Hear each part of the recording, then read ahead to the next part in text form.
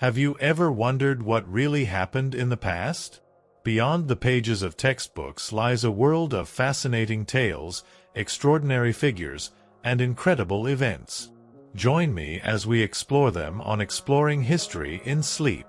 When Plague Knocked on Every Door is an epic historical narrative spanning various eras, focusing on the brutal devastation and profound impact of major pandemics, alongside humanity's diverse reactions to catastrophe, from despair to resilient efforts. The story begins in medieval Europe, where we follow Maeve and her family in a small village. Their lives are already fraught with hardship, poverty, squalid living conditions, and poor hygiene. Tragedy strikes when the Black Death arrives, knocking on every door and claiming Maeve's dearest loved ones, particularly her young daughter Ashlyn. This segment vividly portrays the helplessness of medicine at the time, the terror gripping the community, and how the plague shatters social bonds, turning neighbors into potential threats. It highlights the brutality of life where death is a familiar presence, often unmourned. Maeve will navigate emotions ranging from utter despair to quiet resilience, striving to protect her remaining family. Subsequently, the narrative will expand to other historical periods and civilizations, where large-scale epidemics have left indelible marks. We will explore how different societies coped with disease, from spiritual beliefs and superstitions to nascent medical efforts and brutal containment policies. The story will not merely focus on death and destruction, but also on how people sought hope, solidarity, and sometimes release amidst the chaos. Later sections may include depictions of other major outbreaks beyond the Black Death, such as epidemics in larger cities or within armies. How various characters, fictional or historically inspired, reacted to pandemics, from rulers issuing harsh decrees, healers desperately seeking cures, to ordinary people trying to maintain their spirit. The spiritual and religious dimensions, beliefs in divine punishment, penitential rituals, and the Church's role in confronting epidemics. The impact of disease on social structures, economies, and politics. The collapse of villages, shifts in labor systems, and how power dynamics were reshaped. Ultimately, the story will conclude by summarizing the lessons history has offered from pandemics. The fragility of life, the crucial importance of science and solidarity, and above all, the indomitable human spirit in its unending quest for hope and rebuilding, even when plague has knocked on every door and left behind indelible scars. Story 1: A Cold Awakening in Maeve's Hovel. The world, in the year of our Lord 1347, was a place carved not by grand design, but by brutal, indifferent forces. It was a realm where shadows clung to every corner, where warmth was a fleeting dream, and where the relentless gnaw of hunger was a constant, unwelcome companion. Forget the shimmering tapestries and the noble feasts you might imagine from fanciful tales. The truth of medieval life, for most, was a stark, unyielding tapestry woven from mud, toil, and an omnipresent dread. As the first pale, anemic light of dawn grudgingly bled across the eastern sky, painting the world in hues of bruised purple and bleeding orange, it seemed less a promise of a new day and more a cruel reminder of another one already stolen. For Maeve, it felt like the very light itself was fading, slowly, inexorably, from her small, confined world. She stirred on her straw pallet, a bed less of comfort and more of necessity, its rough fibers a meager barrier between her aching bones and the perpetually damp earth floor. The stench of stale hay, mingled with the earthy tang of the family's scrawny goat that shared their single-room hovel, filled her nostrils, a constant assault on her senses. Maeve often wondered if the fleas, her constant, invisible companions, felt the bite of the pre-dawn cold as fiercely as she did, or if they merely thrived in the misery they so readily inflicted. Her limbs, already stiff with a weariness that predated even her own memory, protested every tentative movement. She was barely 25, yet her body felt as though it had endured a century of ceaseless toil. Her spine, a symphony of creaks and groans, complained with every shift, and her knees, stiff as ancient oak, threatened to buckle with each tentative move. Youth was a fragile thing here, easily snuffed out by a rogue fever or a poorly healed wound.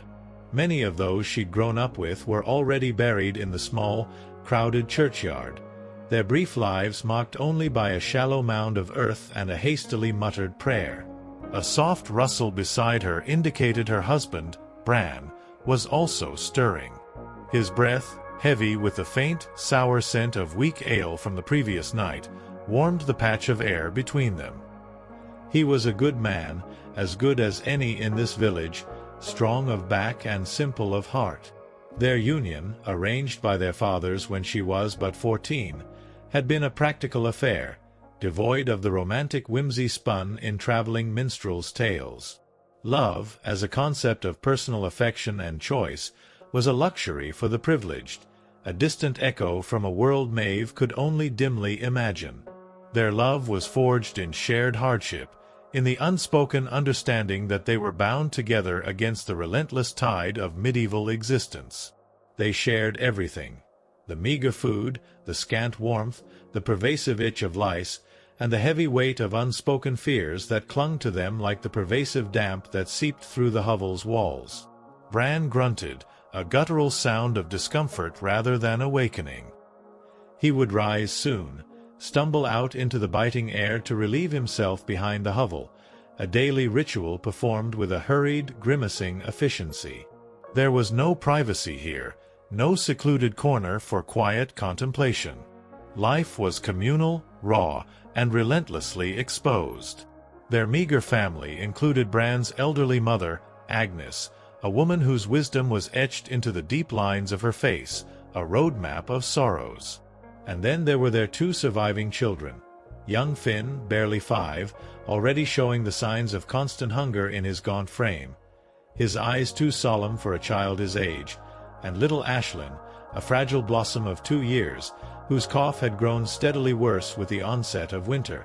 Maeve's heart clenched every time she heard Ashlyn's strained breathing, a silent prayer escaping her lips that the sickness wouldn't claim this one too. 2 other children, a boy and a girl, lay buried beside Maeve's own parents, their short lives ended by the ubiquitous plagues that swept through the land with terrifying regularity, leaving behind nothing but the chilling silence of an unmarked grave. The thought of Ashlyn sent a fresh wave of despair through Maeve. The child was pale, her eyes often glazed with fever, her small body racked by a persistent rattling cough that echoed ominously in the confines of their single-room dwelling. Maeve had spent half the night propped on one elbow, her hand pressed gently against Ashlyn's forehead, willing the fever to recede, praying to any saint who might listen for a moment of respite. But the heat persisted, a relentless fire beneath the child's thin skin. Maeve had tried every remedy known to her: warm compresses, infusions of bitter herbs, whispered prayers to the village priest. But the cold clung stubbornly, and the cough deepened. She knew, with a certainty that chilled her more than the morning air, that many children did not survive their second winter. It was a silent lottery, and Ashlyn's chances dwindled with each passing day. The village had no true healers, only old women like Agnes who practiced ancient folk remedies, often with more faith than efficacy. The closest physician was a barber surgeon in the Lord's town, a man whose primary tools were a rusty blade, a set of pliers, and an unwavering belief in the power of bloodletting. Maeve shuddered at the thought. Better to trust in God's mercy than the barber's butchery. A sudden, sharp clang pierced the morning quiet, the village church bell. Its iron voice, merciless and unyielding, was their alarm clock, a summons to another day of hardship. It was not merely a call to prayer, though that was part of it. It was a constant, insistent reminder of the church's omnipresent grip, dictating every hour, every day, every season of their lives. Miss Mass? That was a sin. Eat meat on a Friday? Sin. Think a forbidden thought? A double sin. Hell, a vividly described abyss of fire and torment, awaited those who strayed. Maeve clung to her faith not out of fervent devotion, but out of a desperate need for hope. What else was there to cling to in this world of constant suffering? Paradise, a shimmering promise of warmth and comfort, was the only true dream allowed to a peasant. As Bran finally groaned and pushed himself upright, Maeve watched the meager light of the hearth fire, a sputtering, smoky ember that offered more illusion of warmth than actual heat. They had banked it carefully the night before, burying the glowing coals under a mound of ash, a skill passed down through generations. To let the fire die out was to invite not just cold, but death. Restarting it with flint and steel in the biting cold of winter was a desperate gamble, a dance of frozen fingers and frantic prayers. Tonight, the fire had survived, a small, fleeting victory in a life defined by endless battles. But the warmth it offered was still a distant whisper against the biting air that found every crack in their mud and wattle walls. The smell of their home was a symphony of pungent realities: stale ale, human sweat, the sharp tang of goat, and an underlying scent that Maeve prayed wasn't mold but suspected, deep in her soul, probably was.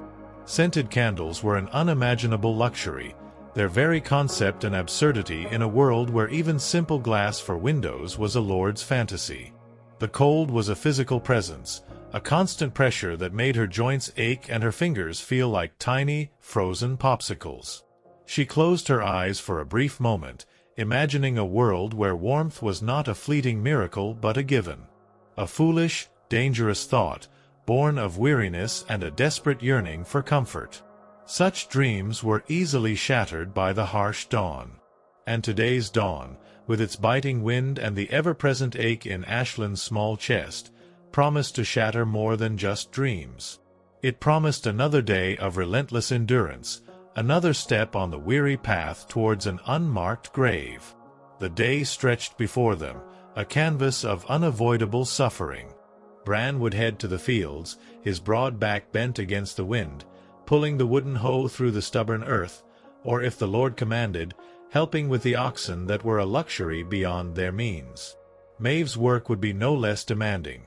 Fetching water from the communal well, its surface often skimmed with ice, preparing the meager breakfast, tending to the livestock, spinning wool until her fingers were raw, and always caring for the children. Especially Ashlyn. The burden of this fragile life, so susceptible to the unseen forces of illness and hunger, weighed heavily on her. Every cough, every shiver from the little one was a fresh stab of fear, a reminder of the precariousness of their existence. The thought of losing another child was a wound she carried constantly, a phantom ache beneath her own ribs. The harshness of their world was not merely a physical hardship, it was a psychological one. Hope was a dangerous commodity, easily given and quickly snatched away. To dream of something better, to aspire beyond the daily grind of survival, was to invite crushing disappointment. The church provided the only sanctioned dreams, of a paradise beyond this mortal coil, a heavenly reward for earthly suffering. But even that promise felt distant, shrouded in the smoke of countless sins and the terror of eternal damnation. Maeve had seen the desperation in the eyes of her neighbors, the quiet resignation, the flicker of madness that sometimes took hold when the famine bit too deep or the plague claimed too many.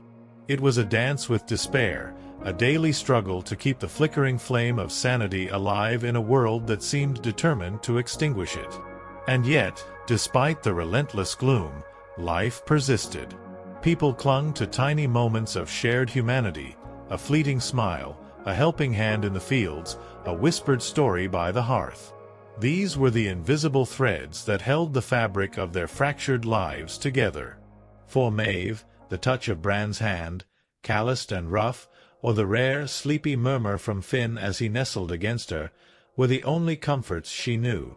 They were the anchors in a sea of despair, fleeting assurances that she was not entirely alone in this brutal dance with fate. But as the first gray streaks of dawn bled across the sky, painting the world in shades of sorrow, Maeve knew that such comforts were fragile. They could be swept away by a sudden fever, a Lord's cruel decree, or the silent, creeping cold that promised to claim them all eventually. The constant cold of their awakening, the pervasive sense of dread, was but a prelude. The light was indeed fading, and the world was about to plunge into a darkness far deeper than mere night. The air outside the hovel, though brightened by the faint sun, held a deceptive crispness that promised a deeper chill as the morning wore on. Maeve pulled her rough wool tunic closer, the scratchy fabric doing little to fend off the persistent cold that had seeped into her bones overnight. Her single outfit, worn for months without proper washing, clung to her body, stiff with accumulated grime and a faint, unsettling odor she'd long since ceased to notice. Washing clothes in winter was a Herculean task, requiring hauling icy water, boiling it over a grudging fire, and then scrubbing the stiff fabric against a board with harsh ash or lye, a process that left hands raw and chapped. Even then, drying the clothes in winter meant facing the risk of them freezing solid before they could air out, often leaving them even stiffer and damper than before. Most peasants, with a weary shrug of resignation, simply chose the path of least resistance, wearing their clothes until they disintegrated or gave them a fungal infection. The faint, persistent odor that followed them was simply a part of life, so common that no one truly noticed, or perhaps no one dared to comment. It was a communal perfume of hardship, a scent that spoke volumes about their relentless struggle. Her bare feet, accustomed to the feel of cold earth, winced as she stepped onto the muddy ground just outside the hovel's entrance, still damp from last night's rain and dotted with various unidentifiable droppings from their wandering livestock. This was their yard, a shared space with chickens, a pig, and the ever-present goat, each contributing their own particular flavor to the communal aroma. The small community of huts, huddled together for meager warmth, began to stir. Smoke curled lazily from other thatched roofs, mingling with the pervasive smell of wood smoke, damp earth, and unwashed bodies. A neighbor, old Master Alden, emerged from his own dwelling, his face grim, already wielding his wooden hoe, ready to face the relentless demands of the fields. There was no pleasantry exchanged, no cheerful greeting. Words were too precious, too often wasted on hollow hopes. Only a shared, silent understanding of the daily struggle that bound them all. The rhythmic clang of the church bell continued, a monotonous, insistent reminder of the inescapable passage of time and the unyielding demands of God and Lord alike. Maeve knelt by the cold stone of the well, her shoulders hunched against the wind. The rope, rough and frayed, bit into her hands as she lowered the bucket into the icy depths. Each haul was an effort, her muscles protesting, but the water was life. Water for drinking, for cooking the morning's pottage, for the paltry remedies for Ashlyn. She glanced at the surface, opaque and slightly green, knowing full well the dangers that lurked beneath its deceptively calm appearance. Upstream, the stream fed other villages, and chamber pots were routinely emptied into its flow. Dead animals sometimes drifted there, unseen. The fear of bad humors in the water was a constant, low thrum of anxiety, a silent threat to their fragile health. It was why even children drank weak ale, its brewing process offering a sliver of safety. But Ashlyn, with her fever, needed water desperately. Back in the hovel, Agnes had stirred the pottage, the thick gruel bubbling faintly. Finn, roused by the smells and activity, rubbed sleep from his eyes and crawled away from the goat. He watched Maeve with a solemn gaze, understanding, even at his young age, the gravity of the situation. Children here grew up fast, forced to confront the harsh realities of life and death long before their time. There was no room for childish whims or extended play. From the moment they could walk, they were part of the workforce, miniature versions of their parents, destined to follow the same arduous path. Maeve poured a small amount of the cooled rosemary infusion into a wooden cup and gently offered it to Ashlyn. The child coughed, a wet, desperate sound, and turned her head away. Maeve's heart sank. Ashlyn's weakness was apparent, her refusal to drink a chilling sign. She tried again, patiently, coaxing. "Come, my little bird," she murmured, her voice thick with emotion. "Drink this for strength." But Ashlyn remained unresponsive, her eyes half closed, her breath shallow. The battle, Maeve realized, was being lost, not with a sudden violent blow, but with a quiet, agonizing surrender. The fading light on Bran's fields echoed the dimming flame of her daughter's life, and now a new, far more terrifying shadow was about to fall. The plague, still a distant whisper, was preparing to knock on every door. Story 2: Aislin's Last Breath. The Silence That Fell. The pale, anemic light of dawn bled grudgingly across the eastern sky, illuminating the grim reality of Maeve's world. The constant cold, the gnawing hunger, the ever-present ache in her bones. These were familiar torments. But today, the familiar rhythm was profoundly, terrifyingly altered. Little Aisling, her 2-year-old daughter, lay still in her arms, her feverish body unresponsive, her tiny chest barely rising. The desperate battle Maeve had waged through the night, a silent, agonizing war against an unseen sickness, had been lost not with a sudden, violent blow, but with a quiet, heartbreaking surrender. The fading light on Bran's fields echoed the dimming flame of Aislin's life, leaving Maeve with a hollow emptiness that seemed to consume the very air she breathed. The light of a new day, so often a promise, now merely highlighted the depth of their despair.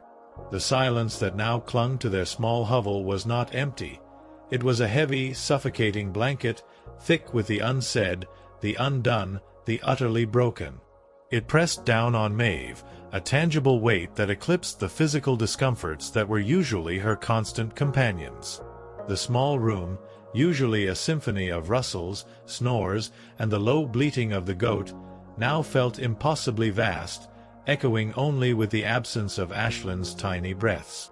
Bran knelt beside her, his rough hand hovering, uncertain, before finally settling on her shoulder. The pressure was firm, anchoring, a silent acknowledgement of their shared abyss. Old Agnes, Bran's mother, had ceased her low chanting. Her tears, no longer held back, tracked glistening paths through the grime on her ancient cheeks. The air, already thick with wood smoke and the pervasive damp, seemed to grow heavier, laden with the weight of yet another life extinguished before its time. This was not the end of suffering, merely another grim punctuation mark in the endless, agonizing sentence of their existence. Aisling's last breath was the silence that fell, profound and absolute. The practicalities of death, brutal and immediate, soon asserted their cold dominion over grief. There was no time for prolonged mourning, no luxury of tender farewells. Aisling's tiny body, once so warm and vibrant, would soon grow cold, a chilling reminder of the ubiquitous unseen threats that stalked their lives. Bran, his face a mask of grim resolve, gently took Aisling from Maeve's arms. He moved with a practiced ease, a man too familiar with this particular sorrow. Maeve watched, numb, as he wrapped the small form in a scrap of faded linen, the only fabric they could spare. There would be no polished coffin, no ceremonial shroud, no embalming.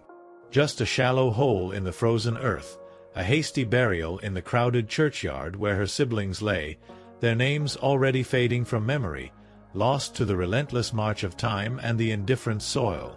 Aisling's whispers, once gentle breaths in the straw, were now silenced forever, carried away on the cold wind, a part of the vast, unseen chorus of the departed. The grim ritual of laying Aisling to rest unfolded under a sky as gray and unforgiving as Maeve's heart. The ground was hard, resistant, the earth frozen and unyielding.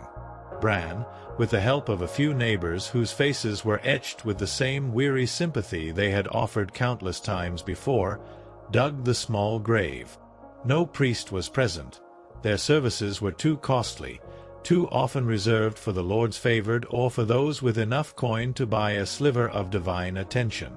Just a few murmured prayers from Agnes, ancient words of hope and resignation, whispered into the biting wind. The small group huddled together, their breath misting in the frigid air, a silent tableau of shared sorrow and communal endurance. Then, earth on earth, a final chilling thud that echoed in Maeve's soul, sealing yet another tiny dream beneath the indifferent soil. Back in the hovel, the pervasive hunger, temporarily dulled by the shock of grief, now asserted itself with a vengeance. Life, in its brutal indifference, demanded to be fed, even when the soul cried out for nothing but oblivion. Agnes moved to the hearth, stirring the pottage that had been simmering since dawn. Its aroma, usually a signal of meager comfort, now seemed tasteless, hollow.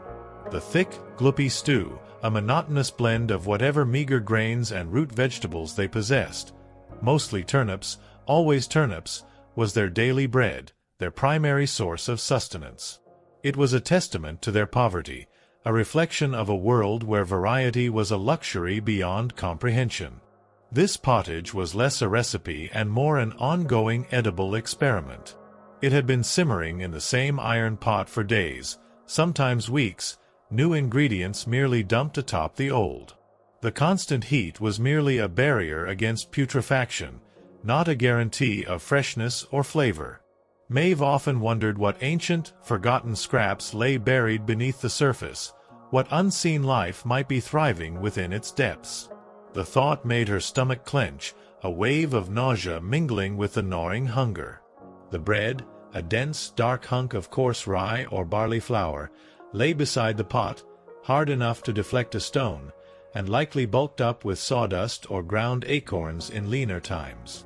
Wheat, the soft, palatable grain, was a rich man's fantasy, an unattainable luxury. This bread was not meant for pleasure, it was meant for chewing, for gnawing, for grinding down the insatiable hunger that gnawed at their insides. Maeve took a piece, the gritty texture a familiar torment on her tongue.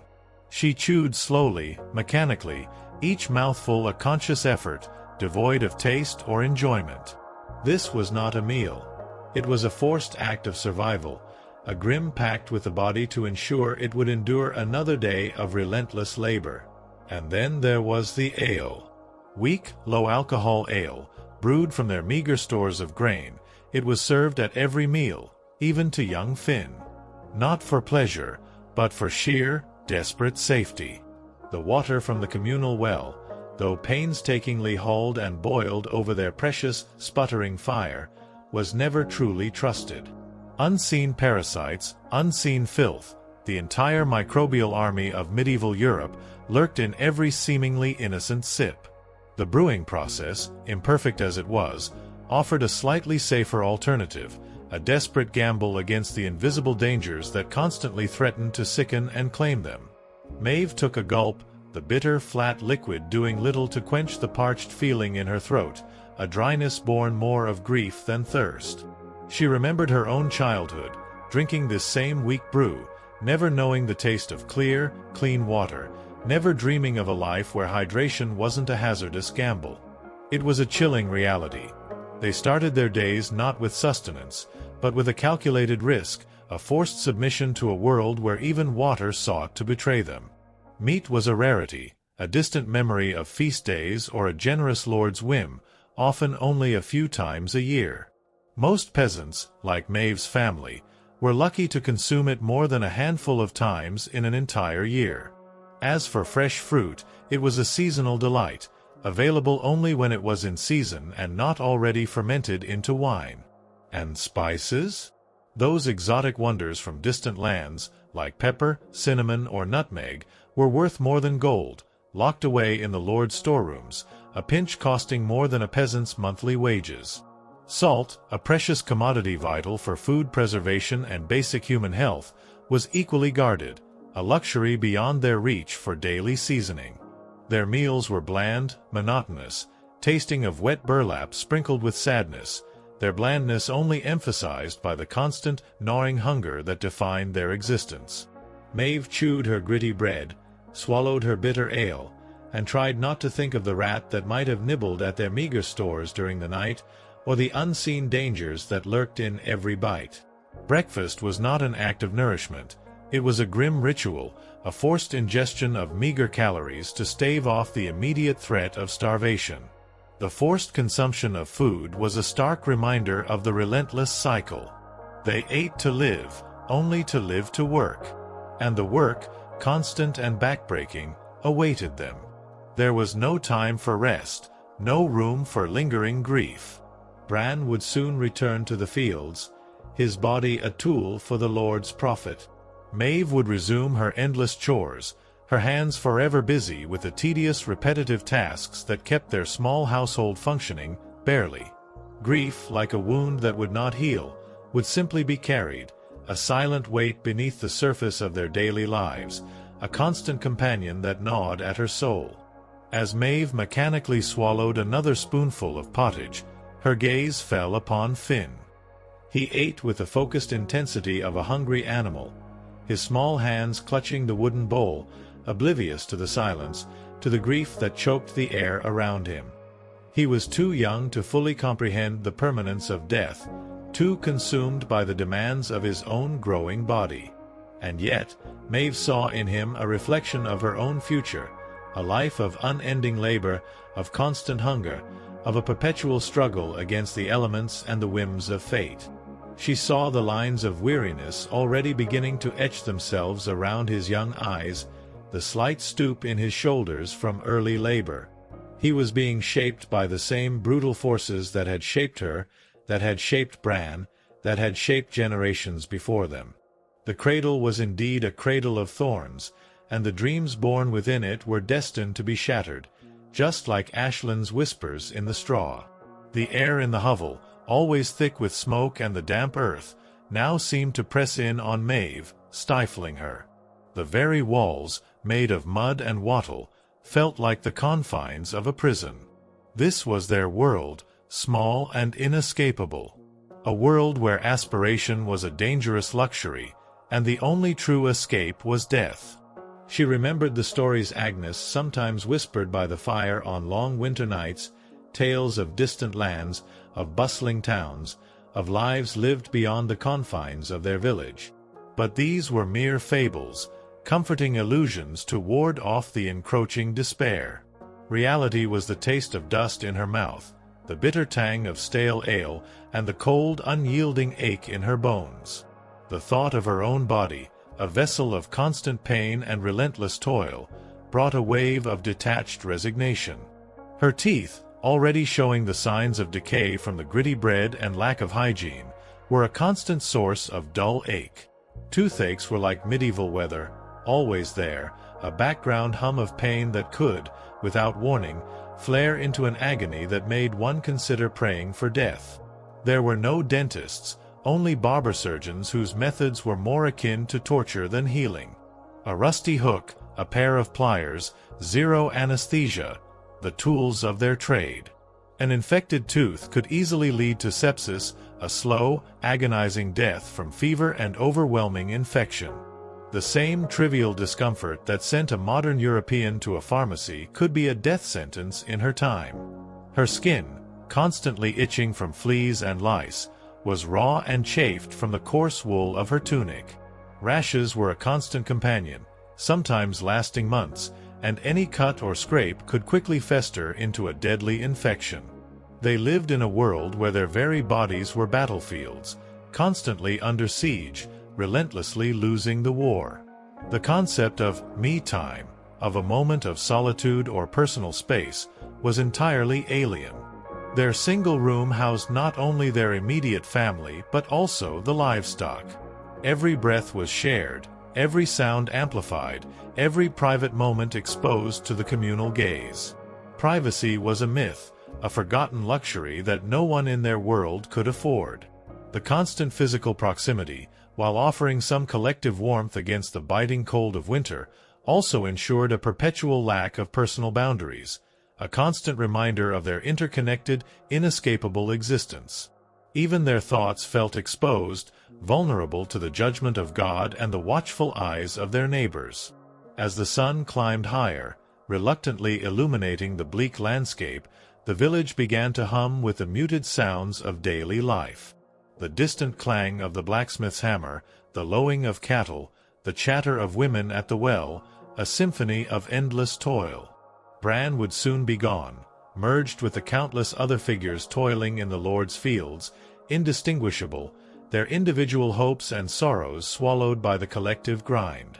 Maeve would remain, the heart of their small, grieving household, tasked with the mundane yet vital chores that kept them from utter collapse. She would clean, cook, mend, and spin, her hands moving with the automatic precision of long habit, while her mind remained a desolate landscape, haunted by the memory of Ashland's last breath. The feast of dust and bitter ale was not merely a meal, it was a daily communion with their grim reality. Each gritty mouthful, each bitter sip, was a reaffirmation of their place in this unforgiving world. The shattered dreams of warmth, of comfort, of a life free from pain, were now merely ghosts that lingered in the corners of her vision, fading with each passing moment. Yet, a flicker of something, deep within Maeve, refused to be entirely extinguished. A stubborn, fierce kernel of resilience. She had survived this far. She would continue to survive. For Finn, for Bran, for the silent, unbroken promise she had made to the indifferent sky. The shadow of Ashland's tiny, unmarked grave would forever follow her, a constant reminder of what had been lost. But the relentless march of life, however brutal, demanded its due.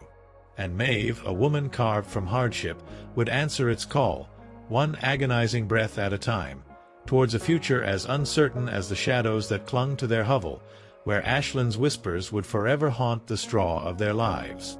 A future where the black sickness would soon test their resolve in ways they could barely imagine. Story 3: The Black Sickness Descends. Panic in the Village. The pale, anemic light of dawn bled grudgingly across the eastern sky, illuminating the grim reality of Maeve's world. The cold, the gnawing hunger, the ever-present ache in her bones. These were familiar torments. But the familiar rhythm was now profoundly, terrifyingly altered. Little Ashland, her 2-year-old daughter, lay still in her arms, her tiny chest barely rising, her feverish body unresponsive. The desperate battle Maeve had waged through the night, a silent, agonizing war against an unseen sickness, had been lost not with a sudden, violent blow, but with a quiet, heartbreaking surrender. The fading light on Bran's fields echoed the dimming flame of Ashland's life, leaving Maeve with a hollow emptiness that seemed to consume the very air she breathed. Her last desperate act had been to try and make her drink the rosemary infusion, a futile effort against an enemy she couldn't comprehend. Now, the silence that fell was absolute, broken only by the chilling truth that a far greater terror was about to knock on every door. The silence that now clung to their small hovel was not empty. It was a heavy, suffocating blanket, thick with the unsaid, the undone, the utterly broken. It pressed down on Maeve, a tangible weight that eclipsed the physical discomforts that were usually her constant companions. The small room, usually a symphony of rustles, snores, and the low bleating of the goat, now felt impossibly vast, echoing only with the absence of Ashland's tiny breaths. Bran knelt beside her, his rough hand hovering, uncertain, before finally settling on her shoulder. The pressure was firm, anchoring, a silent acknowledgment of their shared abyss. Old Agnes, Bran's mother, had ceased her low chanting. Her tears, no longer held back, tracked glistening paths through the grime on her ancient cheeks. The air, already thick with wood smoke and the pervasive damp, seemed to grow heavier, laden with the weight of yet another life extinguished before its time. This was not the end of suffering, merely another grim punctuation mark in the endless, agonizing sentence of their existence. Ashland's last breath was the silence that fell, profound and absolute. The practicalities of death, brutal and immediate, soon asserted their cold dominion over grief. There was no time for prolonged mourning, no luxury of tender farewells. Ashland's tiny body, once so warm and vibrant, would soon grow cold, a chilling reminder of the ubiquitous unseen threats that stalked their lives. Bran, his face a mask of grim resolve, gently took Ashland from Maeve's arms. He moved with a practiced ease, a man too familiar with this particular sorrow. Maeve watched, numb, as he wrapped the small form in a scrap of faded linen, the only fabric they could spare. There would be no polished coffin, No ceremonial shroud, no embalming. Just a shallow hole in the frozen earth, a hasty burial in the crowded churchyard where her siblings lay, their names already fading from memory, lost to the relentless march of time and the indifferent soil. Ashlyn's whispers, once gentle breaths in the straw, were now silenced forever, carried away on the cold wind, a part of the vast, unseen chorus of the departed.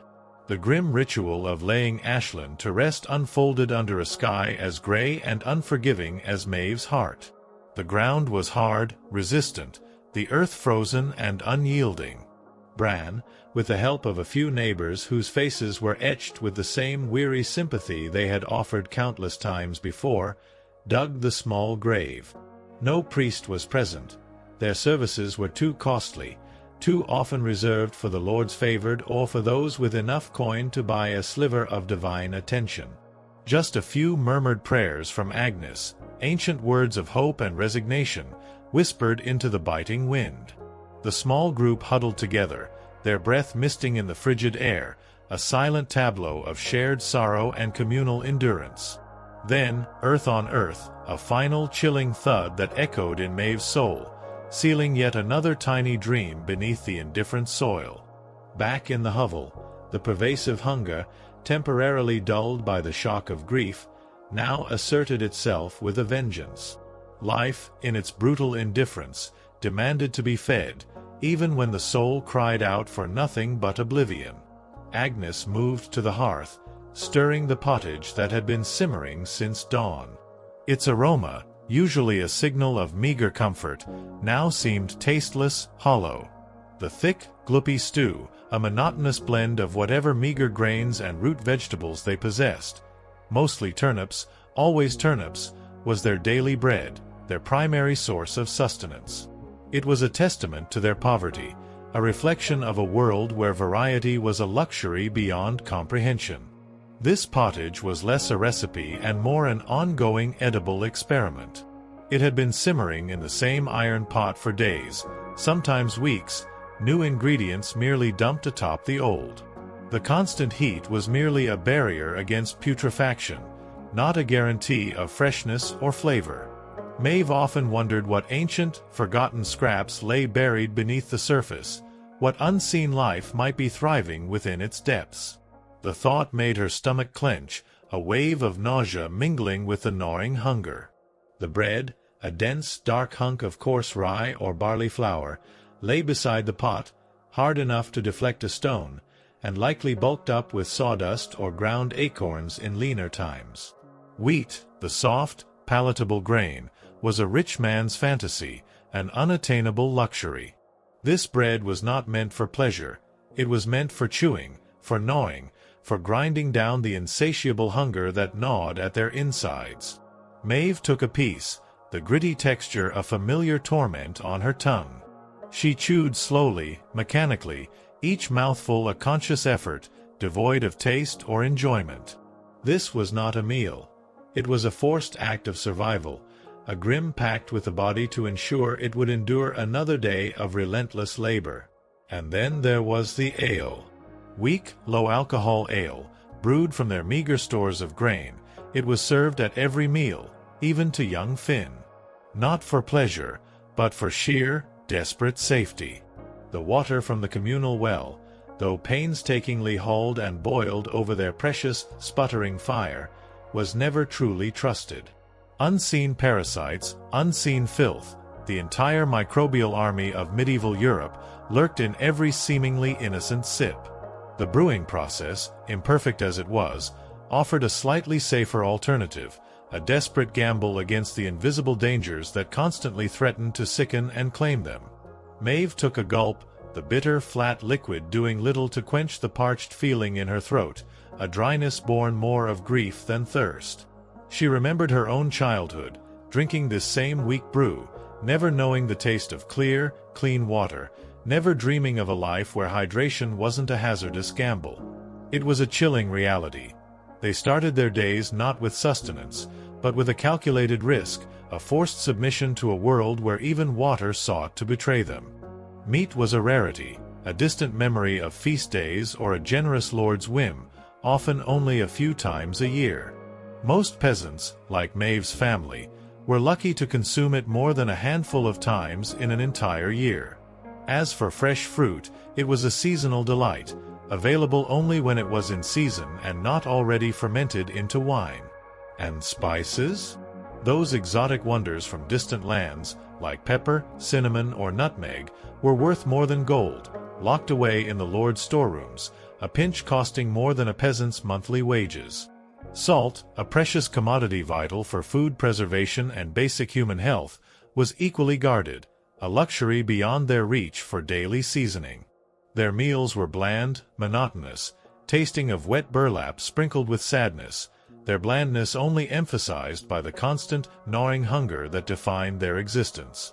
Maeve chewed her gritty bread, swallowed her bitter ale, and tried not to think of the rat that might have nibbled at their meager stores during the night, or the unseen dangers that lurked in every bite. Breakfast was not an act of nourishment. It was a grim ritual, a forced ingestion of meager calories to stave off the immediate threat of starvation. The forced consumption of food was a stark reminder of the relentless cycle. They ate to live, only to live to work. And the work, constant and backbreaking, awaited them. There was no time for rest, no room for lingering grief. Bran would soon return to the fields, his body a tool for the Lord's profit. Maeve would resume her endless chores, her hands forever busy with the tedious, repetitive tasks that kept their small household functioning, barely. Grief, like a wound that would not heal, would simply be carried, a silent weight beneath the surface of their daily lives, a constant companion that gnawed at her soul. As Maeve mechanically swallowed another spoonful of pottage, her gaze fell upon Finn. He ate with the focused intensity of a hungry animal, his small hands clutching the wooden bowl, oblivious to the silence, to the grief that choked the air around him. He was too young to fully comprehend the permanence of death, too consumed by the demands of his own growing body. And yet, Maeve saw in him a reflection of her own future, a life of unending labor, of constant hunger, of a perpetual struggle against the elements and the whims of fate. She saw the lines of weariness already beginning to etch themselves around his young eyes, the slight stoop in his shoulders from early labor. He was being shaped by the same brutal forces that had shaped her, that had shaped Bran, that had shaped generations before them. The cradle was indeed a cradle of thorns, and the dreams born within it were destined to be shattered, just like Ashlin's whispers in the straw. The air in the hovel, always thick with smoke and the damp earth, now seemed to press in on Maeve, stifling her.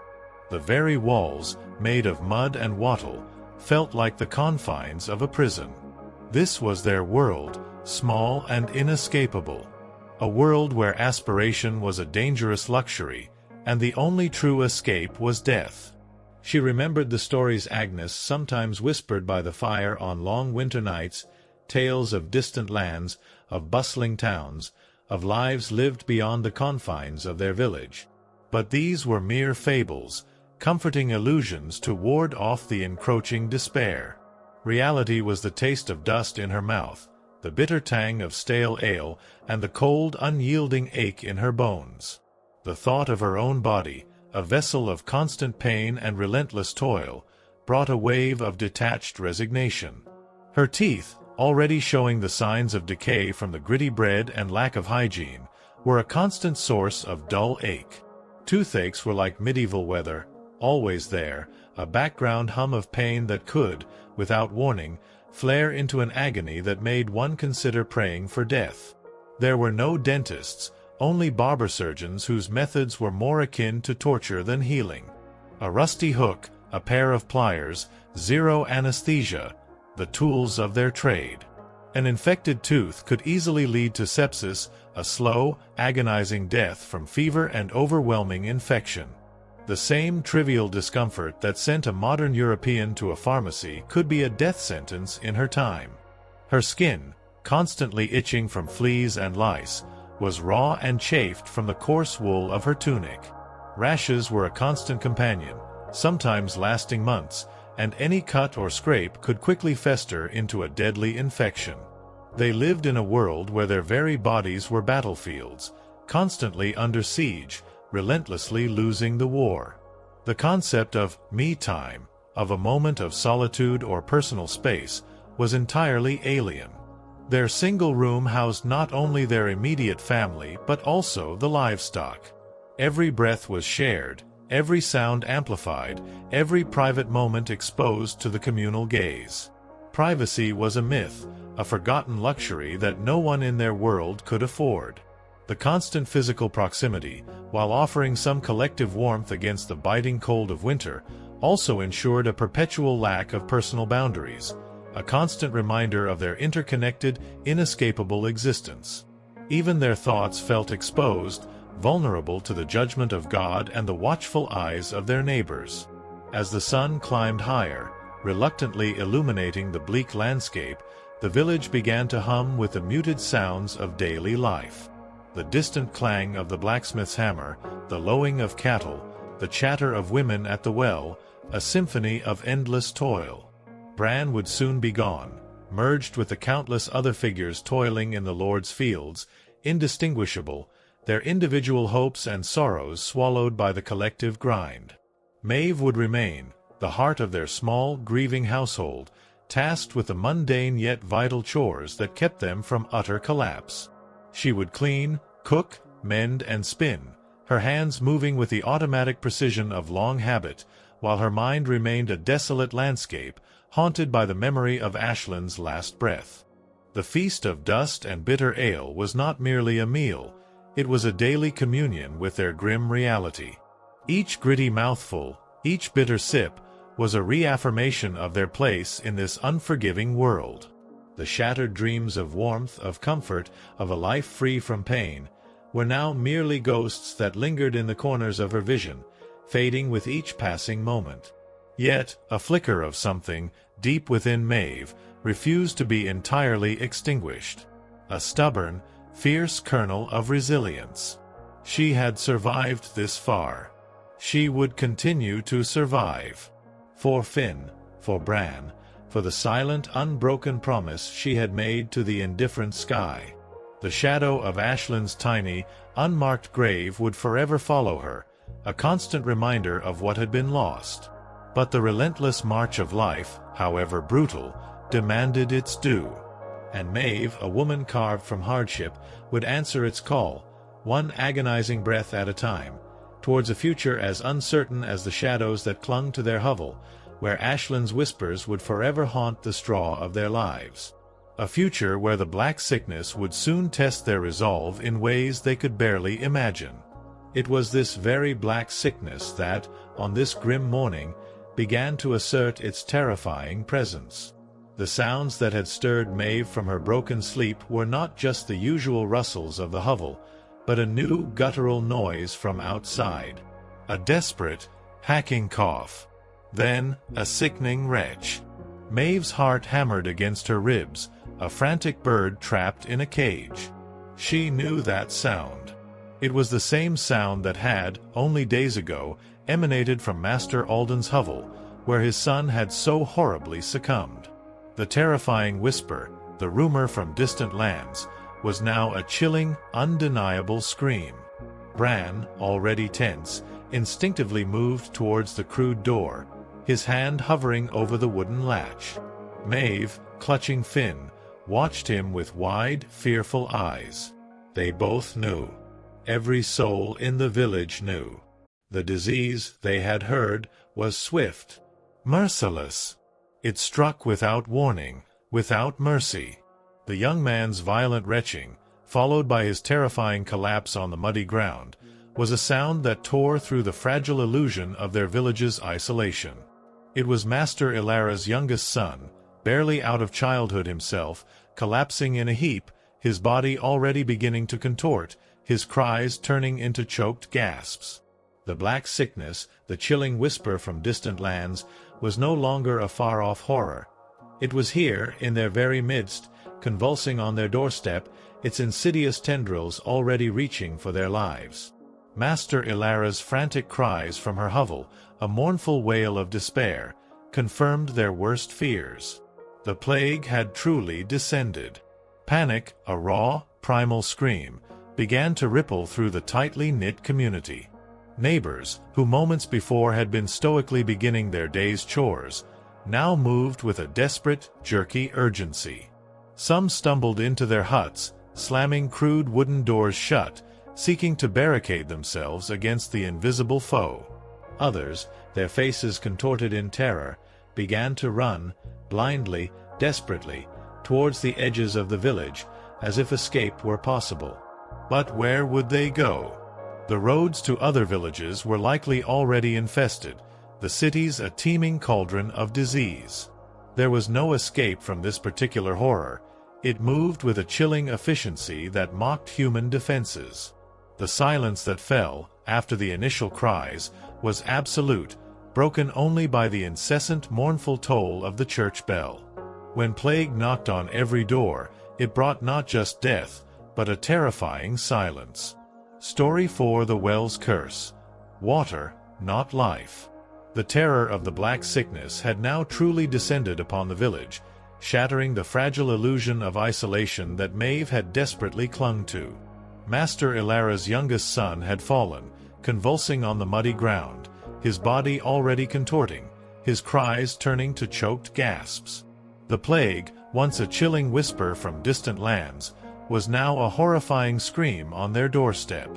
Panic, raw and primal, rippled through the tightly knit community, as neighbors, moments before stoically beginning their day's chores, now moved with desperate, jerky urgency. Some stumbled into their huts, slamming crude wooden doors shut, seeking to barricade themselves against the invisible foe. Others, faces contorted in terror, ran blindly towards the village edges, as if escape were even possible from a disease that struck from within. Ashlin's last breath, the profound silence that had fallen over Maeve's hovel, now seemed a terrifying prelude to a far greater communal doom. And in this maelstrom of fear, one desperate truth clawed its way to the surface. The very source of their life, water, might now be their ultimate undoing. Bran, usually so stoic, his face a mask of grim determination against the daily grind of medieval life, now looked utterly lost. His eyes, wide with a horror that surpassed even his usual weary resignation, scanned the chaotic scene. He tightened his grip on Maeve's arm, his knuckles white. "The well," he rasped, his voice rough with fear, a raw, animalistic sound. "We need water. Fresh water. Before it claims us all." His words, simple as they were, struck a profound chord of terror in Maeve. Water, the very essence of survival, now seemed to hold the potential for their deepest destruction. In medieval times, for common folk like them, water wasn't their friend. It was a silent, insidious killer, trying to murder them quietly, drop by agonizing drop. The nearby stream, which often appeared so fresh, bubbling, and clear, like something out of the bard's fantastical tales of untouched, pristine nature, was a treacherous illusion. Upstream, someone had undoubtedly just dumped a chamber pot into its flow, a crude, yet common, act of daily relief. Or perhaps, unseen and unmourned, a dead pig was slowly decomposing in its shallow depths after a hard winter, its putrid flesh contaminating the very source that fed their communal well. Parasites, bacteria, and the entire microbial army of medieval Europe lurked in every seemingly innocent sip. This was the terrifying reality of their existence, a constant, unseen threat that made the very act of quenching thirst a deadly gamble. It was why people, even children like Finn, drank ale. Not for pleasure, for its mild, weak alcohol content offered little true intoxication, but for sheer, desperate survival. The brewing process, imperfect as it was, at least boiled the water, offering a slightly safer alternative than whatever foul concoction flowed through the town ditch. Wine was another option, of course, if one was rich enough to afford it, and unconcerned with functioning properly before noon. But for them, for the common folk of the village, weak ale was their daily bread, their liquid lifeline, a grim substitute for true hydration. But in the face of this new, terrifying sickness, The ale offered little comfort. What if this plague, this new, virulent humor, was somehow different? What if it could bypass the meager purification of the brewing process?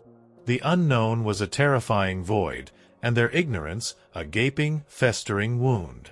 Maeve remembered her own childhood, her mother's constant warnings about the evil humors in the water, warnings often punctuated by the sight of a neighbor convulsing with a bloody flux, their bodies racked by invisible torment. The memory sent a fresh shiver down her spine, a cold premonition of the agony that now threatened to consume them all. The casual acceptance of water's treachery, once a background hum of anxiety, was now a deafening scream.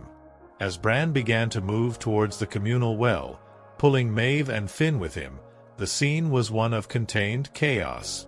The well, a central point of their village life, usually a place of quiet chatter and gossip, was now a potential focal point of terror. Families, desperate and frantic, were already gathering there, their wooden buckets clattering against the cold stone, a desperate scramble for the precious liquid. The usual polite exchanges, the quiet gossiping, were replaced by a tense, silent urgency, a desperate race against an invisible clock.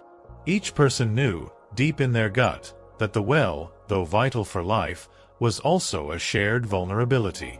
If one person sickened there, if their contaminated hands touched the rope or the well's edge, the plague could spread like wildfire, contaminating the very source of their life, turning salvation into a curse.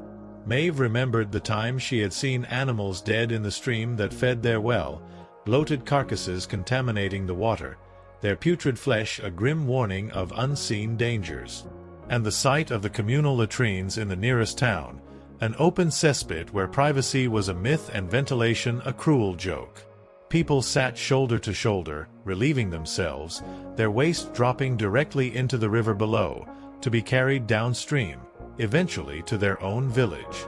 The very thought made her stomach churn, a bitter reminder of the constant, pervasive filth that permeated their world, a world where even the most basic human needs were performed in public, often in disgust. It was a humiliation ritual, cold, public, dangerous, and never not disgusting. One slip on a wet stone path, and you could find yourself face first in humanity's leftovers, a grim baptism in the ubiquitous waste of their age, leaving deep, unseen scars on the soul. As they approached the well, the scene was one of grim determination. Women clutched their children, their eyes wide with fear, their faces pale. Men stood stoically, their hands clenched, their fear a palpable thing that hung in the air like the heavy mist. A young woman, barely older than Maeve, dropped her bucket, the wooden container clattering loudly against the stone, spilling precious water onto the muddy ground. She began to weep, a desperate, broken sound that echoed in the sudden silence, a testament to the fragile hold they had on their lives. Everyone knew what that meant. The water, the ultimate arbiter of life and death, was now a source of profound, terrifying anxiety. Bran pushed through the small crowd, his broad shoulders clearing a path. He hauled up the bucket, the rough rope biting into his hands, and quickly filled their family's meager water skins. Maeve watched, her heart pounding, as he dipped his own hands, then Finn's, into the water, quickly rinsing them, a futile gesture against an unseen enemy. She knew it was pointless. The plague, they said, was in the air, in the humors, in the very breath of those afflicted.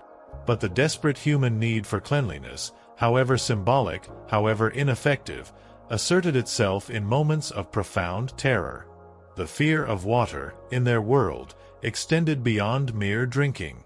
Bathing was a concept fraught with peril. People truly believed that washing yourself too often actually opened your pores, allowing disease to enter the body.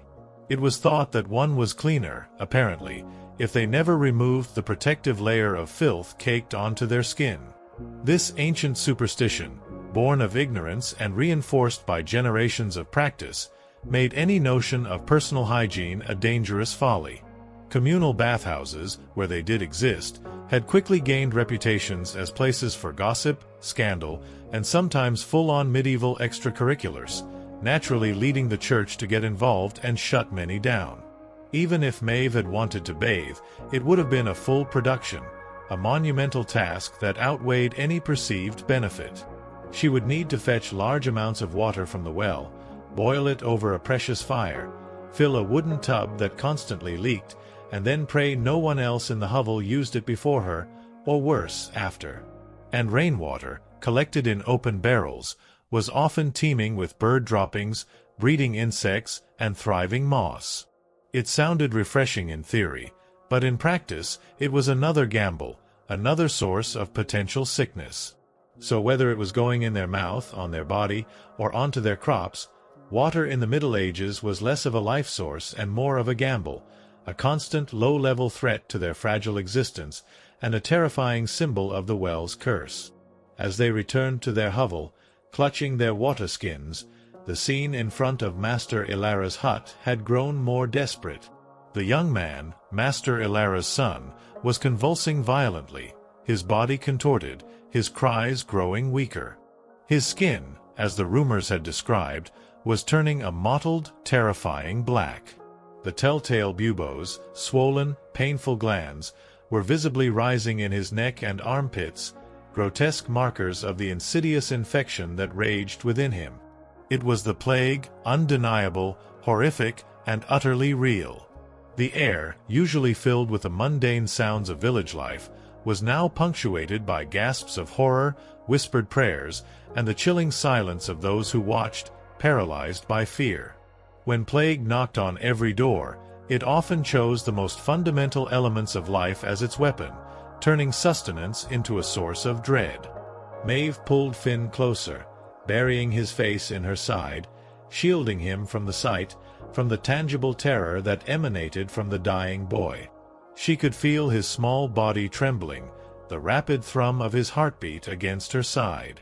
Bran stood by the door, his eyes fixed on the scene, his face a mask of grim, helpless despair.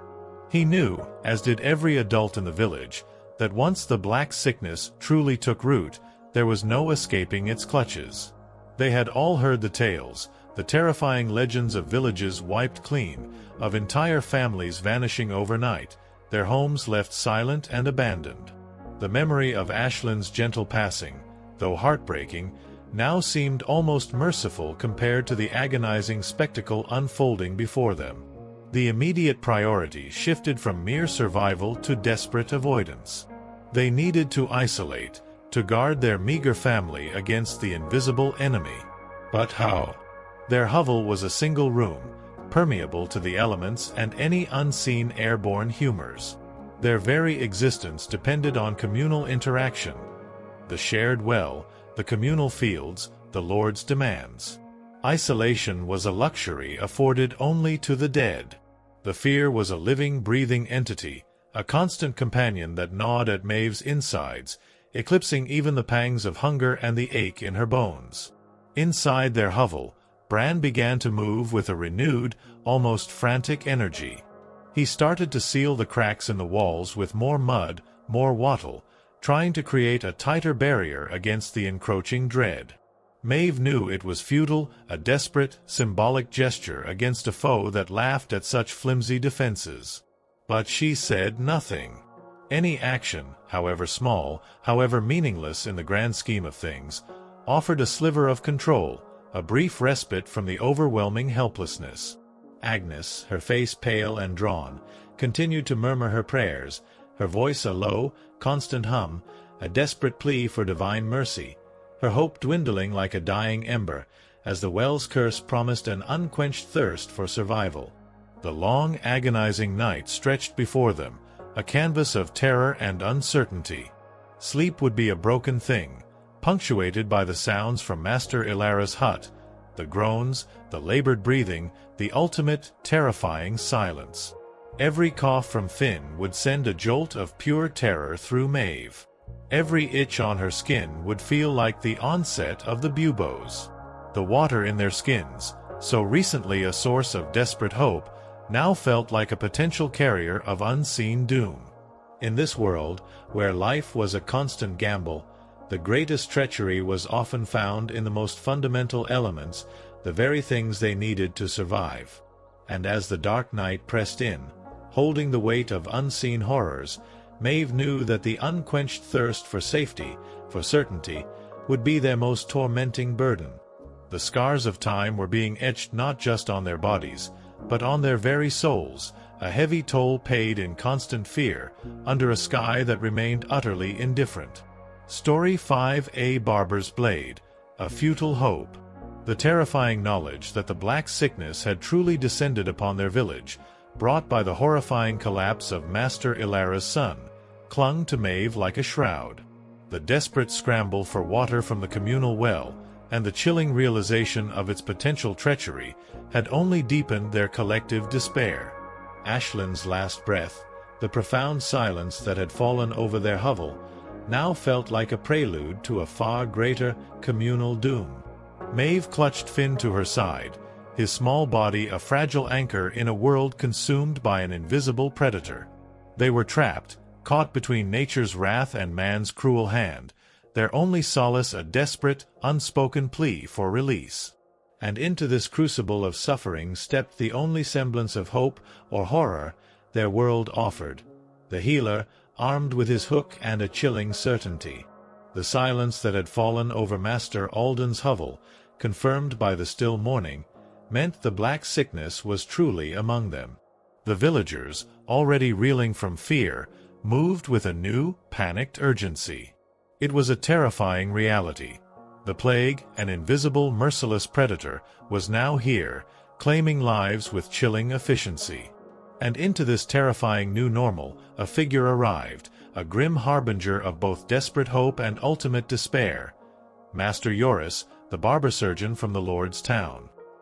He was a man of gruff demeanor, his hands calloused from countless extractions and bloodlettings, his face etched with a perpetual sneer that somehow intensified his grim countenance. He moved with a practiced, almost bored efficiency, his leather pouch clinking faintly with the tools of his trade. He carried a rusty blade, a set of crude pliers, and an unwavering belief in the efficacy of his methods. He surveyed the scene outside Alden's hovel, his eyes showing no pity, only a detached professional interest. To him, this was not a tragedy, but a case study, another body for the grim ballet of his craft. His arrival, while signaling a desperate attempt at intervention, mostly served to deepen the fear, for his healing often looked more like polite torture with a theology degree, a chilling reflection of the scars of time on the human body. Master Joris quickly pronounced Master Alden's son beyond saving. The buboes, swollen and black, were a clear sign. The fever, a raging inferno, had already taken root. There was no cure, only a desperate, futile attempt to intervene, to perhaps prolong the inevitable for a few agonizing hours. And his chosen method? Bloodletting. Too much blood, too much heat, Master Joris rasped, his voice rough. The humors must be purged. He unwrapped a dull, uncleaned blade, its edge catching the faint light with a sinister glint. He made a quick, practiced incision into the boy's vein, and dark, viscous blood began to ooze into a waiting bowl. The boy, already weak, barely stirred, his pained groans a soft, guttural sound, his last agonizing breaths escaping into the cold morning air. Maeve watched, transfixed by the gruesome spectacle. The sight of the blood, so freely flowing, sent a cold dread through her. It seemed so utterly wrong, so counter to the very essence of life. Yet, this was their medicine, their only hope, a futile hope against an incomprehensible foe. Imagine getting a haircut and a hemoglobin extraction in one sitting, a 2-for-1 special in a world that offered no other choices. This was the terrifying reality of their medical knowledge, a desperate dance with the unknown, often more lethal than the ailment itself, adding more scars to the already wounded. The air around Master Alden's hovel was thick with the stench of sickness, of death, and now, of fresh blood. Master Joris, seemingly unperturbed, continued his work, his movements precise, almost ritualistic. He spoke of further purges, of herbal concoctions designed to force the body to expel the evil humors. He might prescribe laxatives, hot compresses, or even a warm herbal purge, hoping to cleanse the body of its perceived imbalance. If one was feeling sad or anxious, that was clearly an excess of black bile, and the cure was a vigorous purge, perhaps accompanied by prayers and a cold compress, while everyone else avoided eye contact and began to carve your coffin, preparing for the inevitable. The barber surgeon's grim prognosis was a chilling reminder of their utter helplessness. If one broke a bone or got a nasty wound, they were in real trouble. There was no anesthesia, unless one counted passing out from sheer agony. Surgery, when performed, involved knives that likely hadn't been cleaned since the Crusades, tools heated over a fire not for sterilization, but because they simply looked scarier that way. The concept of germ theory, of invisible killers lurking in the air or on unwashed hands, was centuries away from being discovered. They believed disease came from bad air, or, more often, from God being annoyed with one's moral failings. Got a stomach ache? It must have been your sinful thoughts. Hope you liked confessing while vomiting. Maeve remembered a time, not so long ago, when her own cousin, a strong young man named Ewan, had broken his leg. The village bone setter, a local elder with more good intentions than actual skill, had set the limb crudely. Infection had set in swiftly, a red, angry line that crawled up his leg, followed by a raging fever. The barber surgeon had been called, but his methods, more bloodletting, the application of a foul-smelling poultice made from crushed beetles and various unidentifiable substances, had done nothing. Ewan's screams had echoed through the night for days, then faded into a chilling silence. His body, when he finally succumbed, was a swollen, grotesque mockery of the vibrant young man he had been. It was a brutal lesson in the fragility of life, a stark reminder that even a simple accident could become a death sentence, scarring the family forever, leaving behind indelible marks of pain. If one's condition worsened, more leeches might be applied, more crushed beetles ingested, and a priest would undoubtedly arrive at the bedside, administering the last rites just in case. At this point, they were essentially preparing for the cure known as death. And if, by some miracle, one recovered, everyone simply assumed God had taken pity on them, the doctor would take full credit, and the leech, presumably, would get promoted. So yes, in the Middle Ages, medicine was less about healing and more about surviving the cure itself, a terrifying gamble with one's own life, a constant reminder of the scars of time and the heavy toll it exacted, a desperate plea for release that often went unheard. The raw terror of the plague's arrival, compounded by the horrifying reality of their medical helplessness, began to consume Maeve. Her body, already a vessel of constant aches and persistent itches, now felt utterly vulnerable, a mere puppet to the invisible humors that raged outside and within. The fear of Ashland's cough, once her primary torment, was now overshadowed by the specter of the buboes, the blackening skin, the convulsions that claimed their victims with such terrifying speed. She looked at Finn, so small, so innocent, and her heart ached with a desperate, unspoken prayer. How could she protect him against an enemy that defied all understanding, all defense, even against the healer's hook? The village, once a close-knit community, was now a cauldron of fear and suspicion. Neighbors eyed each other with wary glances, every cough, every sneeze, a potential sign of doom. The shared act of drawing water from the well, once a communal ritual, was now fraught with a chilling tension. The thought of the unseen filth, the unseen humors, contaminating the very source of their life, sent shivers down Maeve's spine. The world had gone mad, it seemed, and they were trapped within its agonizing grip. Master Joris, the barber surgeon, after pronouncing Master Alden's son beyond aid, began to turn his attention to other villagers, examining the sick, his face grim, his pronouncements terse. His presence, rather than offering comfort, served only to heighten the pervasive fear, a silent acknowledgement that even those who claimed to wield the power of healing were utterly helpless against this new, terrifying scourge. Maeve watched him, a flicker of something akin to loathing in her heart. He was a symbol of their powerlessness, a grim reaper in the guise of a healer, his rusty blade and cold eyes the only tools offered against the relentless march of death. As the sun began to dip below the horizon, casting long, distorted shadows across the village, the air grew colder, heavier, filled with the unspoken dread of the night to come. The cries from Master Alden's hovel had finally ceased, replaced by the chilling silence of death. Another life claimed. Another family shattered. Maeve gripped Finn's hand tighter, her knuckles white. Sleep would offer no escape from this particular nightmare. It would only bring the torment of feverish dreams, of buboes swelling in the darkness, of the barber's hook pulling at her very life force.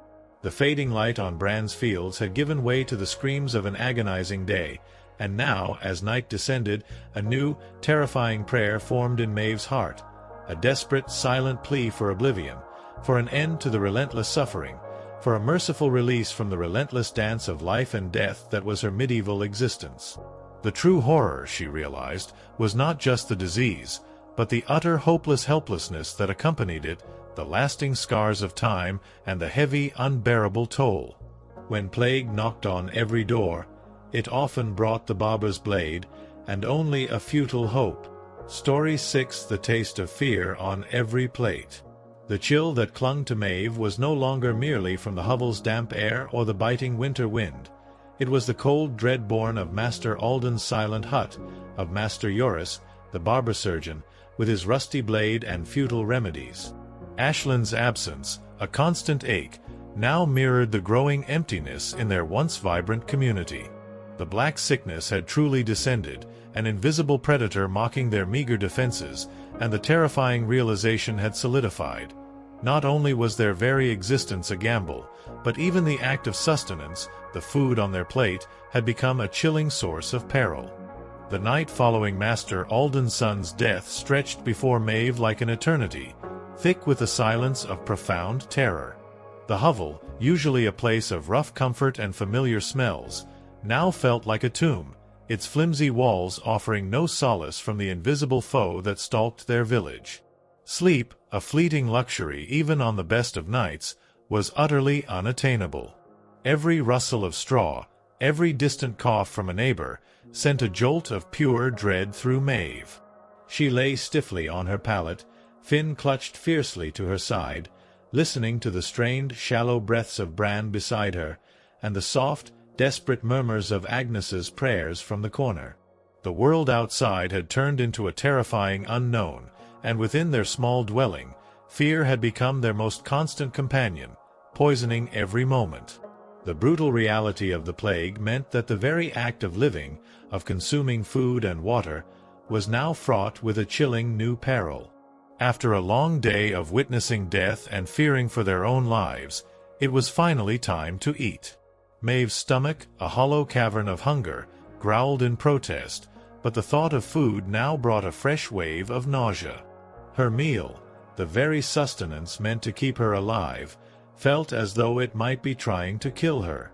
This was not the simple, honest hunger of labor, but a gnawing dread that transformed every bite into a test of courage, a gamble against the unseen. Food preservation, as they knew it, was a desperate gamble against decay. There were no fridges, no freezers, just the unreliable methods of salt, smoke, or the desperate hope that the winter air would keep things fresh. Meat, a rare indulgence even on good days, was now a source of profound anxiety. If they were lucky enough to have any, perhaps a scrawny chicken or a piece of salted pork from a recent communal slaughter, it had been hanging for days, exposed to flies, marinated in questionable brine, and quite possibly shared with a rat or two during the night. The thought of unseen humors clinging to the flesh, of the very essence of the plague being passed from bite to bite, made Maeve's stomach churn. Every mouthful became a risk, a silent game of chance against an invisible enemy. Bread, the cornerstone of the medieval diet, usually consumed with unquestioning acceptance, was no longer safe. In bad harvest years, desperate peasants, including their own family, had bulked up their flour with whatever they could find: bark, sawdust, or even clay, to make it stretch. It was a cruel necessity, a desperate measure to fill empty bellies, even if it meant consuming substances that gnawed at their insides and offered little true nourishment. But now, with the plague, came a new, terrifying threat: ergot.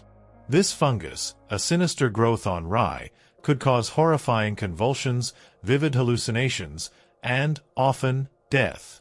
It was like eating bread laced with both a mind-bending poison and a slow, agonizing sickness. The sheer ignorance surrounding its dangers made it even more terrifying.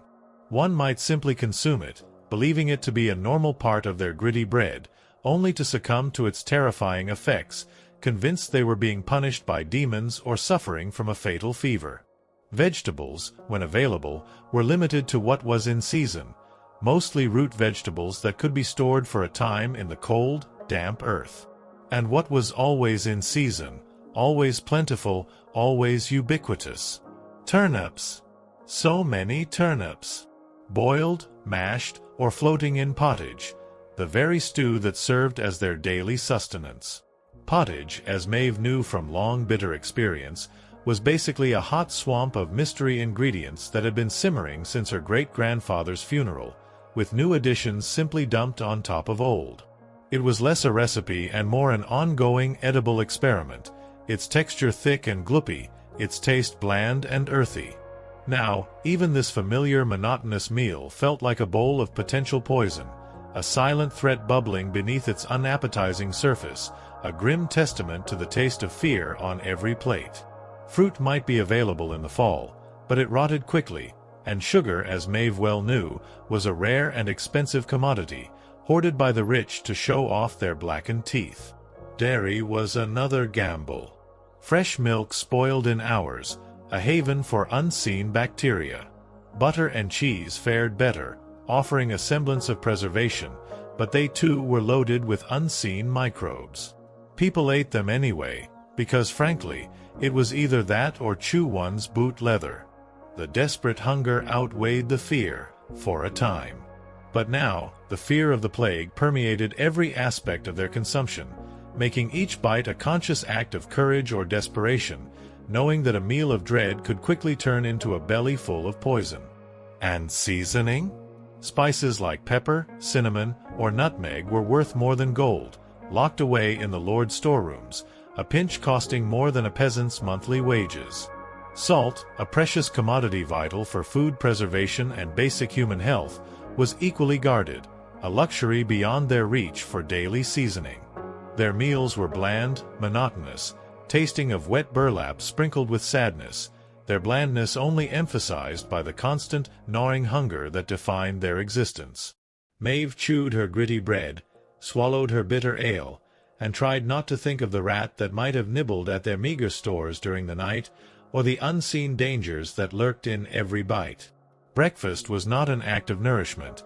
It was a grim ritual, a forced ingestion of meager calories to stave off the immediate threat of starvation. The forced consumption of food was a stark reminder of the relentless cycle. They ate to live, only to live to work. And the work, constant and backbreaking, awaited them. There was no time for rest, no room for lingering grief.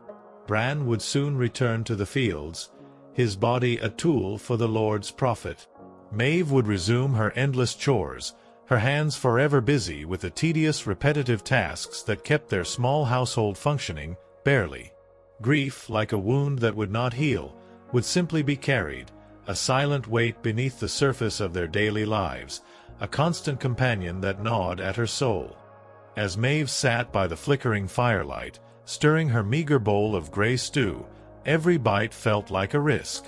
Her stomach growled, demanding nourishment, but her mind recoiled, haunted by the terrifying knowledge of the plague, of unseen contamination, of the slow, agonizing death that awaited those who consumed the wrong thing.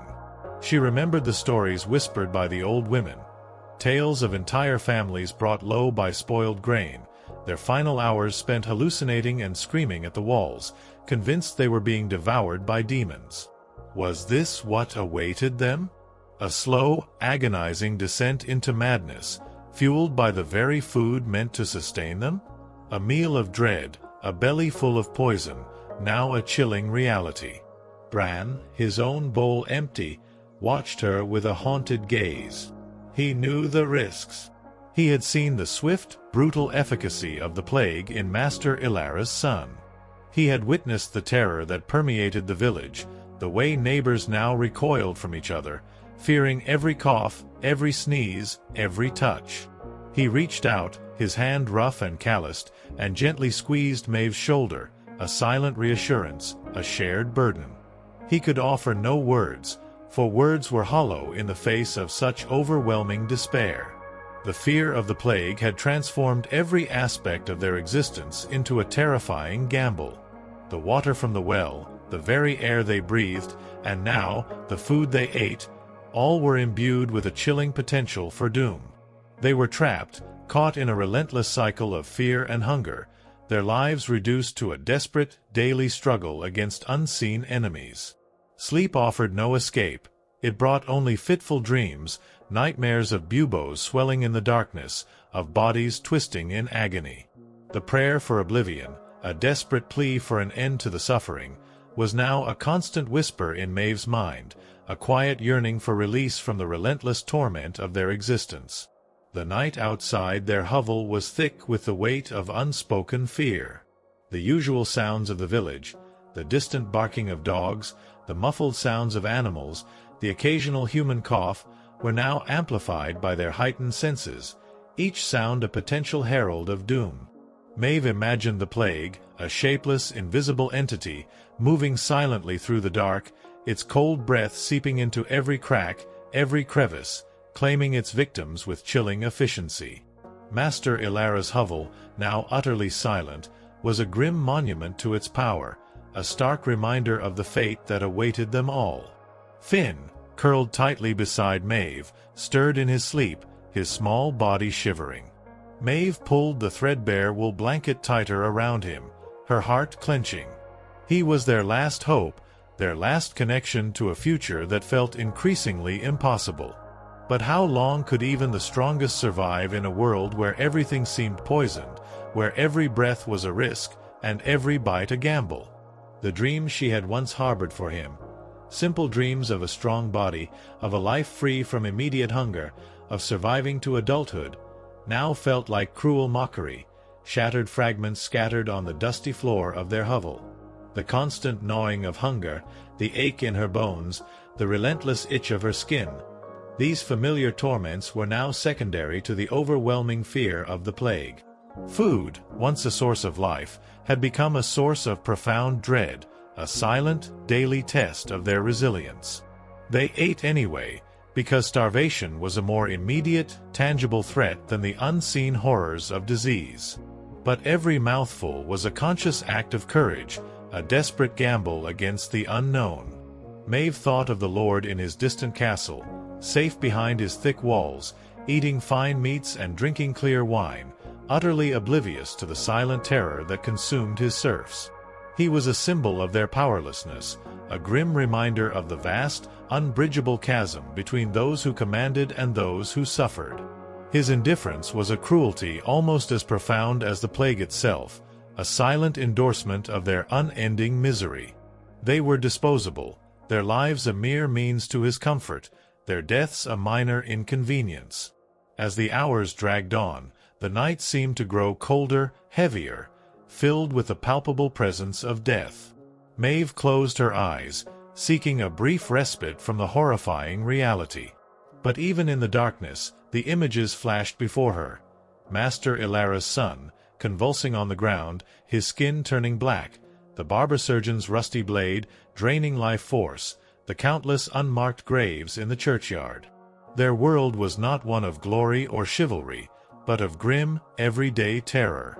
And the poison on the plate, the fear in the belly, were merely two more burdens in the endless, agonizing dance of survival, two more scars that time would etch deeply into their souls, a heavy toll paid in each fearful bite, each desperate swallow, under a sky that remained utterly indifferent.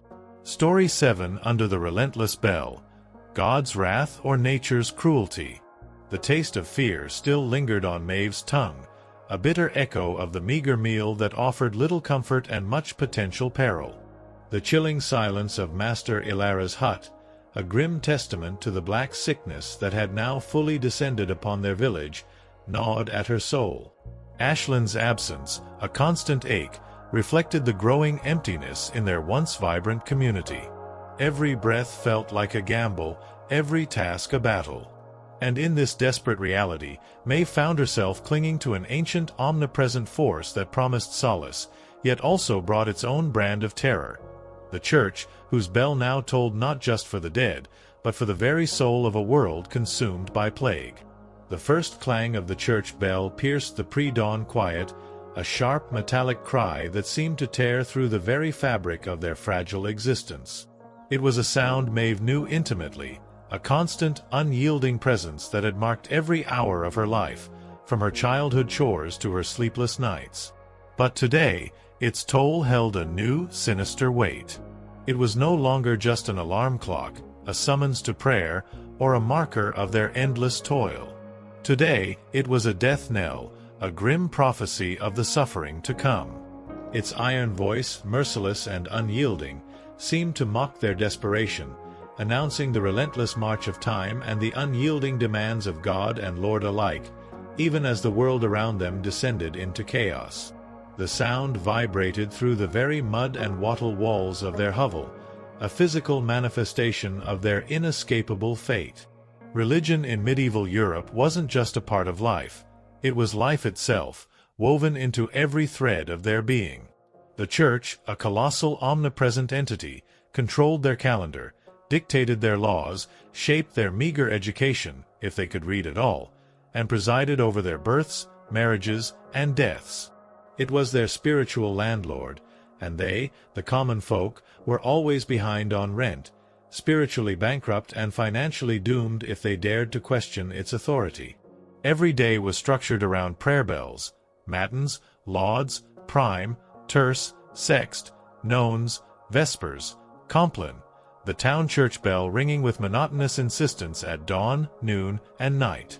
Not because people needed reminders, but because missing prayer was a sin, a transgression against a God whose wrath was vividly described and universally feared. Forget to bow? Sin. Eat meat on a Friday? Sin. Think about your neighbor's wife in that one unsettling dream? Double sin. And yes, hell was terrifyingly real, a concept drilled into their minds from birth. Priests described it in glorious, agonizing detail. Rivers of fire, lakes of boiling blood, demons with pitchforks, and an eternity of wailing. If the gnawing fear of famine or the immediate terror of the plague didn't scare them, eternal damnation most certainly would.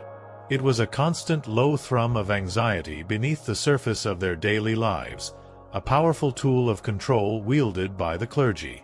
The threat of hellfire was as real as the cold earth beneath their feet, a terrifying motivator for obedience and blind faith. Maeve, like most peasants, couldn't read the Bible herself. It was written in Latin, a sacred language reserved for monks, clergy, and that one noble kid who was too good for dirt. They relied entirely on the church to interpret everything for them, to dictate the very meaning of their existence. This meant that if the priest declared their crop failure was due to insufficient prayer, well, it was time to kneel harder. If a plague swept through the village, it was God's punishment for their collective sins, demanding more fervent repentance, more desperate acts of faith. There was no room for questioning, no space for individual interpretation. The word of the church was absolute, unassailable truth, its dictates carved deeper into their lives than any lord's law. Tithes, a tenth of everything they owned, were mandatory. If they grew wheat, they gave wheat. If they raised chickens, they gave eggs. If they had nothing, they were spiritually bankrupt and financially doomed, left to the mercy of God and the cold indifference of man. Holidays, those rare breaks from incessant labor, were not for fun. They were holy days, dozens of them throughout the year. Days for attending Mass, for fasting, for confessing sins, and for reminding themselves that joy was a dangerous indulgence, a fleeting temptation that could lead them astray from the path of righteousness. These days were meant for spiritual contemplation, for further entrenching the Church's authority, not for true respite or merriment. Even their moments of supposed rest were dictated by the Church, their souls always under its watchful, unforgiving eye. Questioning the Church was a perilous act, a direct challenge to the very foundation of their world. Heretics were burned, witches were drowned, blasphemers were flogged, and skeptics were quickly reformed, often with brutal efficiency. The fear of excommunication, of being cast out from the community and denied the sacraments that were believed to guarantee a place in paradise, was a powerful deterrent. To be cut off from the Church was to be cut off from salvation, to be condemned to eternal torment. It was a threat that kept even the most defiant in line, forcing them to go through the motions, to chant, to bow, to pray, all in the desperate hope that their souls, after enduring this dirt-covered life, might finally land in paradise, assuming the priest liked them, of course. Because in the Middle Ages, God might be merciful, but the Church, not so much. Its mercy was as conditional as the spring thaw. Maeve had seen the power of the Church in their village. The old priest, Father Thomas, a man whose face was as weathered as their hovel walls, wielded immense influence.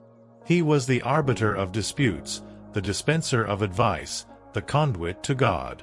His words, delivered from the crude pulpit of their small, damp church, held the weight of divine authority. He exhorted them to pray harder, to confess their sins, to accept their suffering as God's will, a path to ultimate salvation. And in the face of the plague, his pronouncements had grown more somber, more insistent, urging them to acts of public penance, to communal prayers for mercy, even as the death toll mounted. His voice, usually a steady drone, now crackled with an edge of fear Maeve hadn't heard before, a testament to the sheer terror even the clergy felt in the face of this invisible enemy. Was this truly God's wrath, or simply nature's cruelty, amplified by man's indifference? The pervasive fear of the plague had, paradoxically, strengthened the Church's grip, making people cling even more desperately to the promise of salvation. Funeral masses, usually somber affairs, became more frequent, the mournful toll of the bell a constant companion to their days. The priest would stride through the village, his face grim, administering last rites to the dying, his voice a low, constant murmur of prayers over bodies already succumbing to the black sickness. Maeve had witnessed the desperate hope in the eyes of the dying, the terrified pleas for absolution, the desperate clinging to a promise of paradise in the face of agonizing torment. It was a powerful, brutal truth. The Church offered the only solace in a world utterly devoid of it, a final, desperate gamble against eternal damnation, etching its authority into the very fabric of their dying breaths. As the sun climbed higher, reluctantly illuminating the grim tableau of their village, the church bell continued its relentless toll, a monotonous, insistent rhythm that marked the passage of a day filled with terror. Maeve prepared their meager breakfast, the pottage now tasting even more bland, more like ash in her mouth. Finn, subdued and quiet, sat by the hearth, his eyes wide with a fear that transcended his young age. He was learning early the brutal lessons of their world, the constant threat of death, the pervasive power of the Church, the utter helplessness against forces unseen and incomprehensible. His small body seemed to shrink under the weight of the bell's unforgiving dirge. The thought of escaping the Church's omnipresent gaze, of living a life free from its endless rules and terrifying threats, was as impossible as flying. They were born into it, baptized within its confines, married under its blessings, and would die with its last rites. Their very identity was intertwined with their faith, however desperate or fear-driven it might be. To be an outcast, a heretic, was to invite not just social ostracization but physical torment and eternal damnation. The choice was not a choice, it was a foregone conclusion. Their lives, their souls, were inextricably bound beneath the bell's relentless dirge.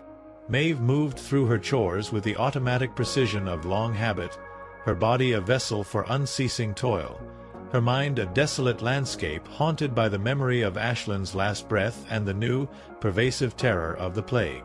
The church bell continued its mournful, insistent toll, each clang a reminder of their relentless suffering, of the brief, brutal lives they were forced to endure, and of the ultimate judgment that awaited them all.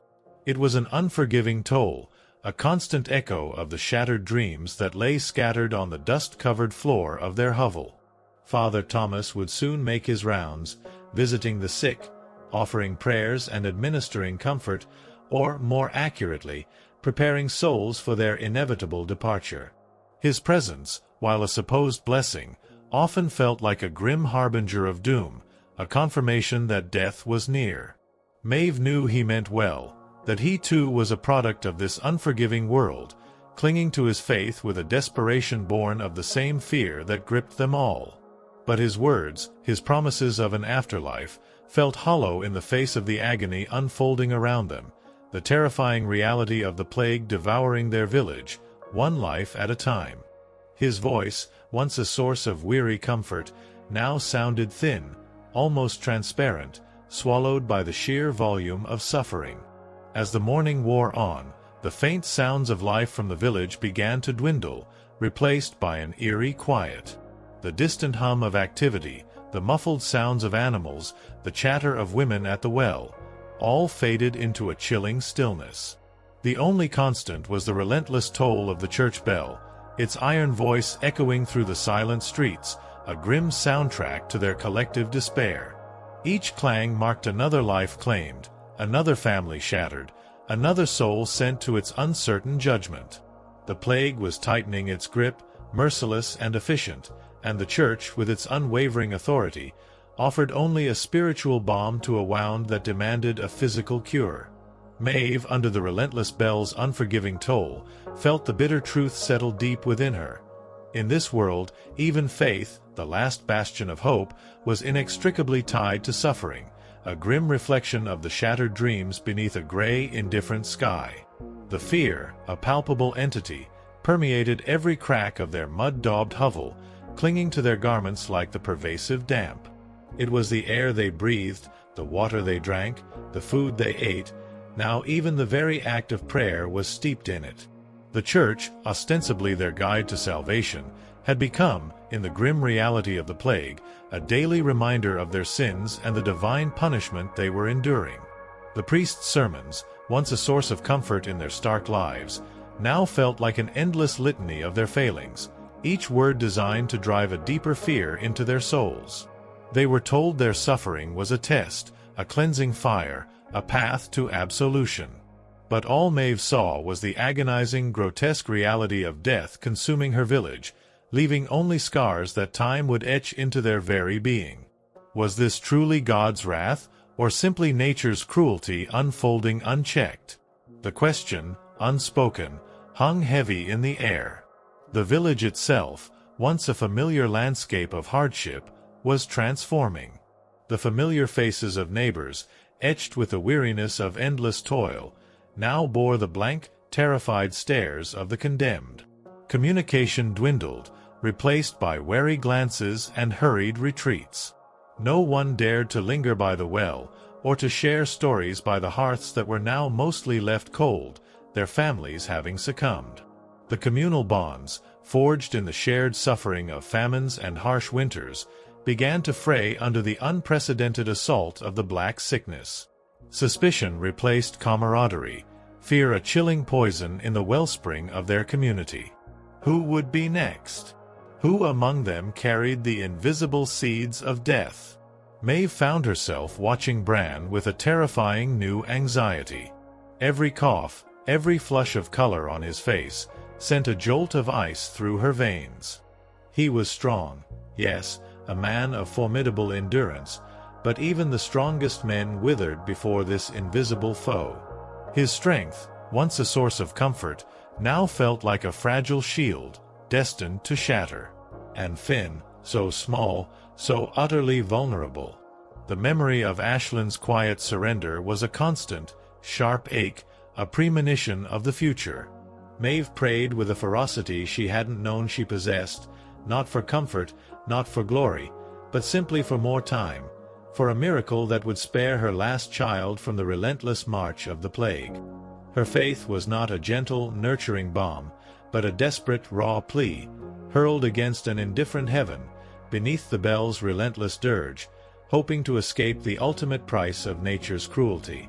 Story 8: The Threads of Doom, a woman's burden in the pestilence. The ceaseless, mournful dirge of the church bell hammered at Maeve's soul, a stark backdrop to the unfolding horror in their village. The Black Sickness had truly descended, claiming lives with chilling efficiency, leaving a terrifying silence where only days before there had been the sounds of life. Master Ilara's son, Master Alden, and so many others, lay in unmarked graves. Maeve moved through her days in a numb trance, her body aching, her heart heavy with grief for Ashlyn, clinging to Bran and Finn as if they were the last embers of hope. The Church, with its unyielding authority, offered only spiritual balm to a physical wound, leaving them to question if this was God's wrath or merely nature's ultimate cruelty.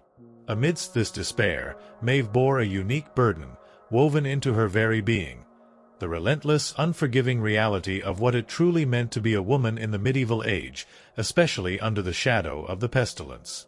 For women in medieval times, life was a cruel gauntlet, a constant battle against filth, famine, and fear, compounded by the relentless demands of childbirth, subservience, and a crushing social invisibility.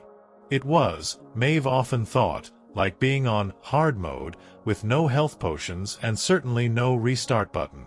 From the moment a girl drew her first breath, her life path was pretty much locked in. Marry young, bear children, serve your husband, and die tired.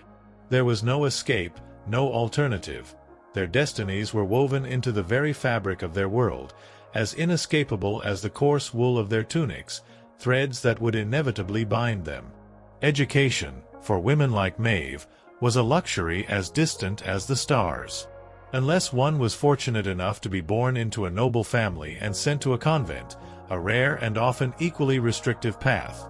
Intellectual development stopped around the time a girl learned how to churn butter, spin wool, and patch a tunic. Her mind, as a tool, was less valued than her hands, her body, her ability to produce.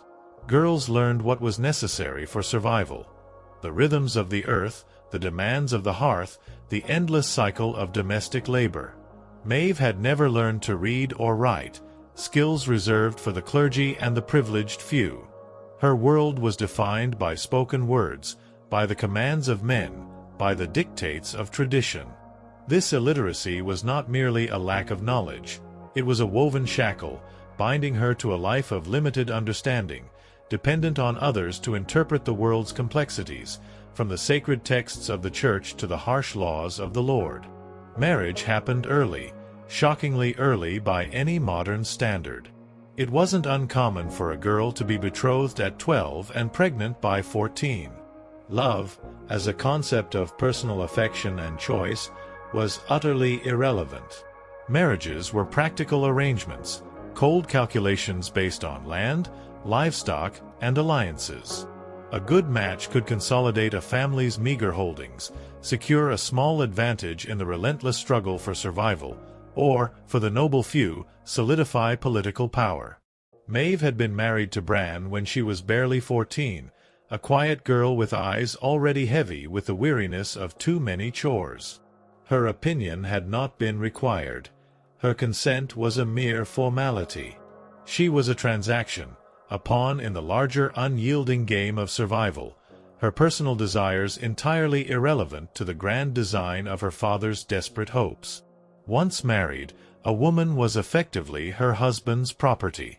Her primary job was to produce heirs, preferably sons, to feed everyone, to keep the hovel running, and, crucially, not to complain. Complaining, even the softest murmur of discontent, could quickly earn her the label of a nag, or worse, a witch. That latter label, in this world steeped in superstition and religious fervor, came with complimentary drowning or burning, depending on the local fashion and the mood of the community. Maeve had seen women accused, their desperate pleas ignored, their fates sealed by the whispers of jealous neighbors or the paranoid pronouncements of a fearful priest.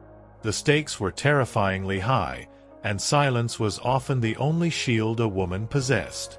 Childbirth was a death lottery, a terrifying gamble that haunted every married woman's waking thoughts and invaded her fitful sleep. There was no prenatal care, no sterile tools, no anesthesia. Midwives, usually old women like Agnes, did their best, relying on ancient folk remedies, prayers, and sheer practical experience.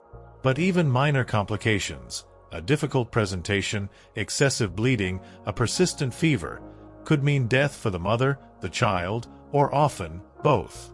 Maeve had already lost Ashlyn and 2 other children to the unseen terrors of early infancy, and the memory of their brief, fragile lives and her own agony was a constant, raw wound. Many women survived 10 or more pregnancies, their bodies ravaged by the endless cycle of birth and loss. Many more didn't survive 2 or 3.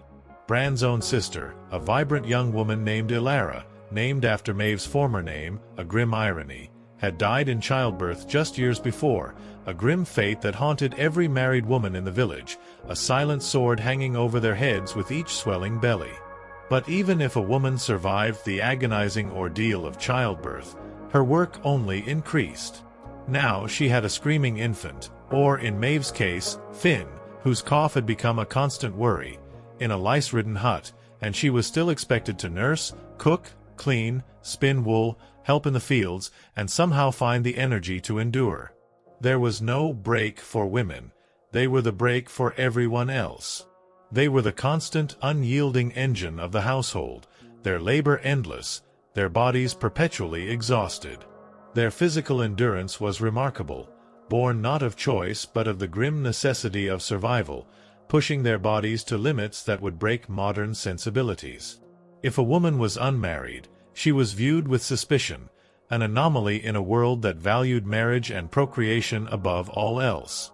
If she was widowed, she was vulnerable, often dependent on the uncertain charity of relatives or the grim prospect of a meager existence in the village almshouse. If she was outspoken, or possessed any unusual knowledge, especially of herbs or healing, skills often passed down through generations, she was dangerous. Women who didn't conform to the rigid societal norms were often accused of witchcraft, especially if they had a strong personality, an independent streak, or simply looked at someone funny on a rainy Tuesday. The accusations, often fueled by fear, jealousy, or simple malice, could lead to swift, brutal condemnation and a terrifying end. Even within the church, the most powerful institution of their age, a woman's role was severely limited. Nuns lived under strict rules, their lives dictated by obedience and silence. No speaking without permission, no freedom of movement, their spiritual worth always ranked below that of men. The highest aspirations allowed to a pious woman was to become a respected abbess, but even then, her authority was circumscribed by the male-dominated hierarchy of the church. In short, if you were a woman in the Middle Ages, you were expected to endure, obey, reproduce, and suffer in silence, ideally while smiling. Because even in a time of universal suffering, women were somehow expected to suffer gracefully, to bear their burdens with a quiet, saintly resignation, the ultimate threads that bound a woman's fate. Maeve often felt the weight of these woven shackles, invisible chains that bound her tighter than any physical restraint. Her dreams, fragile and quickly shattered, had long since been replaced by the stark necessity of survival. Yet, as she looked at Finn, her last surviving child, a fierce protective instinct flared within her.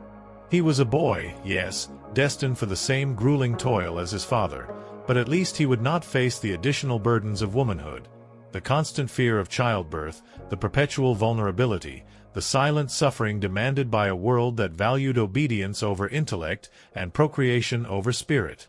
The thought of raising Finn, of protecting him from the myriad dangers that lurked in their world, was a new purpose, a grim, unyielding determination that eclipsed her own weariness.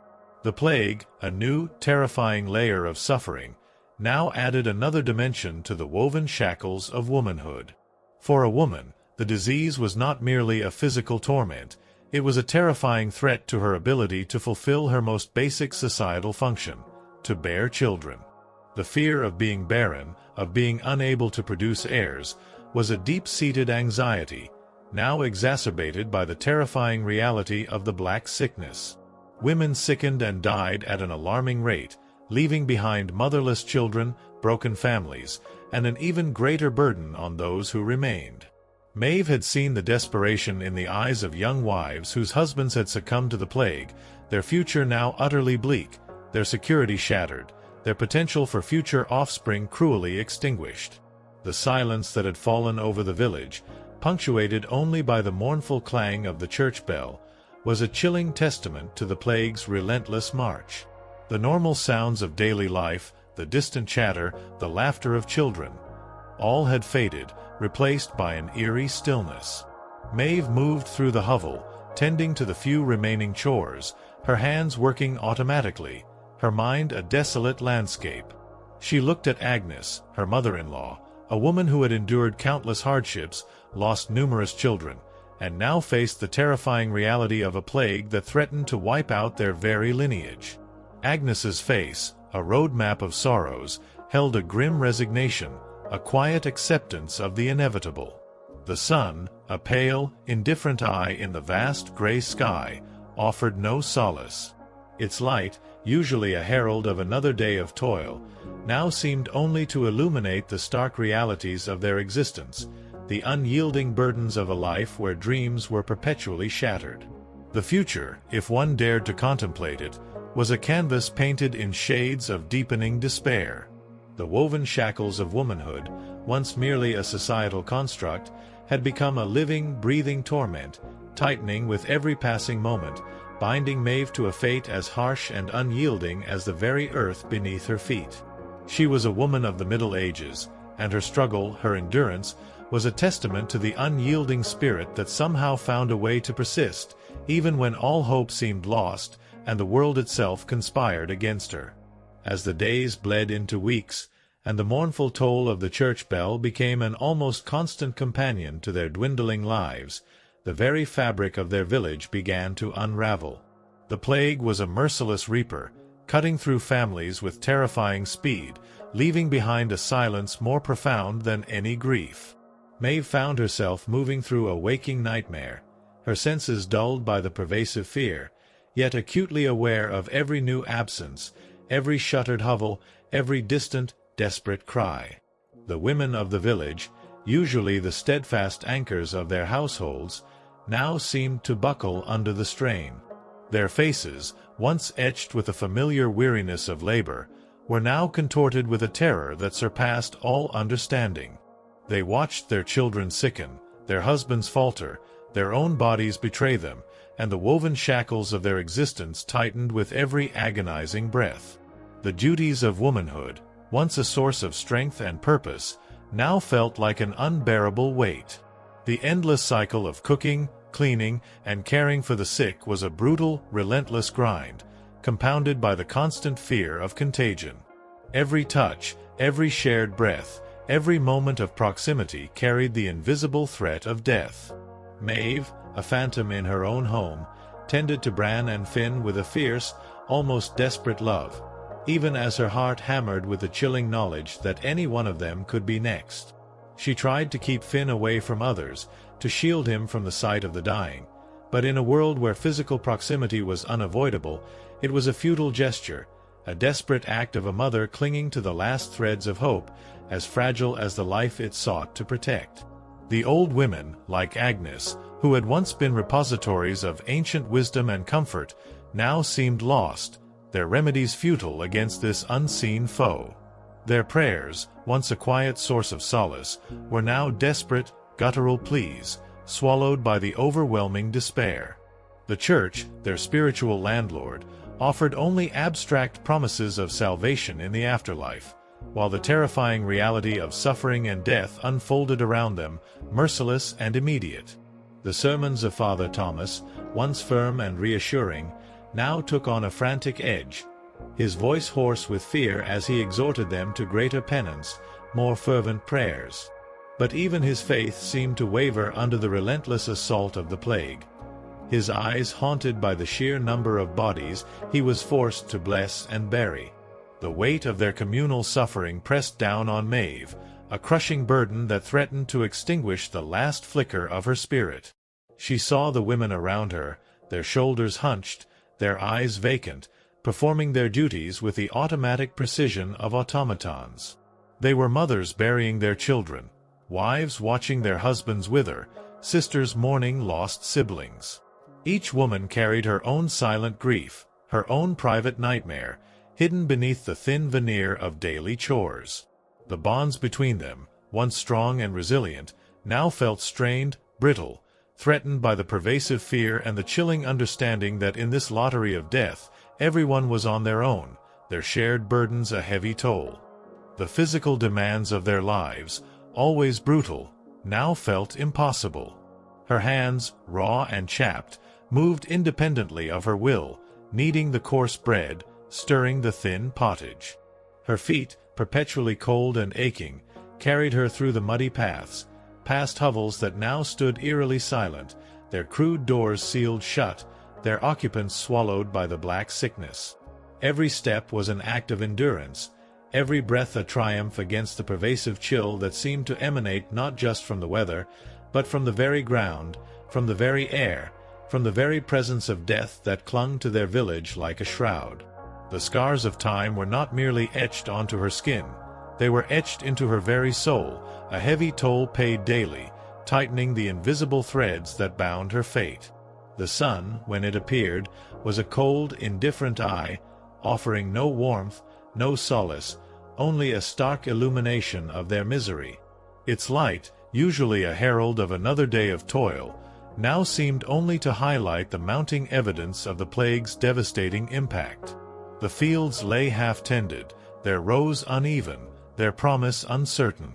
The animals, once a source of meager comfort, now seemed restless, their lowing a mournful lament in the chilling silence. Maeve, a woman bound by the woven shackles of her womanhood, by the relentless demands of her world, felt herself slowly, inexorably, being pulled into the abyss. Yet, a tiny, defiant spark, deep within her soul, refused to be extinguished. For Finn, for Bran, for the silent promise she had made to the indifferent sky, she would continue to endure. The shattered dreams of her life, once a source of profound sorrow, now felt like a grim badge of honor, a testament to her unyielding spirit in a world that sought to break her. This was the true nature of the threads that bound a woman's fate in the Middle Ages, a tapestry woven with pain, resilience, and the enduring scars of time. When plague knocked on every door, it ensured that a woman's burden grew heavier than any other. Story 9: Justice Forsaken, Torture's Grip Amidst Dying Screams. The relentless toll of the church bell, a ceaseless, mournful dirge, hammered at Maeve's soul. Its iron voice, once a harsh alarm for the dawn, had become the very soundtrack of their dying village, a constant reminder of the unseen plague's merciless harvest. Hovel after hovel stood in chilling silence, their crude doors sealed against an enemy that cared nothing for mud and wattle walls or desperate prayers. Maeve moved through her days in a numb trance, her body aching, her heart heavy with grief for Ashlyn, clinging to Bran and Finn as if they were the last embers of hope. The woven shackles of womanhood pressed in, reminding Maeve of her particular vulnerabilities. Yet, even as the world around her succumbed to chaos and despair, another shadow lengthened across their already bleak existence. The chilling reality of medieval justice, a force as brutal and unyielding as nature's cruelty. In this era, the idea of law and order mostly meant hoping your local lord wasn't in a bad mood, and justice was more a performance art than actual protection. Violence, Maeve knew, was everywhere. It simmered in the home, a husband's right to discipline his wife and children with a heavy hand, a brutal reality often accepted as commonplace. She'd seen the marks on neighbors, heard the muffled cries from behind closed doors, and knew that even Bran, for all his quiet strength, possessed this accepted authority. It erupted in the streets, sudden, savage brawls over a spilled ale, a perceived slight, or a wandering pig. It permeated the very fabric of the battlefield, where local feuds between minor lords, territorial disputes over a patch of fertile land or a valuable resource, and grand religious crusades to distant lands constantly simmered. Someone was always marching off to stab someone else in the name of honor, God, or sheer boredom. The return of these heroes often brought not glory, but further suffering, ravaged lands, plundered villages, and more mouths to feed from already meager resources. Crime was common, driven by desperation and hunger. Punishment, however, was swift, brutal, and often public, a terrifying spectacle designed to instill fear and enforce obedience. Maeve had witnessed it firsthand. The peasant who stole a loaf of bread from the lord's granary, his children starving, could lose a hand. She remembered the sight of the bloody stump, the man's agonizing cries echoing through the village square, a chilling warning to all who dared to defy the Lord's authority. Accused of lying to an overseer, a farmer's tongue might be pierced with a hot iron, leaving him forever marked, his words forever silenced. Gossip too much, particularly about the Lord or his family, and one might meet the scold's bridle, a metal mask strapped to the head with a bar forced into the mouth, designed to inflict pain and humiliation, a brutal form of public correction. These were not mere tales. They were grim lessons, etched into the collective memory of the village, silent reminders of the constant peril that lurked beneath the surface of their desperate lives. But the true terror of medieval justice lay in the concept of trial by ordeal. Let's say you were accused of something truly serious: heresy, theft, witchcraft. How did one prove their innocence in a world utterly devoid of rational investigation, unbiased witnesses, or true legal representation? By being tortured, of course. Maeve had heard the stories, whispered in terrified tones around the dying embers of a hearth fire on long winter nights. One version, the ordeal by hot water, involved sticking your hand into boiling water to retrieve a stone. If it healed without infection in 3 days, you were innocent. If not, you were guilty, and your punishment, likely a brutal death, would follow swiftly. Another option, the ordeal by cold water, was perhaps even more horrifying. You were tossed into a river. If you sank, you were innocent and probably dead. If you floated, you were guilty, and would be punished anyway, usually by burning or hanging. It was like a medieval game show where the prize was mere survival, and the host was actively rooting against you. There was no true justice, only a terrifying gamble with one's life, a brutal test of endurance against the indifferent forces of fate and the cruel whims of accusers. The screams of the accused, whether dying or merely enduring, were the soundtrack to this twisted form of justice. And if you were sentenced to death, that was a public event, a spectacle for the masses. Executions were performed in front of cheering crowds, a gruesome form of entertainment in a world devoid of other diversions. Hangings, beheadings, burnings, each method chosen for its particular horror and deterrent effect.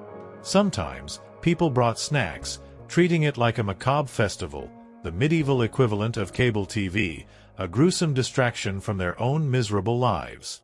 The sheer brutality of it all was designed to instill fear, to remind everyone of the absolute power of the Lord and the terrifying consequences of defiance.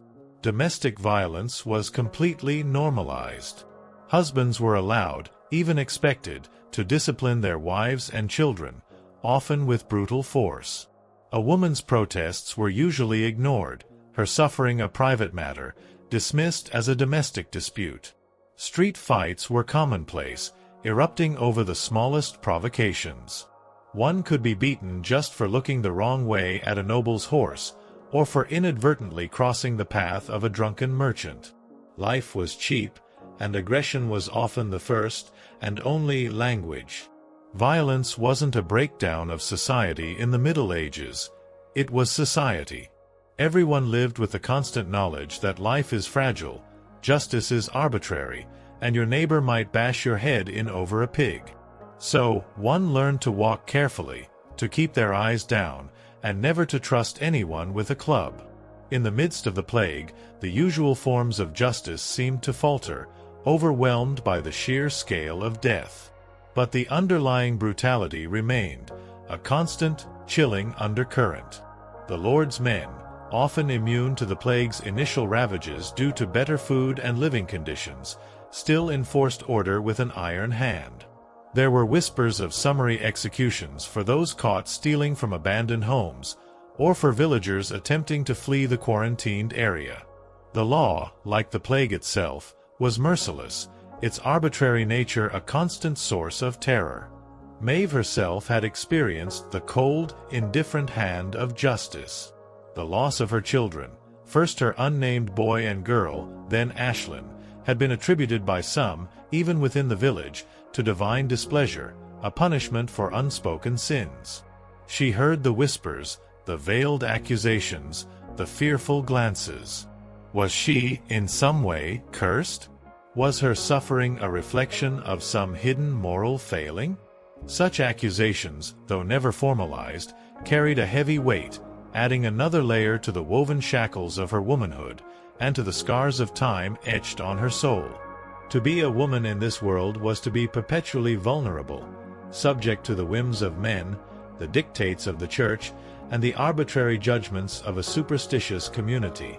The threat of being accused of witchcraft, a terrifying possibility for any woman who was too outspoken, too independent, or simply too knowledgeable about herbs, hung like a guillotine blade over their heads. Maeve had always been careful, her silence a shield against suspicion, her knowledge of simple remedies kept well hidden. But the plague, with its incomprehensible devastation, fueled paranoia, making the ground fertile for accusations. Any woman who survived when others perished, any woman who seemed too calm, too collected, could become a target. The trial by ordeal, that brutal, terrifying game of chance, would then await them, a dance with death that offered no real chance of acquittal. As the days turned into a blur of fear and endless toil, the silence of the village deepened. The church bell, its mournful toll a constant companion, now seemed to ring not just for the dead, but for the living, a slow, agonizing dirge for their shattered hopes. The bodies of the fallen were sometimes left in their hovels, too numerous for proper burial, their homes becoming silent tombs. The law, once a rigid framework of punishment, seemed to collapse under the sheer weight of death, replaced by a grim, chaotic desperation. Justice, in its medieval form, had truly been forsaken. Bran, his face grim and drawn, returned from the fields one evening, his eyes haunted. He spoke of an incident in the next village over, a peasant accused of hoarding grain, dragged before the Lord's bailiff. The man had been subjected to the ordeal by hot iron. His hand plunged into a blazing fire, a desperate attempt to prove his innocence. Bran didn't say whether he had survived or what judgment was rendered. His silence, more than any words, conveyed the brutal truth.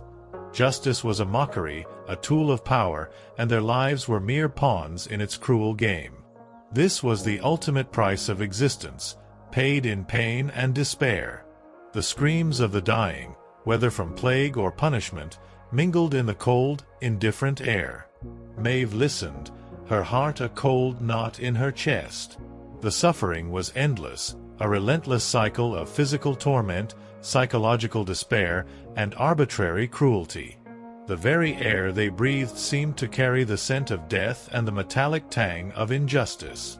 They were trapped, bound by the unyielding laws of their world, by the dictates of their Lord, and by the terrifying, indiscriminate march of the plague. Their dreams, long since shattered, were now merely ghosts that haunted the desolate landscape of their souls. And in this brutal world, where justice was delivered by iron and law was written in blood, survival was not a right, but a fleeting, terrifying privilege, bought at an unbearable price, leaving the scars of time etched deeply into every aspect of their existence. The shadow of the castle, a grim silhouette on the distant hill, seemed to loom larger, a constant reminder of the power that controlled their lives, the power that dispensed this brutal form of justice. It was a fortress of stone and iron, built on the backs of their labor, sustained by their suffering. And within its walls, a different kind of life unfolded, one of opulent feasting, political intrigue, and whispered betrayals, utterly detached from the daily horrors of the village. The stark contrast was a bitter irony, a constant torment in Maeve's mind.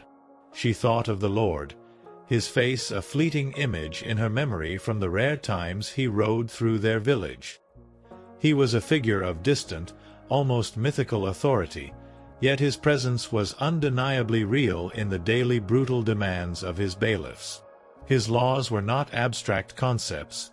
They were the chains that bound them, the invisible shackles that determined every aspect of their existence, from the food they ate to the work they performed, to the very manner of their deaths. His justice, arbitrary and often cruel, was simply an extension of his absolute power, a weapon to maintain control, a tool that contributed to the chorus of dying screams. The plague, however, was a great equalizer. It cared not for lineage or wealth. Whispers, barely audible above the constant toll of the church bell, had begun to reach them from the nearby towns, tales of sickness creeping even into the stone walls of the Lord's domain. A stable boy, then a scullery maid, then a minor retainer. The fear, once confined to the hovels, was beginning to gnaw at the edges of the castle itself. Maeve wondered, with a grim satisfaction that quickly turned to horror, if the plague would bring its own brutal form of justice to those who had dispensed so much cruelty. But even that thought offered little solace. For the common folk, their suffering remained absolute, their dreams shattered beneath a sky that continued to weep gray tears of indifference, leaving indelible scars that time would never fully heal, a legacy of justice forsaken amidst dying screams. Story 10: The Unnamed Graves, a village swallowed by silence. The relentless toll of the church bell, a ceaseless, mournful dirge, hammered at Maeve's soul. Its iron voice, once a harsh alarm for the dawn, had become the very soundtrack of their dying village, a constant reminder of the unseen plague's merciless harvest. Justice by iron and law by blood, once brutal realities, had now given way to the indiscriminate terror of the Black Sickness, claiming lives with chilling efficiency, leaving only dying screams in its wake. Maeve moved through her days in a numb trance, her body aching, her heart heavy with grief for Ashlyn, clutching Bran and Finn as if they were the last embers of hope. The woven shackles of womanhood pressed in, reminding Maeve of her particular vulnerabilities. Yet, even as the world around her succumbed to chaos and despair, another profound horror began to unfold, the complete erasure of their lives, marked by the chilling silence of unnamed graves. The silence that had fallen over Master Ilara's hovel, confirmed by the still morning, meant the Black Sickness was truly among them. The villagers, already reeling from fear, moved with a new, panicked urgency. It was a terrifying reality. The plague, an invisible, merciless predator, was now here, claiming lives with chilling efficiency. And into this terrifying new normal, a figure arrived, a grim harbinger of both desperate hope and ultimate despair. Master Yoris, the barber surgeon from the Lord's town. His rusty blade and cold, detached gaze offered only futile remedies, his healing more akin to torture, leaving behind only the chilling understanding that the true horror was not just the disease, but the utter, hopeless helplessness that accompanied it.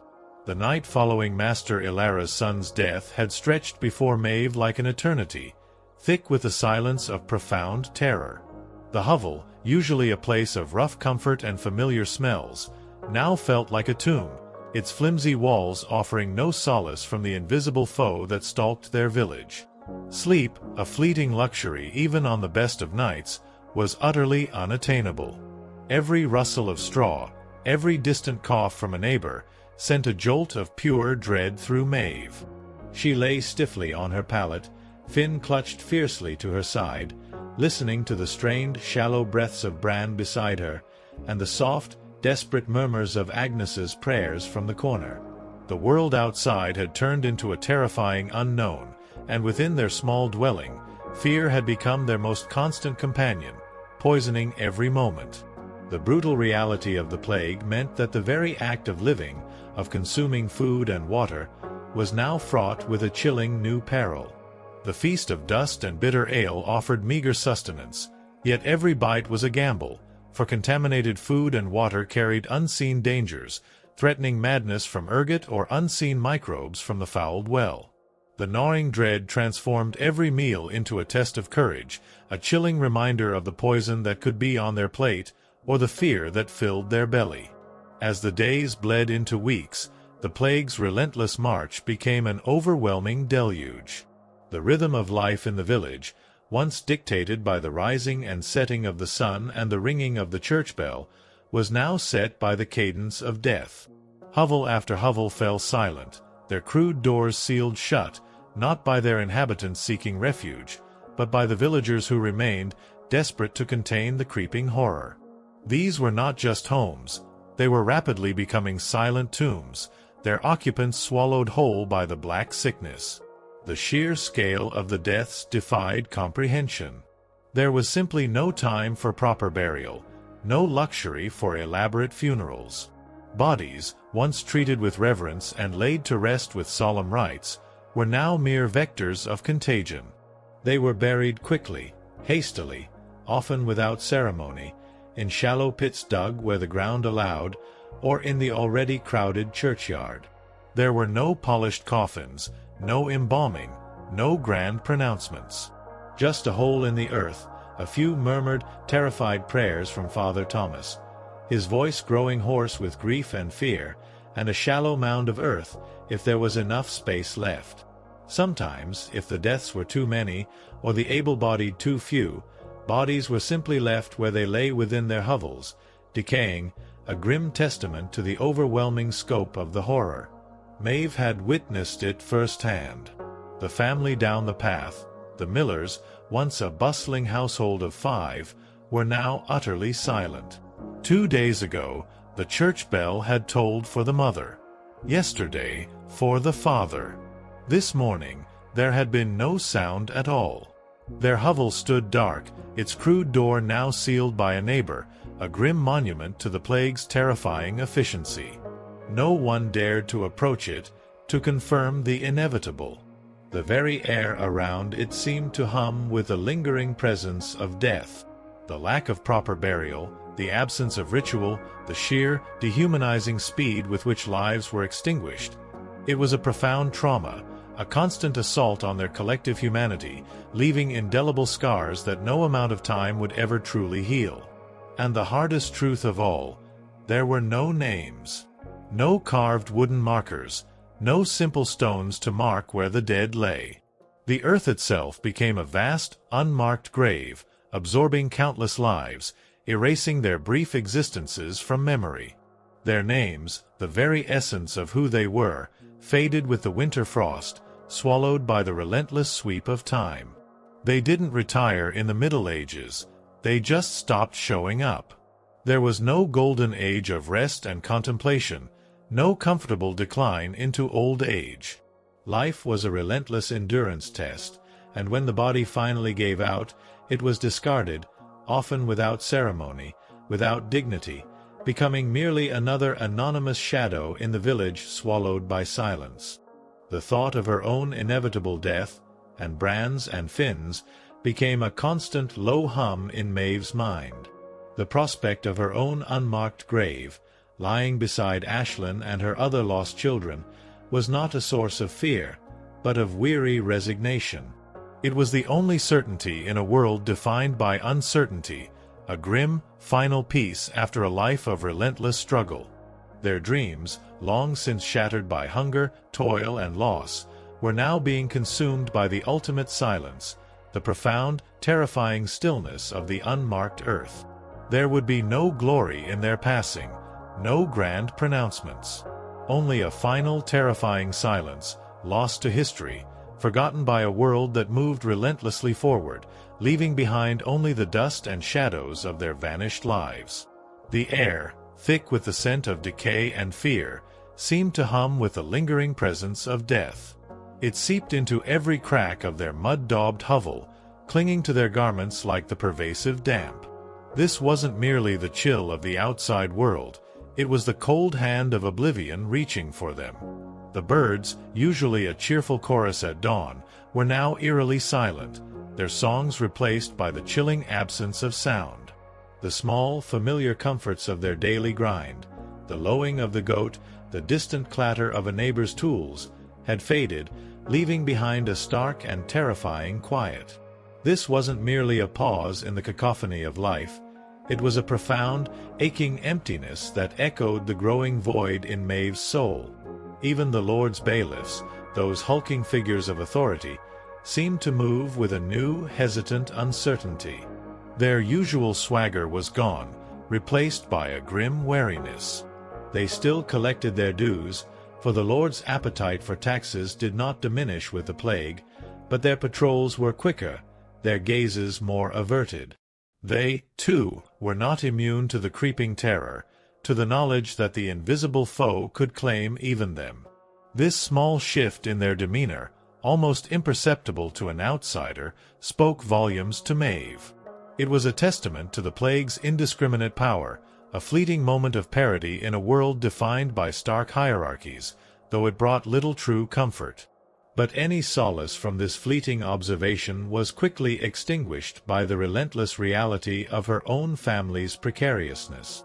Finn, though still seemingly spared, moved with a newfound quietness, his eyes wide, absorbing the horror around him. He saw the empty hovels, heard the incessant bell, felt the unspoken terror that gripped his parents. Childhood, that fleeting period of innocence, was being brutally stripped away from him, replaced by a forced maturity, a grim understanding of death that no child should ever bear. Maeve watched him, her heart a constant ache, a silent prayer that his young spirit would not be irrevocably scarred by the horrors he witnessed.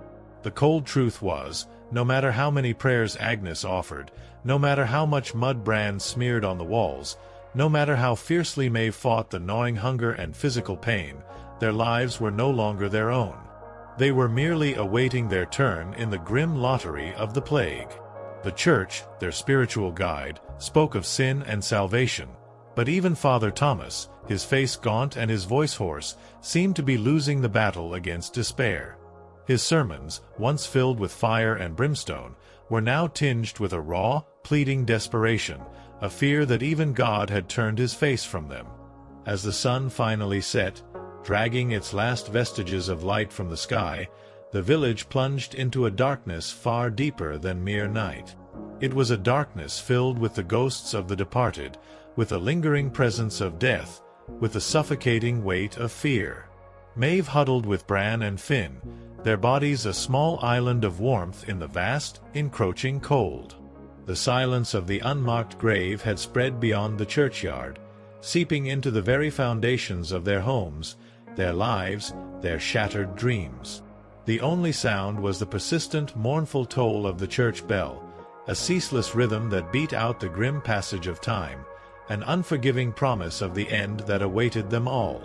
They were living on borrowed time, each breath a silent miracle, each day a testament to their unwilling, desperate endurance.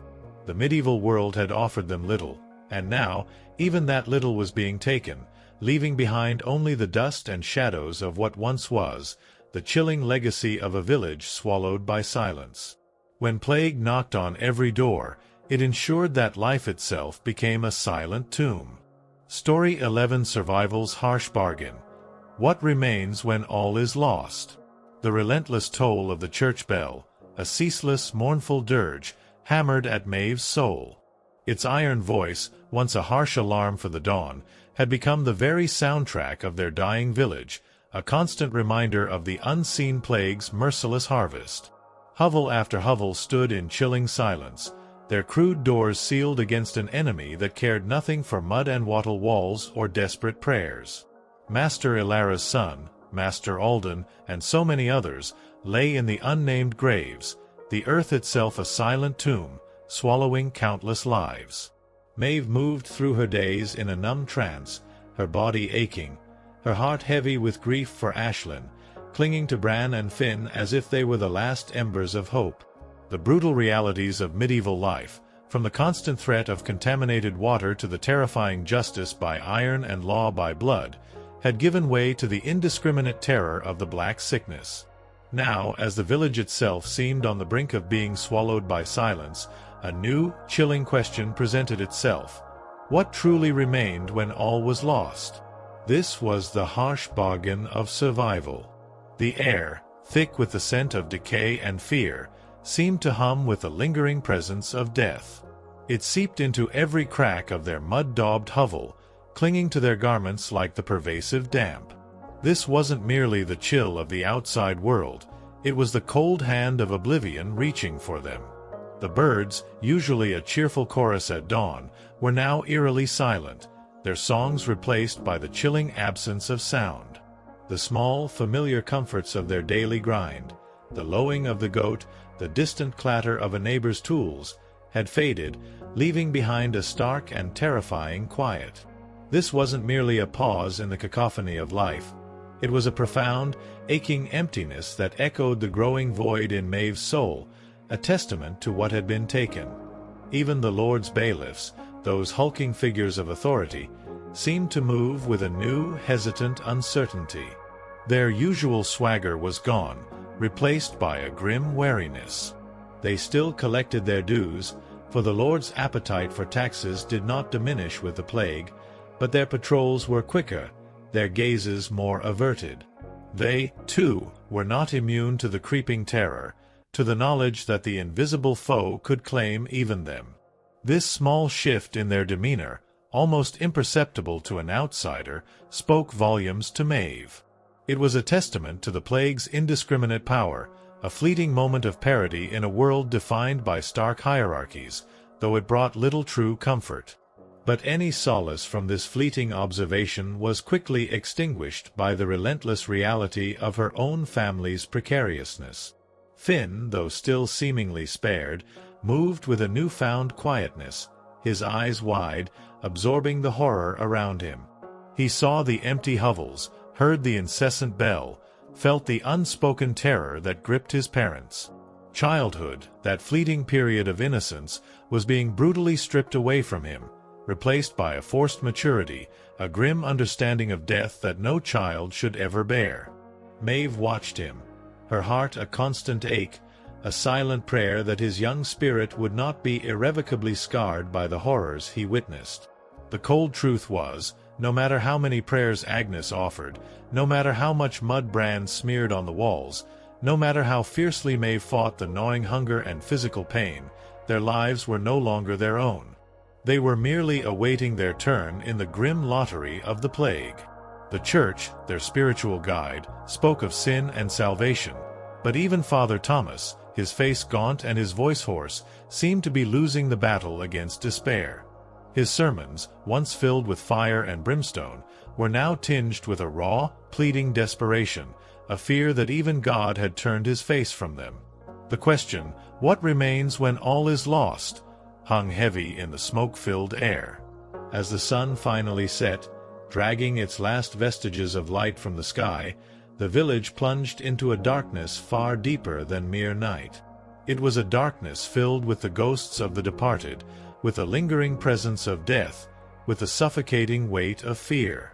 Maeve huddled with Bran and Finn, their bodies a small island of warmth in the vast, encroaching cold. The silence of the unnamed graves had spread beyond the churchyard, seeping into the very foundations of their homes, their lives, their shattered dreams.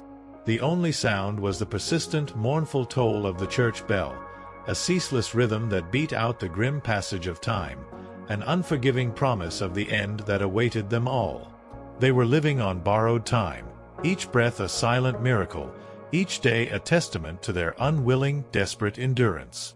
The medieval world had offered them little, and now, even that little was being taken, leaving behind only the dust and shadows of what once was, the chilling legacy of a village swallowed by silence. The very notion of community, once a fragile but present shield against complete devastation, was splintering under the weight of fear and death. Neighbors, once bound by shared hardship, now eyed each other with suspicion, every cough a potential death sentence, every touch a potential contagion. The thin fabric of their community, already stretched to its limits, was tearing apart, leaving individuals isolated in their fear, each family a desperate island against the encroaching tide of death. Finn was witnessing this unraveling firsthand, absorbing the profound shift in human interaction, learning that even those you trusted could become vectors of unseen horror. The bargain of survival demanded isolation, but isolation meant crushing loneliness and weakened defenses against other threats. Food, now even more scarce, became a further point of tension. The threat of famine, always lurking in the background, was intensifying with the plague's decimation of the workforce. Fields lay untended, their bounty rotting or consumed by rats, because the hands meant to work them were still and cold. The grim reality of a meal of dread, a belly of poison, was now compounded by the agonizing knowledge that soon there might be no meal at all. The Lord's men, while still demanding taxes, were less able to enforce cultivation, leaving a vacuum that no one dared to fill. And so, the villagers faced the ultimate question: what remained when all was lost? Their physical comforts were gone. Their loved ones were gone. Their sense of security was gone. Their faith, though clung to desperately, felt hollow in the face of such overwhelming suffering. Their community, their very social structure, was collapsing. What remained was the raw, primal urge to survive, to breathe one more breath, to protect the last flicker of life in Finn. This was the core of survival's harsh bargain: to strip away everything extraneous, everything that was not essential to the raw, animalistic drive to cling to existence. Maeve found herself performing her chores with an almost robotic detachment. Her hands kneaded the coarse bread, stirred the thin pottage, mended the threadbare garments, but her mind was consumed by the stark necessity of the moment. She conserved every ounce of warmth, every scrap of food, every drop of precious, potentially tainted water. Her body, a vessel of chronic pain and relentless wear, was now merely an instrument of survival, pushing past its limits. Her personal grief for Ashlyn, though profound, had to be compartmentalized, locked away in a hidden corner of her heart, lest it consume her entirely. There was no room for anything but the grim, relentless pursuit of survival.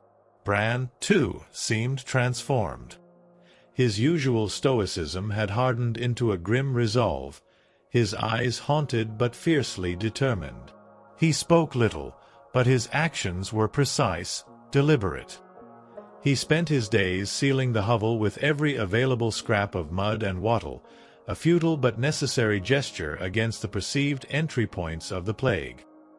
He would stand guard outside at night, a crude wooden club in hand, not against raiders, for raiders now seemed a lesser threat, but against the despair that might tempt them to abandon all hope. His strength was not for glory, but for sheer, brute survival. Agnes, the elder, her face a road-map of sorrows, offered what she could. Her prayers, her dwindling knowledge of herbal remedies, and her silent, enduring presence. Her wisdom, born of surviving countless famines and smaller plagues, was now tested to its absolute limit.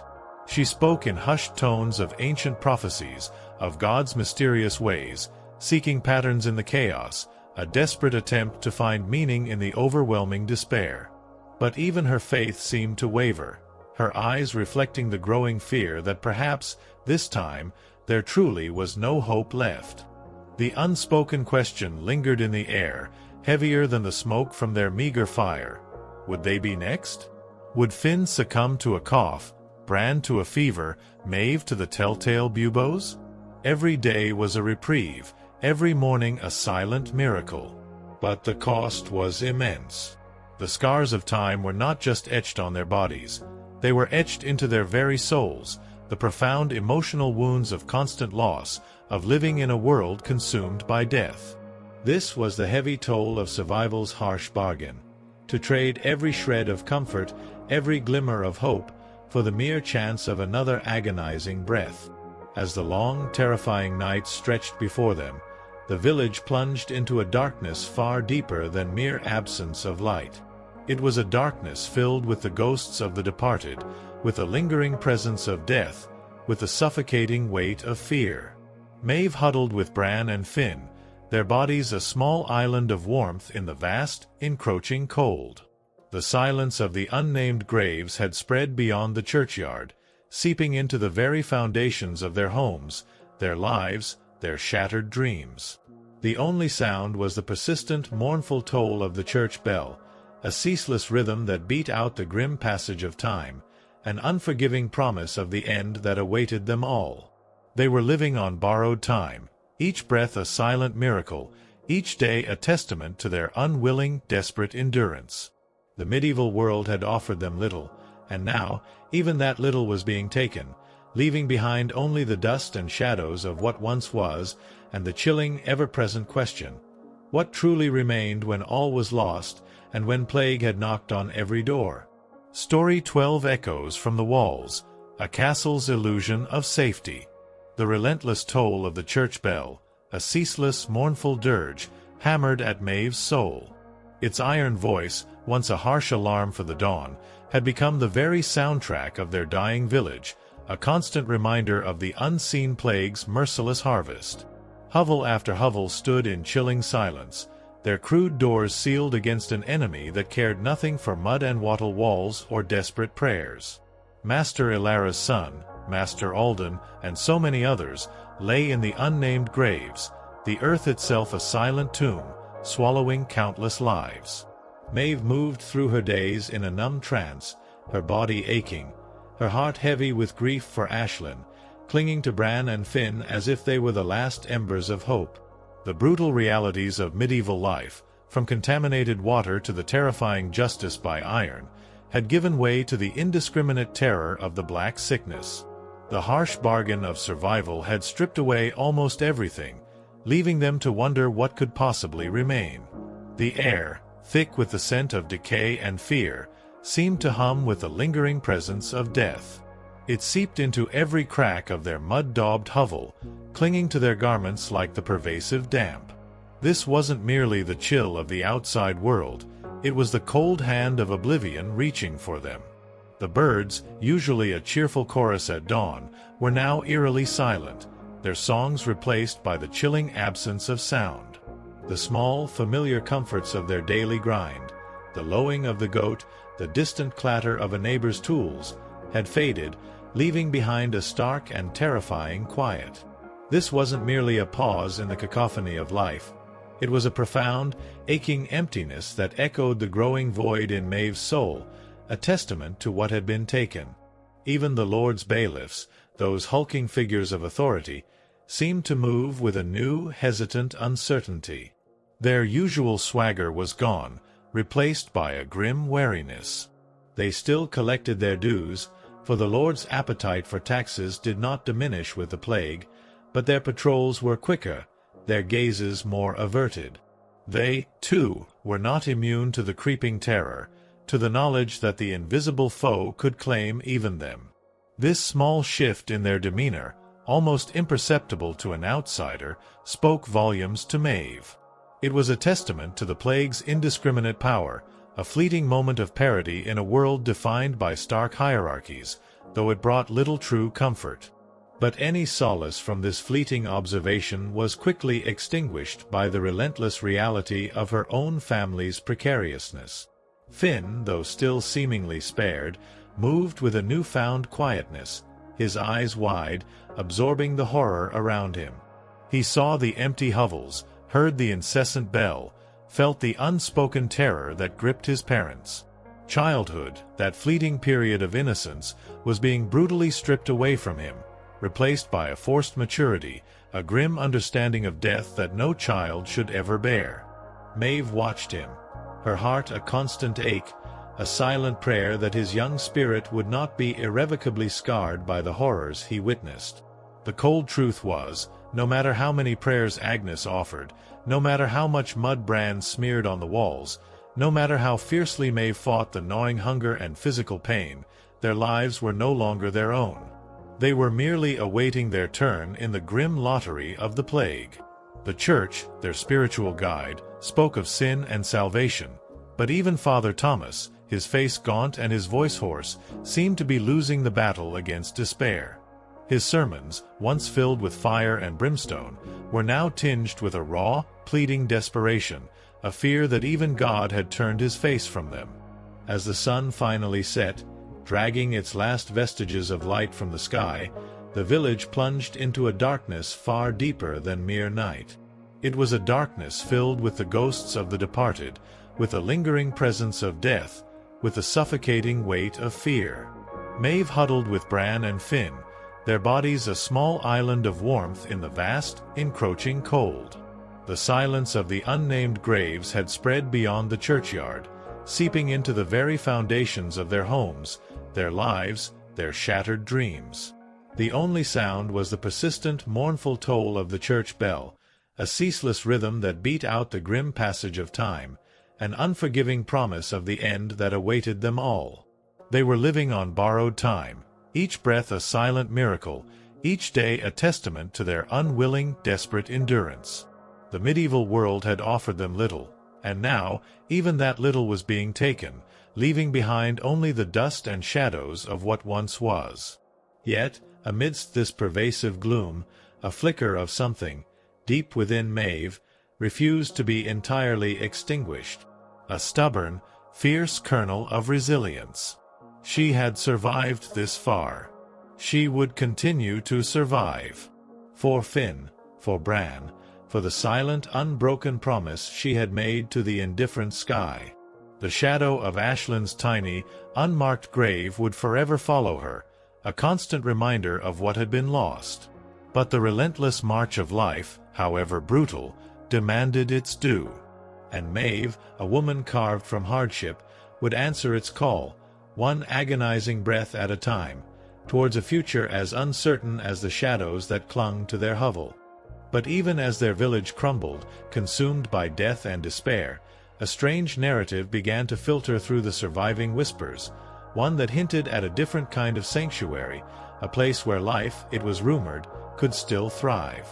These whispers spoke of the castle, the Lord's stronghold, a towering silhouette on the distant hill. For the peasants, it had always been a symbol of unreachable power, of harsh justice, of taxes levied and demands enforced. Now, it began to shimmer with a new, terrifying allure, an illusion of safety. From their mud-choked hovels, the castle seemed impregnable.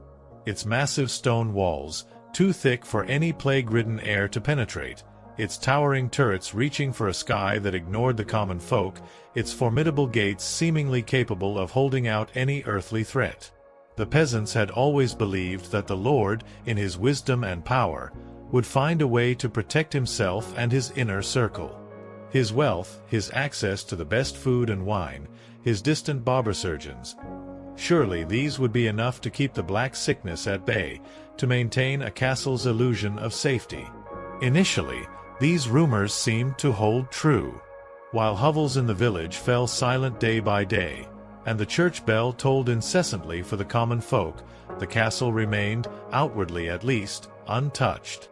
Its flags still flew, smoke still curled from its chimneys, and occasional riders still emerged from its gates, though their faces were grim and their movements hurried.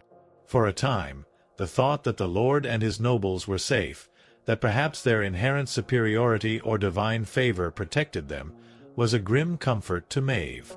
It suggested a degree of order, a reason, however cruel, for their own suffering. But the plague, as Maeve was brutally learning, cared nothing for hierarchy or privilege.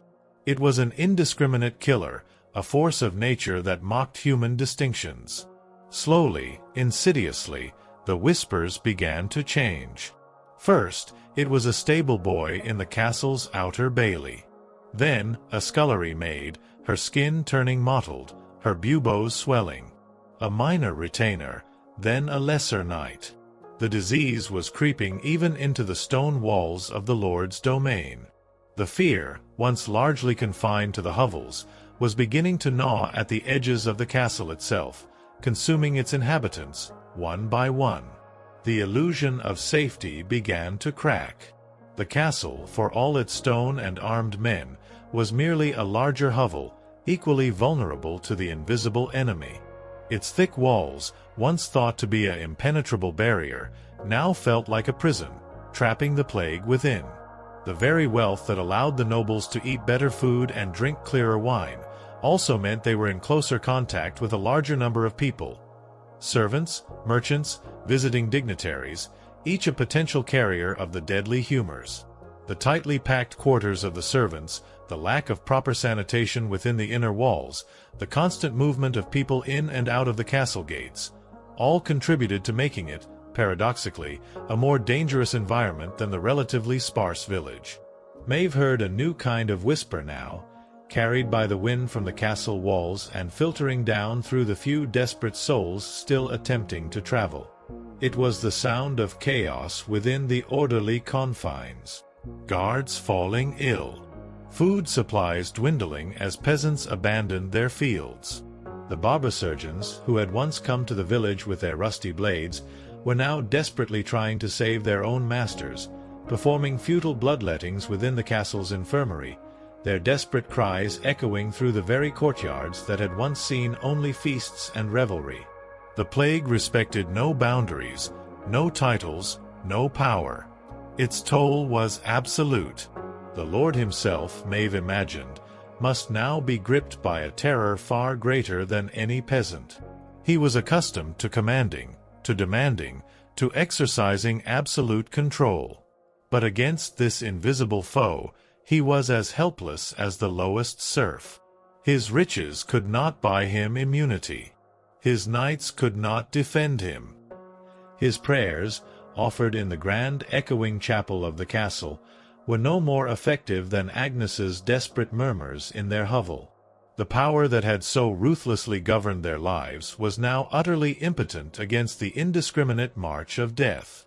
The thought, grim as it was, brought a flicker of grim satisfaction to Maeve. Not true joy, for joy was a forgotten luxury, but a cold, detached sense of justice.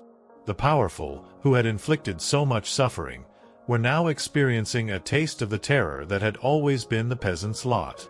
The scars of time were being etched onto their gilded lives too, a heavy toll paid in disease and despair, shattering their own illusions of invincibility.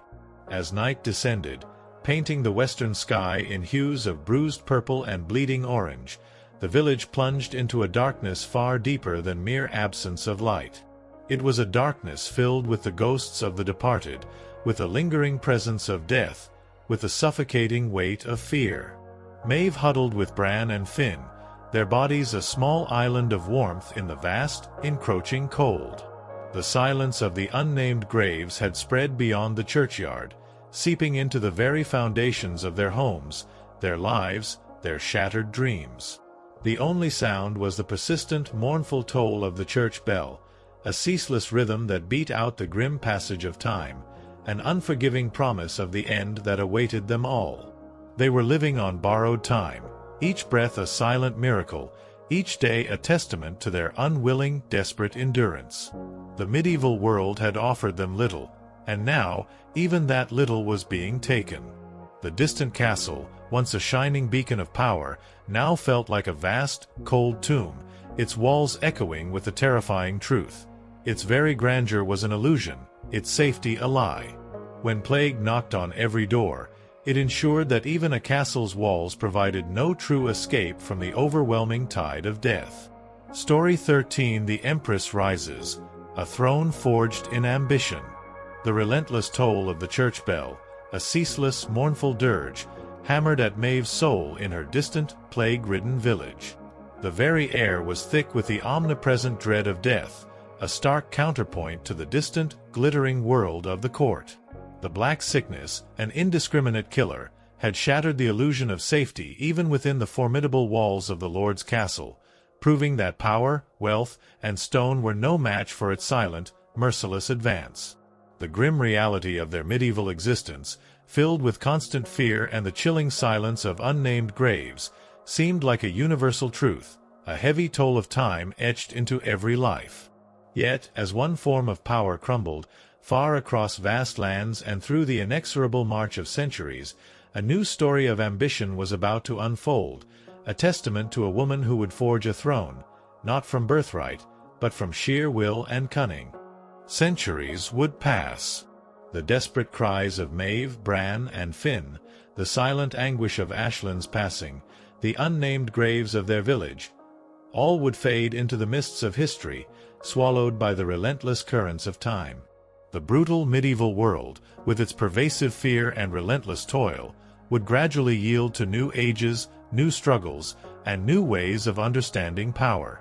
And as time, that most indifferent of sculptors, continued its work, shaping continents and forging destinies, our narrative shifts once more, moving from the darkness of a dying village to the glittering, yet equally treacherous, stage of imperial ambition.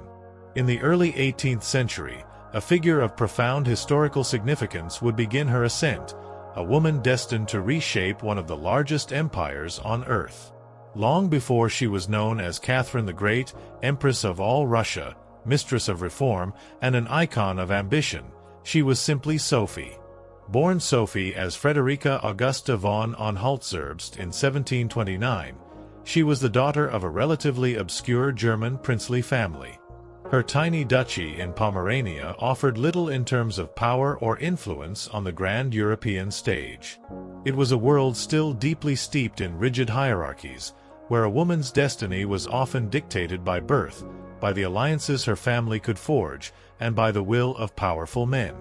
Yet, Sophie herself possessed something no mere inherited title could provide: a razor-sharp intelligence, a relentless charm, and a quiet, burning hunger for greatness that would, in time, defy all expectations and shatter the rigid confines of her birth.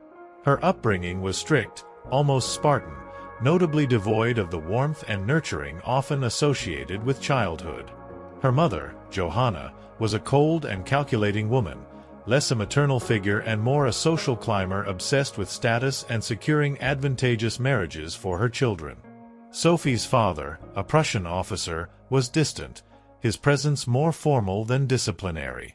From a remarkably young age, Sophie learned to walk a precarious fine line between obedience and cunning, a skill that would prove indispensable in the brutal, competitive courts she was destined to inhabit.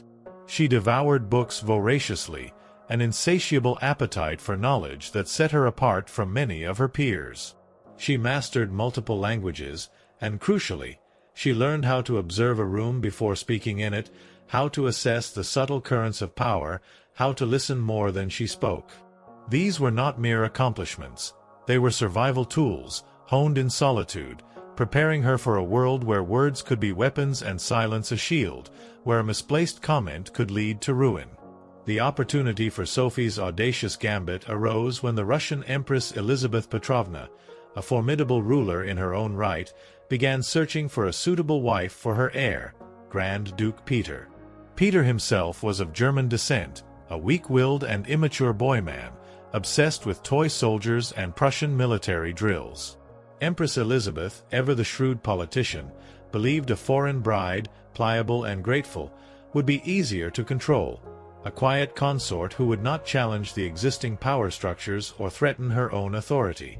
Sophie, with her noble German blood, her Lutheran faith, which she would, of course, be forced to abandon, and a carefully cultivated reputation for both grace and humility, seemed to fit the bill perfectly. She was seen as unassuming, a blank canvas upon which the formidable Russian court could paint its expectations. At just 14 years old, Sophie was summoned to Russia, embarking on a journey that would define her life.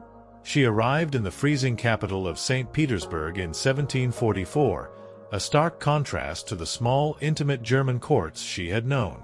She wore thin German fabrics, utterly unsuited for the brutal Russian winter, but carried herself with a diplomatic smile, a mask that already concealed depths of ambition few could perceive. Her mother, ever the pragmatist, pushed her forward like a chess piece, seeing only the potential for increased status and influence for their modest family. Sophie, however, had a far grander game in mind. She would not be a mere pawn. She intended to become a queen, and much, much more. This was her gambit, the first audacious step on a treacherous path, a silent vow to forge her own destiny. To become truly acceptable in Russian society, a society deeply rooted in Orthodox tradition and often wary of foreign influence, Sophie understood that a mere facade would not suffice. She immersed herself completely, converting to orthodoxy with a zeal that surprised even her tutors and the skeptical court. She took the name Ekaterina Alexeyevna, a name that would, in time, become synonymous with power and empire. The conversion ceremony was public, symbolic, and utterly life-altering. She wasn't just changing religions, she was burning the bridge behind her, stepping into a vast, foreign empire with no way back, severing ties with her German past and embracing her new destiny. She understood that legitimacy in Russia was not just about bloodline, but about faith and cultural immersion. She studied the Russian language with an almost fanatical dedication, mastering its nuances, its idioms, its subtle power, even as her husband-to-be refused to learn it. She delved deeply into Russian history, memorized Orthodox rituals, and cultivated relationships with influential figures in the court, particularly within the powerful imperial guard. Her charming demeanor, coupled with her genuine intellectual curiosity, began to win her quiet allies in a court often dominated by ruthless politicking. No one watching that quiet, diligent teenage girl in a fur-trimmed coat, adapting with such remarkable speed and precision, could have truly predicted what would come next: betrayal, revolution, enlightenment, and the forging of an empire. From the moment Sophie stepped foot in the Russian court, she stopped being a pawn and began planning how to become a queen. Her marriage to Grand Duke Peter, meant to secure her place in Russian royalty, felt more like a cage than a crown from the very beginning. Peter, the heir to the vast Russian throne, was indeed no dashing prince of fairy tales. Awkward, immature, and still childishly obsessed with his toy soldiers, he was far more interested in playing war games in his chambers than governing an empire or showing affection to his new wife. Some historical accounts even suggest he refused to consummate their marriage for years, leaving Catherine isolated and vulnerable, yet ironically, giving her the space to pursue her own intellectual and political development. He openly idolized Frederick the Great of Prussia, Russia's longtime enemy, and openly resented the Russian court that had adopted him, making his disdain clear to everyone around him, from the lowliest servant to the most powerful noble. In stark contrast, Catherine embraced Russia with a fierce, almost desperate determination. She didn't merely learn the language, she absorbed it, making it her own, speaking it with a fluency that shamed her husband. She delved into Russian history, its people, its intricate Orthodox rituals, and she sought to belong, to understand, to embody the very essence of her adopted homeland. Peter, meanwhile, only wanted to escape, longing for the simplicity of his Prussian military fantasies, even daring to wear Prussian military uniforms within the Russian court, an act of grave insult to the patriotic army and a public display of his disdain for Russian traditions. This profound mismatch between husband and wife wasn't just emotional. It was deeply, fundamentally political. It created the fertile ground for the serpent's coil to tighten its grip around the future of the Russian monarchy. The Russian court itself was a viper's nest of gossip, paranoia, and brutal power games. Empress Elizabeth Petrovna, though still ruling with absolute authority, was aging, and her health was in decline. Everyone knew a transition was coming, and everyone had an agenda, a hidden ambition, a loyalty that could shift with the slightest change in the wind. Catherine was watched constantly. Her letters were read, her friendships monitored, and her every move scrutinized by a vast network of spies and eager gossips. She couldn't truly trust her husband, who was openly contemptuous of her and often spoke carelessly, revealing state secrets or expressing dangerous opinions to his mistresses. She couldn't fully trust her own mother, Johanna, who was still whispering in her ear on behalf of foreign interests, viewing her daughter as a means to her own family's advancement rather than a beloved child. She couldn't even fully trust her own servants, knowing they could be informants for her myriad rivals. In this cutthroat world, alliances could turn into accusations overnight, and a single misstep, a word out of place, could lead to utter ruin, leaving profound scars on the soul of the ambitious. But Catherine was no fool. She possessed an uncanny ability to read people, to understand the subtle currents of power. She learned to play the court's dangerous games quietly, cultivating allies in the shadows, building a network of loyalty that bypassed the official channels. She charmed military officers, those formidable men whose allegiance was crucial, making genuine friends with scholars and intellectuals, and developing a formidable reputation for dignity, restraint, and an almost unnatural calm. This quiet strength stood in stark contrast to her husband's childish tantrums, open contempt for Russian traditions, and public display of frivolity. While Peter alienated everyone around him, Catherine was meticulously building a foundation of support, a silent, powerful base that would, in time, become her greatest weapon, allowing her to rise from a mere duchess to a formidable Grand Duchess, a true player in the great game of empires.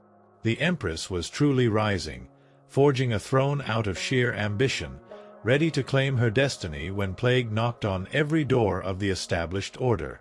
Story 14: Intrigue and Ice. Navigating the Viper's Court. The vast, frozen plains of Russia, now a formidable stage for Sophie's audacious gambit, felt a universe away from the mud-choked hovels of medieval Europe, where Maeve fought her silent battle against plague and despair. Sophie, now the Grand Duchess Catherine, had made her initial, calculated moves, embracing her adopted homeland with a fervor that shamed her erratic husband, Peter. She had begun her transformation from an obscure German duchess to a formidable figure, her intelligence and charm already weaving a subtle web of alliances. But her journey to the throne was far from over. It was a treacherous maze, a viper's nest of intrigue and paranoia, where survival demanded constant vigilance, and the keenest understanding of how power, like ice, could both glitter and betray. Catherine's marriage to Grand Duke Peter, meant to secure her place in Russian royalty, felt from the very beginning more like a cage than a crown. Peter, the heir to the vast Russian throne, was indeed no dashing prince of fairy tales. He was awkward, immature, and still childishly obsessed with his toy soldiers, far more interested in playing war games in his chambers than governing an empire or showing affection to his new wife. Some accounts even suggest he refused to consummate their marriage for years, leaving Catherine isolated and vulnerable, yet ironically, giving her the space to pursue her own intellectual and political development. He openly idolized Frederick the Great of Prussia, Russia's longtime enemy, displaying a profound contempt for the Russian court that had adopted him, making his disdain clear to everyone around him, from the lowliest servant to the most powerful noble. In stark contrast, Catherine embraced Russia with a fierce, almost desperate determination. She didn't merely learn the language, she absorbed it, making it her own, speaking it with a fluency that shamed her husband. She delved into Russian history, its people, its intricate Orthodox rituals, seeking to belong, to understand, to embody the very essence of her adopted homeland. Peter, meanwhile, only wanted to escape, longing for the simplicity of his Prussian military fantasies, even daring to wear Prussian military uniforms within the Russian court, an act of grave insult to the patriotic army and a public display of his disdain for Russian traditions. This profound mismatch between husband and wife wasn't just emotional. It was deeply, fundamentally political. It created the fertile ground for the serpent's coil to tighten its grip around the future of the Russian monarchy. The Russian court itself was a viper's nest of gossip, paranoia, and brutal power games. Empress Elizabeth Petrovna, though still ruling with absolute authority, was aging, and her health was in decline.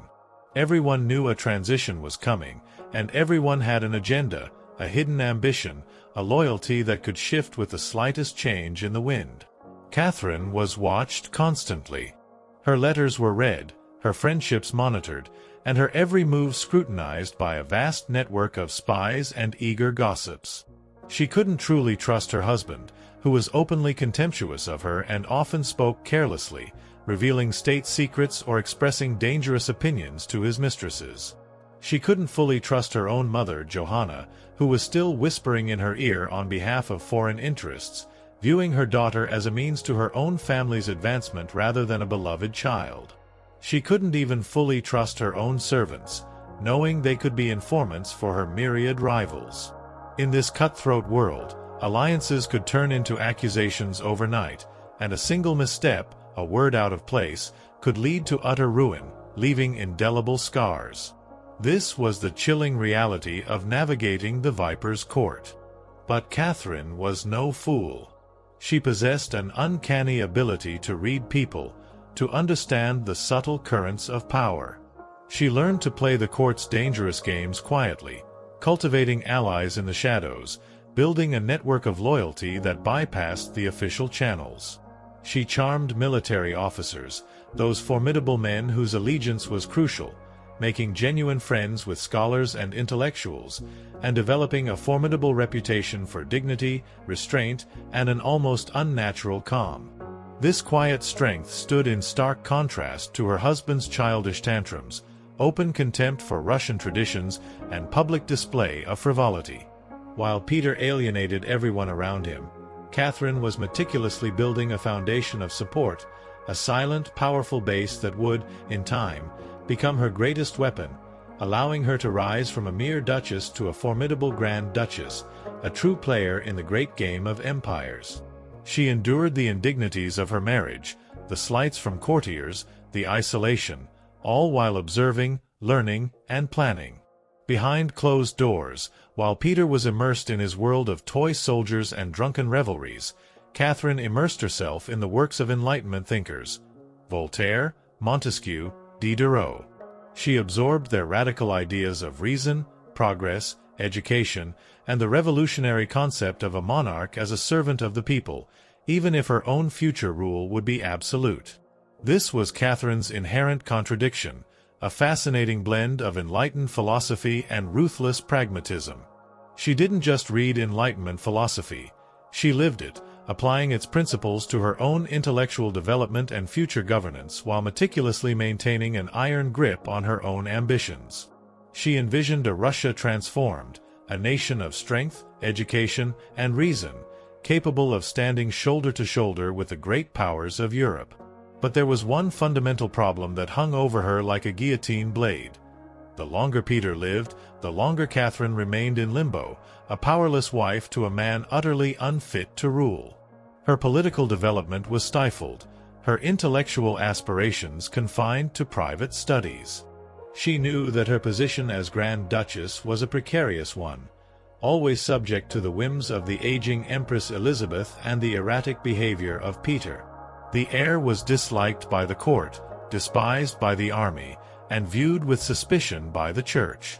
His open contempt for Russia, his pro-Prussian leanings, and his disregard for the powerful Orthodox faith were creating an untenable situation, a ticking time bomb within the heart of the empire. Catherine, with her keen strategic mind, recognized that the Russian throne would not be inherited peacefully. It would have to be taken. She had to ensure that when the opportunity arose, she would be the one to seize it. She carefully cultivated the loyalty of key figures, particularly within the military. These were the men who commanded the Imperial Guard, the very bedrock of the Tsar's authority.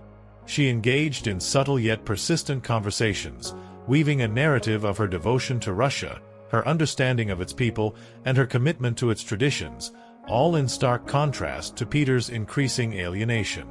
This quiet, strategic work, performed under the watchful eyes of countless spies, was her most dangerous gambit, a testament to her extraordinary patience and cunning, as she navigated a treacherous landscape of intrigue and ice. The court, with its swirling rumors and shifting loyalties, became Catherine's training ground. She learned to speak without truly revealing her thoughts, to smile while planning her next move, to forge alliances that were based on mutual benefit rather than genuine affection. She understood that in a viper's nest, trust was a luxury, and survival depended on understanding the motivations of others, on exploiting their weaknesses, and on presenting oneself as the only viable alternative. The scars of time were not just endured here. They were inflicted, subtly, coldly, with every whispered lie, every calculated betrayal. The stakes were incredibly high, and the consequences of failure were absolute. The inherent political instability, fueled by Peter's incompetence and Empress Elizabeth's declining health, was creating a vacuum, a dangerous space that Catherine was meticulously preparing to fill. Every blunder Peter made, every ally he alienated, every insult he hurled at Russia, was a gift to Catherine, further solidifying her position as the only credible alternative, the true hope for the empire. She allowed Peter to dig his own political grave, patiently waiting for the opportune moment, knowing that the serpent's coil, once tightened, would eventually strike, and she intended to be the hand that guided it. This was the chilling reality of a court where a wrong move could lead to a swift, brutal end, and life was as precarious as walking on thin ice. This intricate dance of power and survival within the Russian court was a microcosm of larger historical forces.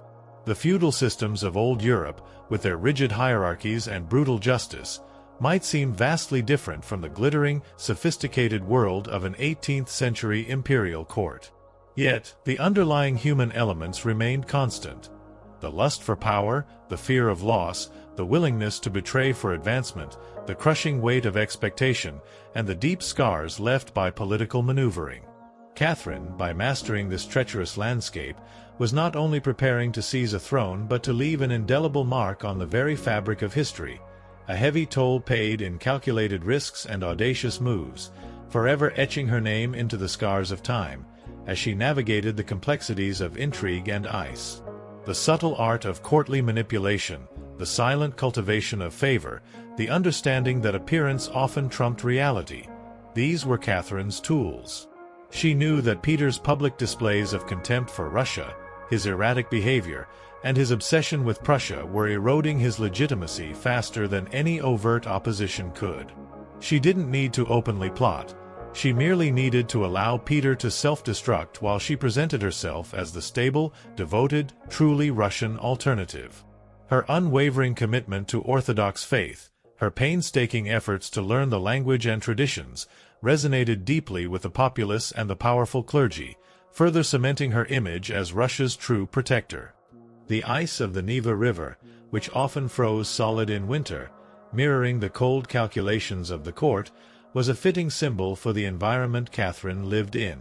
Every step was calculated, every word weighed, every alliance formed with a specific purpose. She cultivated key figures like the Orloff brothers, not just as lovers but as formidable military assets whose loyalty was absolute. She charmed intellectuals and foreign ambassadors, building an international reputation as an enlightened figure, contrasting sharply with Peter's increasingly isolationist and unpredictable policies. Her long years of apparent submission had fooled many into underestimating her true capabilities and the depth of her ambition. They saw a docile foreign princess. She was, in fact, a formidable mind forging an empire. The shadows cast by the palace walls were long and deep, hiding a multitude of secrets and betrayals. The court was a stage, and Catherine was the ultimate actress, playing the role of the devoted wife while meticulously planning her husband's downfall.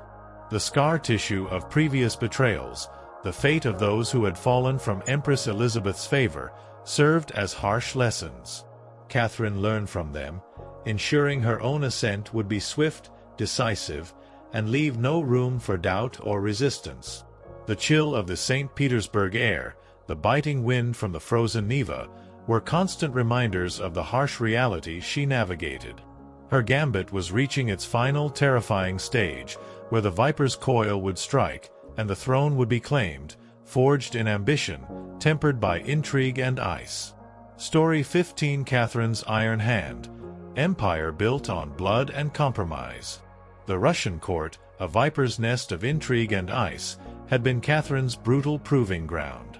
She'd arrived as Sophie, an obscure German duchess, but through sheer intellect and an unyielding will, she'd transformed herself into the formidable Grand Duchess. She'd mastered the language of power, cultivated a vast network of hidden alliances, and patiently endured a loveless marriage to an erratic and despised heir, Peter. The scars of time, etched into the very fabric of royal ambition, had shaped her, hardening her resolve. Now, after what must have felt like an eternity of waiting and meticulous observation, the moment had finally arrived for Catherine's unseen hand to guide the empire through the chill dawn of a coup. Peter III's disastrous short reign had paved the way for his own downfall, a self-inflicted wound that Catherine expertly exploited. The dawn of July 9, 1762, broke with a chill that was not merely from the air, but from the momentous events about to unfold. While Peter was away at his summer palace in Oranienbaum, immersed in his toy soldiers and drunken revelries, Catherine launched her bloodless coup d'état. She rode through St. Petersburg in full regalia, a magnificent display of calculated power and sovereign authority. She presented herself not as a usurper, but as Russia's true protector, the only one capable of saving the vast empire from Peter's reckless incompetence and pro-Prussian madness. The powerful Imperial Guard, their loyalty meticulously cultivated over years, declared their allegiance with thunderous acclamations. They cheered her as Empress Catherine II, their fervent shouts echoing through the city streets, drowning out any faint whispers of dissent. It was a moment of breathtaking audacity, a testament to her unwavering will and her remarkable ability to command respect and loyalty. The unseen hand was making itself felt irrevocably, and the scars of time would now bear witness to her reign.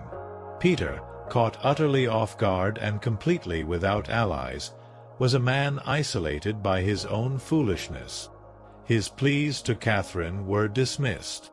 He signed a document of abdication, his brief, disastrous reign brought to an ignominious end. He was taken into custody, confined to a remote estate, and shortly after, found dead under mysterious circumstances. Officially, it was reported as a hemorrhoidal colic, a convenient medical excuse.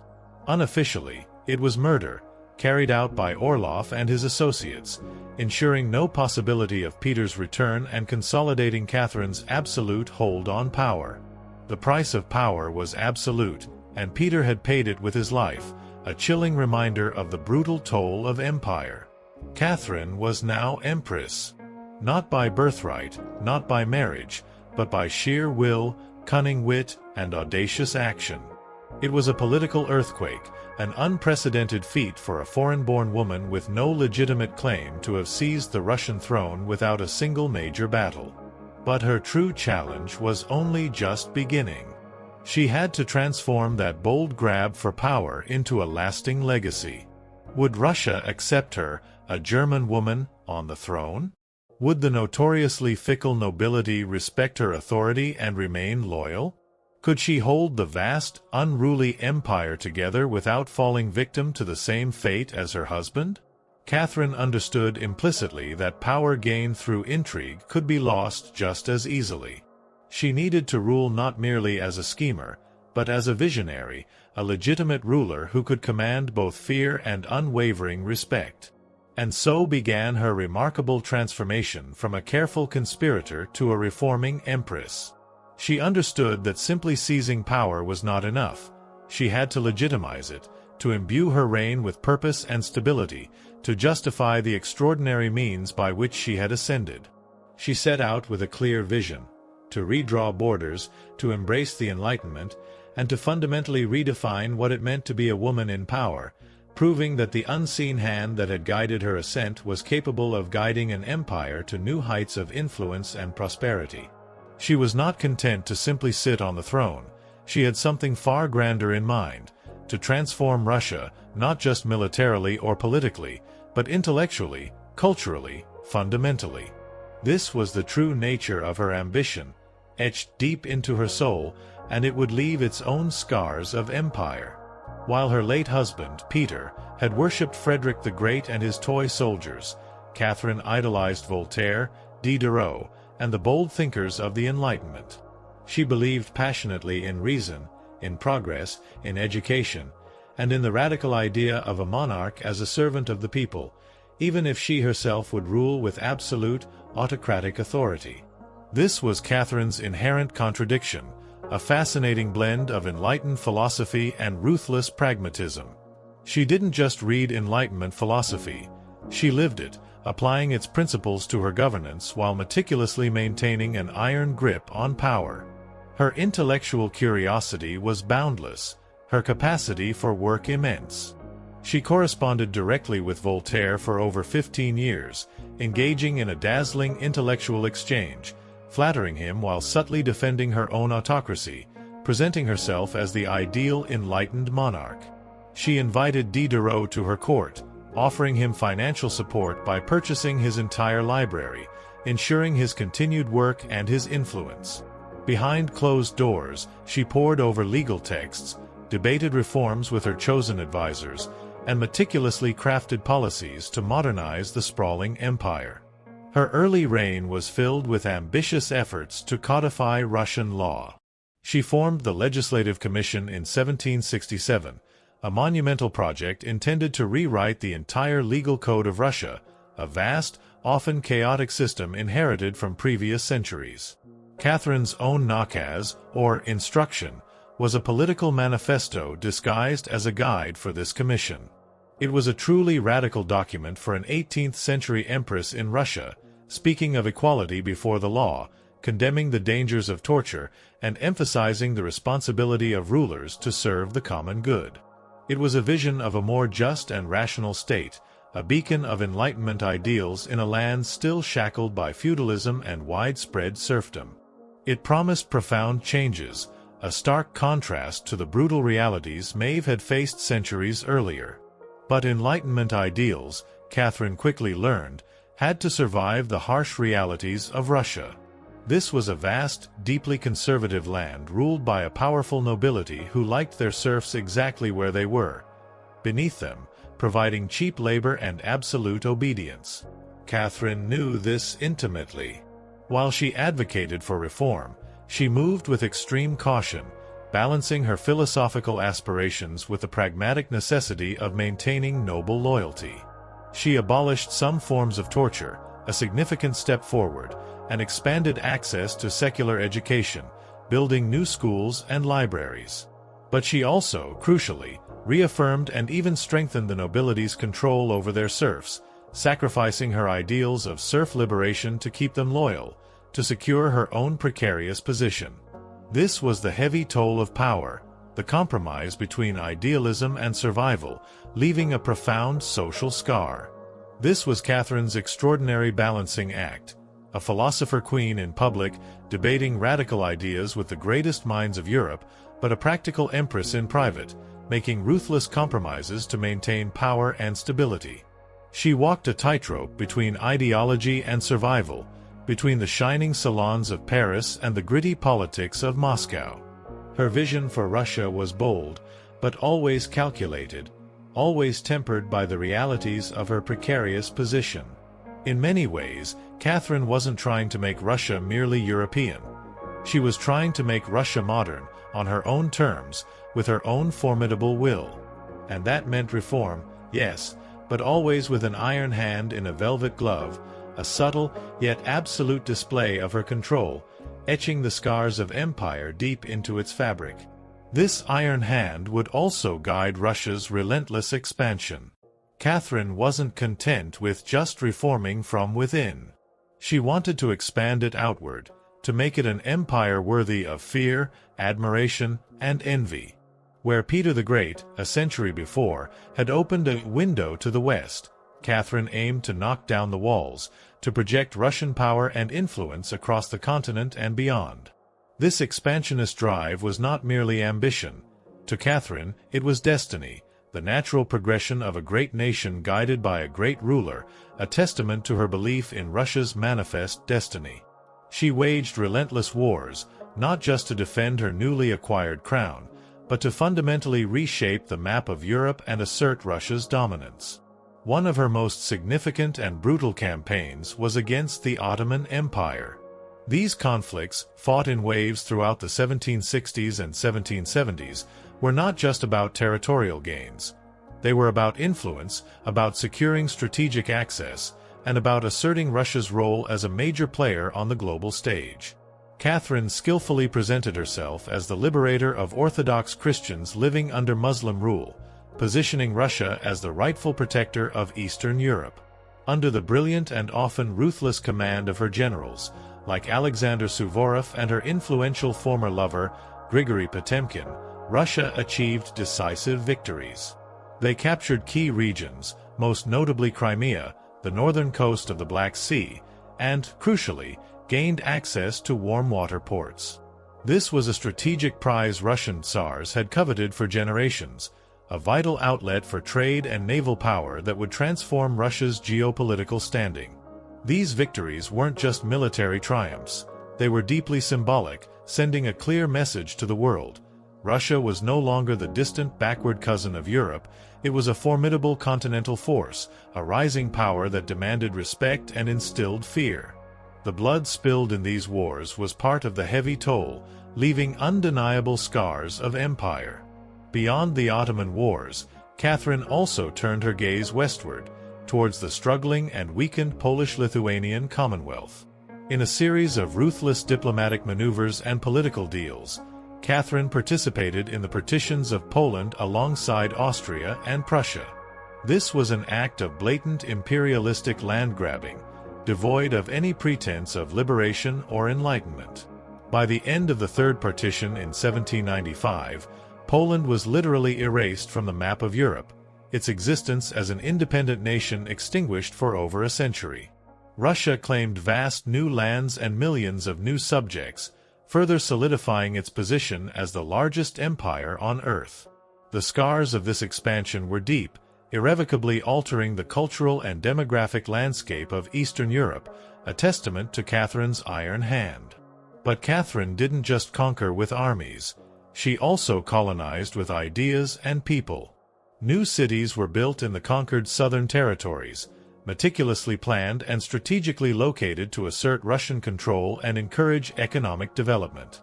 Trade routes were expanded, linking distant corners of the vast empire. German settlers, often drawn by promises of fertile land and religious freedom, were invited to cultivate Russian farmland, bringing new agricultural techniques and contributing to the empire's economic growth. This deliberate policy of colonization aimed to integrate newly acquired territories and transform them into productive parts of the Russian Empire.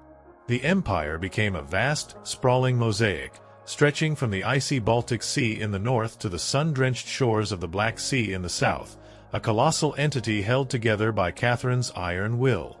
However, amidst this grand narrative of expansion and power, lay a profound contradiction, a deep scar that Catherine never truly healed: the issue of serfdom. While Catherine admired Enlightenment ideals, speaking eloquently of equality before the law and condemning torture in her nakaz, she never freed the serfs. In fact, her reign saw a deepening and expansion of serfdom into new territories, effectively tightening the bonds of millions of Russians to the land and their aristocratic masters. Her reliance on the nobility for loyalty, especially after the coup that brought her to power, meant she largely granted them what they desired: absolute control over their serfs. This political pragmatism, this compromise between her ideals and the realities of power, meant that while Russia expanded outwards and transformed culturally, the vast majority of its population remained trapped in a system akin to slavery, enduring conditions not far removed from the suffering of Maeve's medieval village. This was the heavy toll of empire. The grand vision of an enlightened Russia, expanding its borders and embracing reason, was built upon the exploitation of millions. The wealth and military might that allowed Catherine to project power across Europe were largely generated by the brutal labor of serfs bound to the land, their lives little more than property. While new cities rose and trade routes flourished, the human cost was immense. The serfs faced relentless toil, harsh punishments from their masters, and a complete lack of personal liberty, their dreams of freedom forever shattered against the unyielding reality of their bondage. Their lives, much like Maeve's, were defined by the land, by the lord, and by the absence of choice. This was the most enduring of the scars of empire, a legacy of suffering and compromise. Catherine's personal life, too, often intertwined with the ambitions of empire. Her famous string of lovers, while a subject of much scandal and gossip in European courts, often included men of immense talent who became crucial figures in her expansionist projects.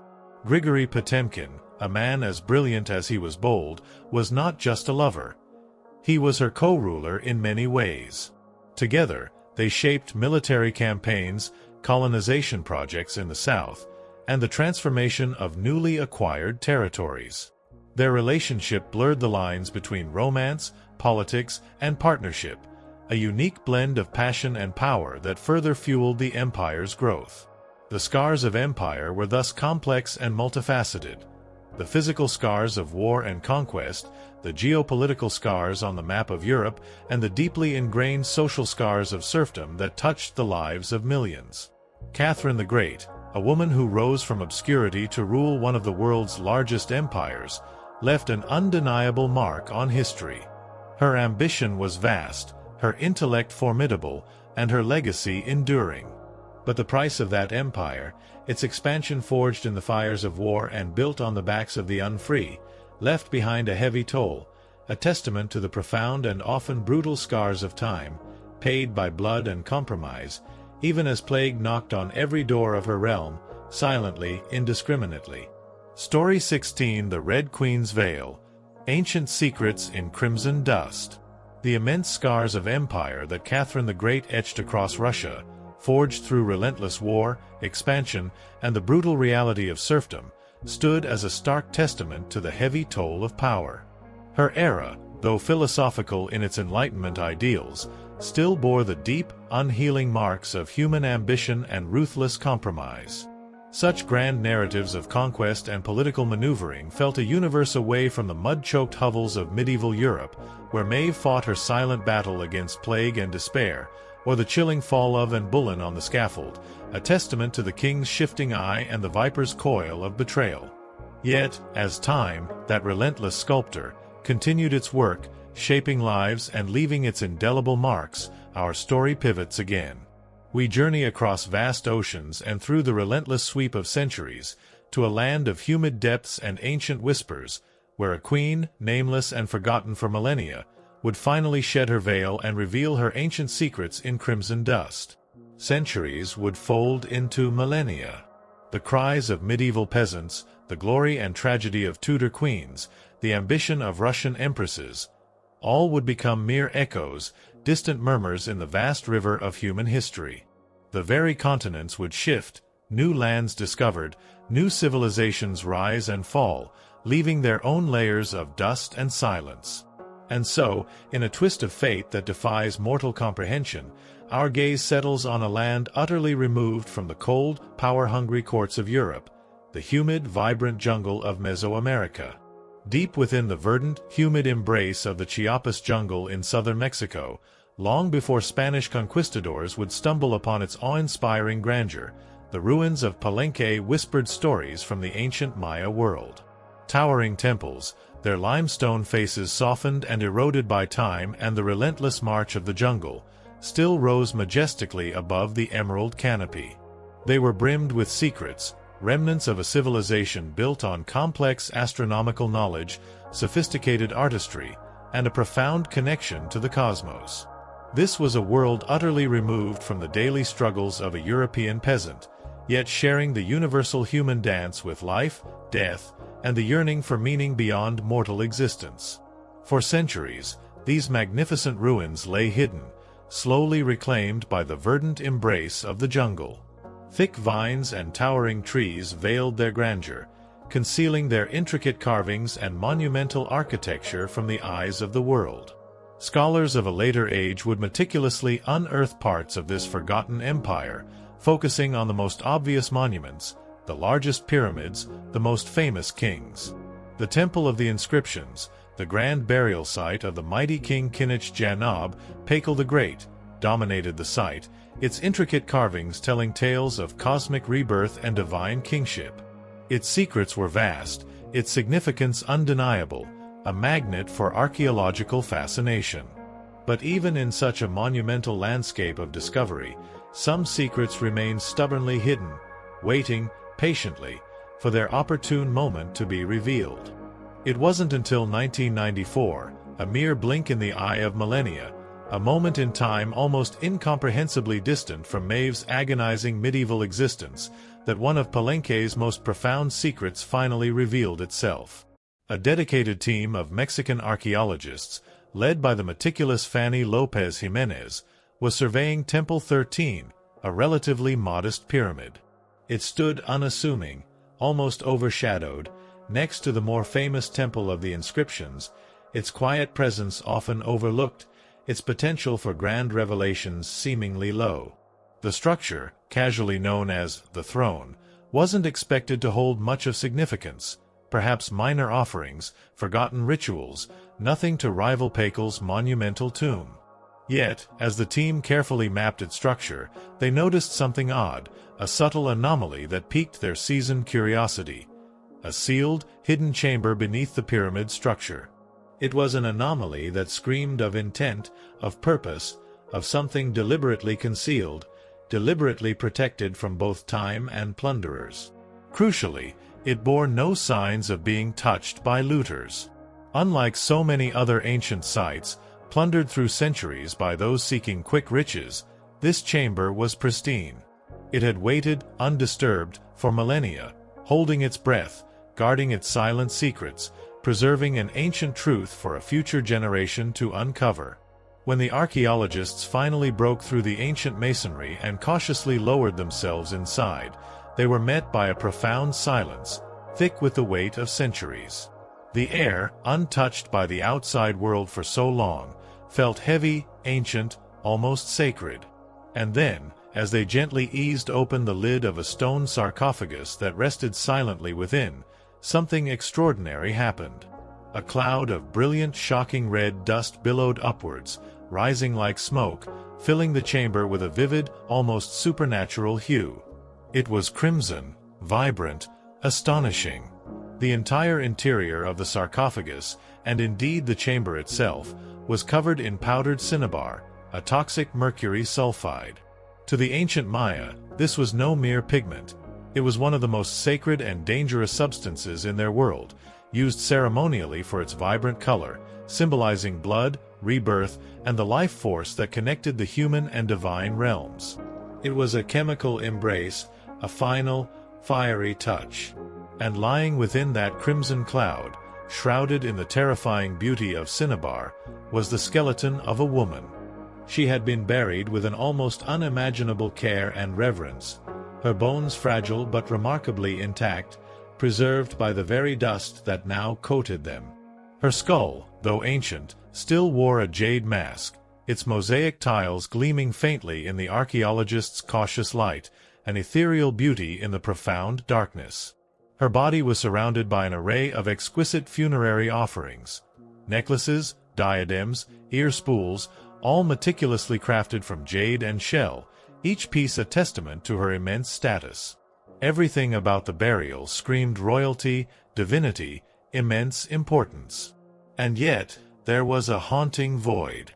No name was inscribed on the sarcophagus. No glyphs on the walls identified her. She was clearly someone of profound significance, one of the richest female burials ever found in Mesoamerica. And yet, she was a total enigma. Why was she buried in red powder? Who was she? Was she a queen, a priestess, a royal consort, or perhaps even Pakal's own wife? The researchers, captivated by the vivid hue of her burial, simply called her the Red Queen, and the name, imbued with mystery and grandeur, stuck. Even with modern forensics, they couldn't say for sure who she was, only that she had lived around the 7th century, during the golden age of Palenque, a period of immense artistic and cultural flourishing, a stark contrast to the dark ages of Europe. The Red Queen's veil had been lifted, but her true identity remained shrouded in the crimson dust. Unlike most Maya tombs, hers had been purposefully hidden, untouched, isolated. Her burial wasn't just ceremonial, it was profoundly spiritual. This woman wasn't meant to be remembered with words or grand monuments. She was meant to be remembered through ritual, through color, and through the enduring mystery she left behind. The most haunting feature of the Red Queen's tomb was not her jade jewelry or the profound silence of the sealed chamber, but the thick, pervasive layer of powdered cinnabar that covered everything. It clung to the sarcophagus, the walls, her bones, even the offerings around her, like congealed blood on stone. This was no accident. To the Maya, cinnabar's vibrant red color wasn't just visually striking, it was deeply symbolic. It represented blood, the very essence of life force, sacrifice, and rebirth. Red was sacred, the color of sunrise, of life emerging from death, of the fertile earth. Covering the dead in cinnabar was a ritual meant to transform the body, preserving it not for eternity, but for transition. In Maya belief, death wasn't an end, it was a passage, a crossing into another cosmic layer, a journey into the underworld, Xibalba. The Red Queen, whoever she was being prepared not just for burial, but for deification, a sacred ascent into the divine realm. Her passage was not one of despair, but of profound, ritualistic purpose, a testament to ancient secrets. But there was another layer to this chilling ritual. Cinnabar is toxic. Repeated exposure can lead to mercury poisoning, tremors, hallucinations, even death. The Maya likely didn't understand the chemistry in the modern sense, but they certainly felt its potency. It was volatile, powerful, dangerous. To bathe a corpse in it was to declare this person no ordinary mortal, but someone of immense spiritual significance, someone touched by the gods. In Palenque, very few were buried with such intense cinnabar coverage. Pakal the Great, the mighty king whose pyramid dominated the site, was one. His body, like hers, was also saturated in the red powder. That detail alone fueled speculation. Was the Red Queen his wife, his mother, or someone of truly equal divine status? Her veil of anonymity, a part of her ancient secret, only heightened the intrigue. Her skull had been placed on a layer of jaguar skin, another sacred symbol of royalty and the underworld, connecting her to powerful deities. Around her, bone needles, obsidian blades, and miniature jade figurines hinted at rituals performed either during her life or in her honor at death, silent testament to her role. Every part of her burial told a story without words, a story of power cloaked in secrecy, of a woman prepared to cross into the underworld, not in silence, but in ceremony, drenched in the color of sacrifice, a testament to her profound importance in the ancient Maya world. The echoes of her untold story, like the lingering scent of cinnabar, permeated the silent tomb. The Red Queen's veil had indeed lifted, but its layers of ancient secrets were still to be fully unraveled, a heavy toll on archaeological minds for decades to come. Story 17 Maya Whispers, Power and Ritual in a Time-Lost World. The crimson dust of the Red Queen's tomb had finally settled, its haunting beauty yielding to the brilliant gleam of jade, shell, and obsidian, jade secrets whispering from the underworld's gate. Far from the distant cries of plague-ridden medieval Europe, the cold, political machinations of Tudor courts, or the vast, strategic expansions of Catherine the Great's Russia, this ancient Maya burial continued to unveil profound truths about life, death, and power. The nameless queen, her skeleton bathed in cinnabar, had already revealed her immense significance through elaborate ritual and sacred color. Her passage, a meticulously orchestrated transformation, spoke volumes about a civilization where even silence held profound meaning. Now, it was time to delve deeper, beyond the treasures and the veil of anonymity, to understand the world from which she came, a world where Maya whispers of power and ritual shaped empires in a time-lost world. The Maya world, as the Red Queen's burial so vividly hinted, was a place where politics was often a family affair. Royal women weren't merely passive consorts, figures to be admired from afar, confined to domestic spheres or the gentle arts. No, they were far more. They were diplomats, priestesses, and power brokers, active participants in the intricate dance of governance and spiritual life. They conducted elaborate rituals that maintained cosmic order, sponsored the construction of towering temples that touched the sky, and played crucial roles in maintaining dynastic legitimacy. Their bloodlines, meticulously traced through generations, were vital political capital, used to forge strategic alliances with rival city-states and to secure or reinforce claims to the throne. This was a sophisticated understanding of power, where feminine influence was not merely tolerated but vital, woven into the very fabric of their intricate society, a stark contrast to the subjugated women of Maeve's Europe. Consider Sak-Kuk, a formidable figure in Palenque's history and the mother of Kinich Janab Pakal the Great, the mighty king whose grand tomb lay just steps from the Red Queen's. When the throne of Palenque faced a period of instability, left vacant by the death of her husband, it was Sak-Kuk who boldly stepped into the void. She didn't merely serve as a placeholder, warming the seat for a male heir. She ruled as queen regent until her young son came of age, taking on the full mantle of authority. She was a ruler in her own right, issuing decrees, overseeing massive construction projects, and commanding the respect of her people. Without her shrewd leadership, her ability to navigate treacherous political waters and maintain stability, Pakal, who would become the greatest king of Palenque, might never have risen to power at all. Sak-Kuk was a testament to the profound, often unacknowledged power of the Maya matriarch. Her story, etched in glyphs, spoke volumes. And Sak-Kuk was not an anomaly. Across the vast and fragmented Maya world, in powerful city-states like Yaxchilan, Naranjo, and Calakmul, ancient inscriptions etched in stone and vibrant murals vividly portray women performing major ceremonies, engaging in warfare diplomacy, and sometimes even ruling outright as powerful queens, their influence extending far beyond the palace walls.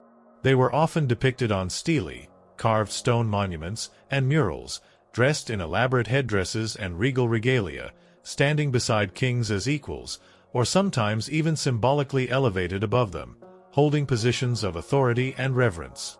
Their words were carved in glyphs, their names were remembered for centuries, celebrated in stone, their legacy enduring until the eventual collapse of many Maya cities. Their voices, though now silent, echoed through the vast expanse of time. But memories, like empires, are fragile, and history can be selectively remembered.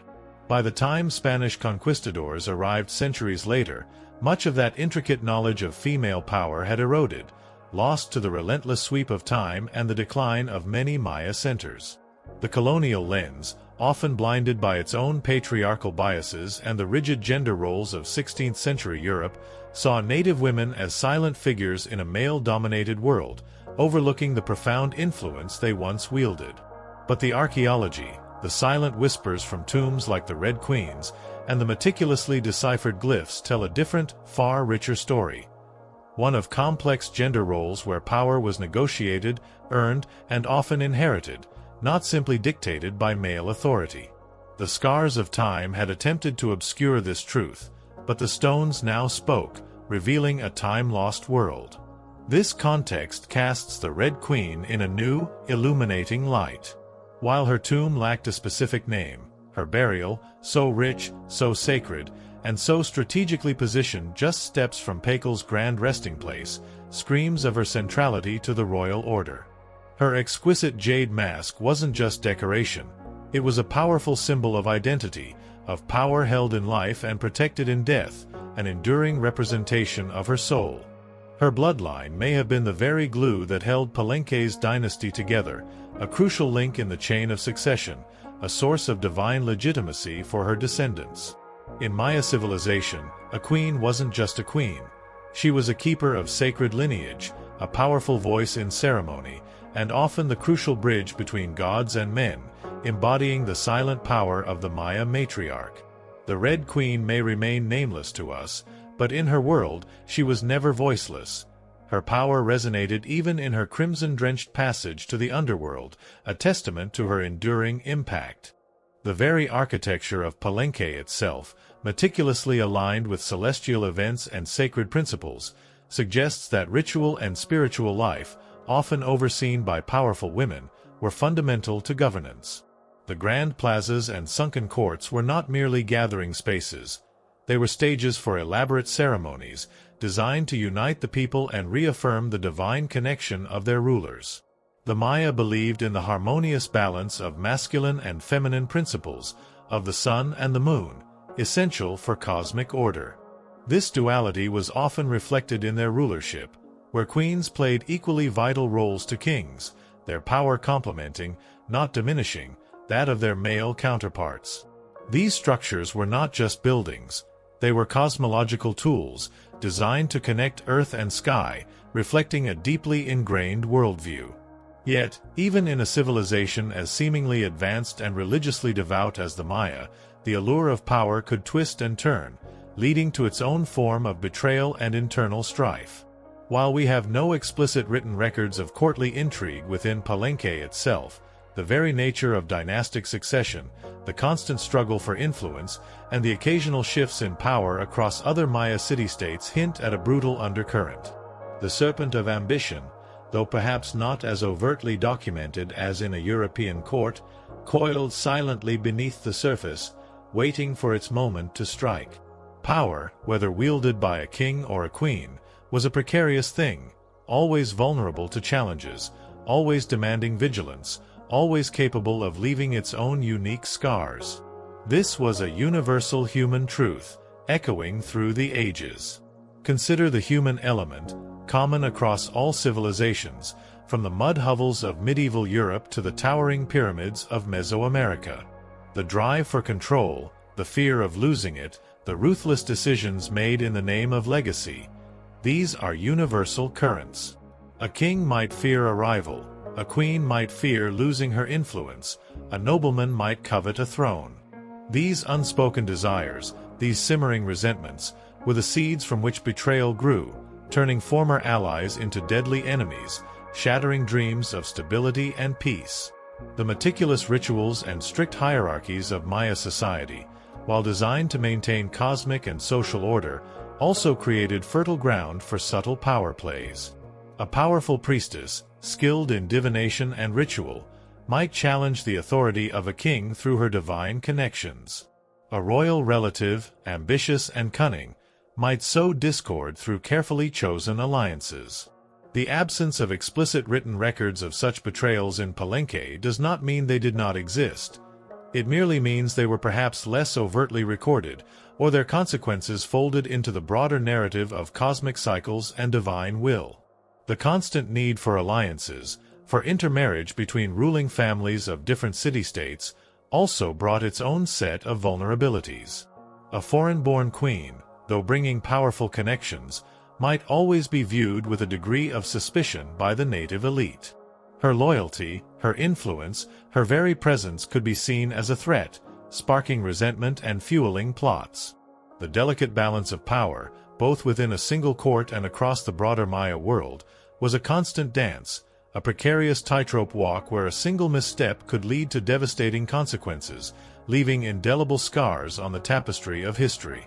The silent power of the Maya matriarch was immense, but it was not without its risks. Even divine connection could not always shield one from the machinations of power.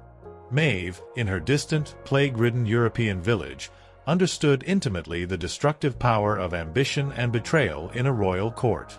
The fate of Anne Boleyn, consumed by fabricated accusations and a king's unyielding desire, was a stark testament to this. She understood the chilling efficiency with which a loyal ally could become a ruthless enemy, the way whispers could morph into accusations, and how the very fabric of truth could be twisted to serve power. While the specific rituals and beliefs of the Maya were alien to her, the underlying currents of human nature, the desire for control, the fear of loss, the willingness to destroy rivals, were painfully familiar. The scars of time, whether physical or societal, were a universal burden, a heavy toll paid by all. The ultimate silence of the Red Queen's tomb, the profound absence of a name, while perhaps a deliberate ceremonial choice for the Maya, also left room for millennia of speculation, of questions that mirrored the unresolved tensions of ancient power dynamics. Who truly wielded influence? Who ultimately triumphed? Was her burial a celebration, or a final, elaborate act of containment, meant to solidify a narrative that served those who remained? The answers were lost to time, But the very act of unearthing her, of revealing her crimson-drenched passage, brought those ancient questions of power and ritual back to life, echoing across the vast expanse of human history, from a time-lost world. The Maya whispers continued to resonate, carrying with them the profound legacy of powerful women. As the sun began its descent, painting the western sky in hues of bruised purple and bleeding orange, the chilling reality of Maeve's world remained. The plague still raged, the church bell still tolled its relentless dirge, and the scars of time continued to be etched into every aspect of their existence. Yet, in the distant echoes of the Maya matriarchs, there was a quiet, profound power, a testament to women who, despite the weight of their eras, dared to shape destinies, leaving an immortal mark on a world that often sought to erase them. The silent power of the Maya matriarch, a profound historical truth, underscored the universal quest for influence and legacy, a truth that transcended continents and millennia, a powerful testament to the intricate dance between power and ritual in a time-lost world. Story 18: Frida's Defiance. Art born from a shattered body. The Maya whispers of power and ritual still resonated, echoing through the vastness of time from a time-lost world. Far from their ancient jungles, and further still from the plague-ridden villages of medieval Europe where Maeve fought her silent battle against death, or the cold, strategic expansions of Catherine the Great's Russian Empire, our narrative journeys forward once more.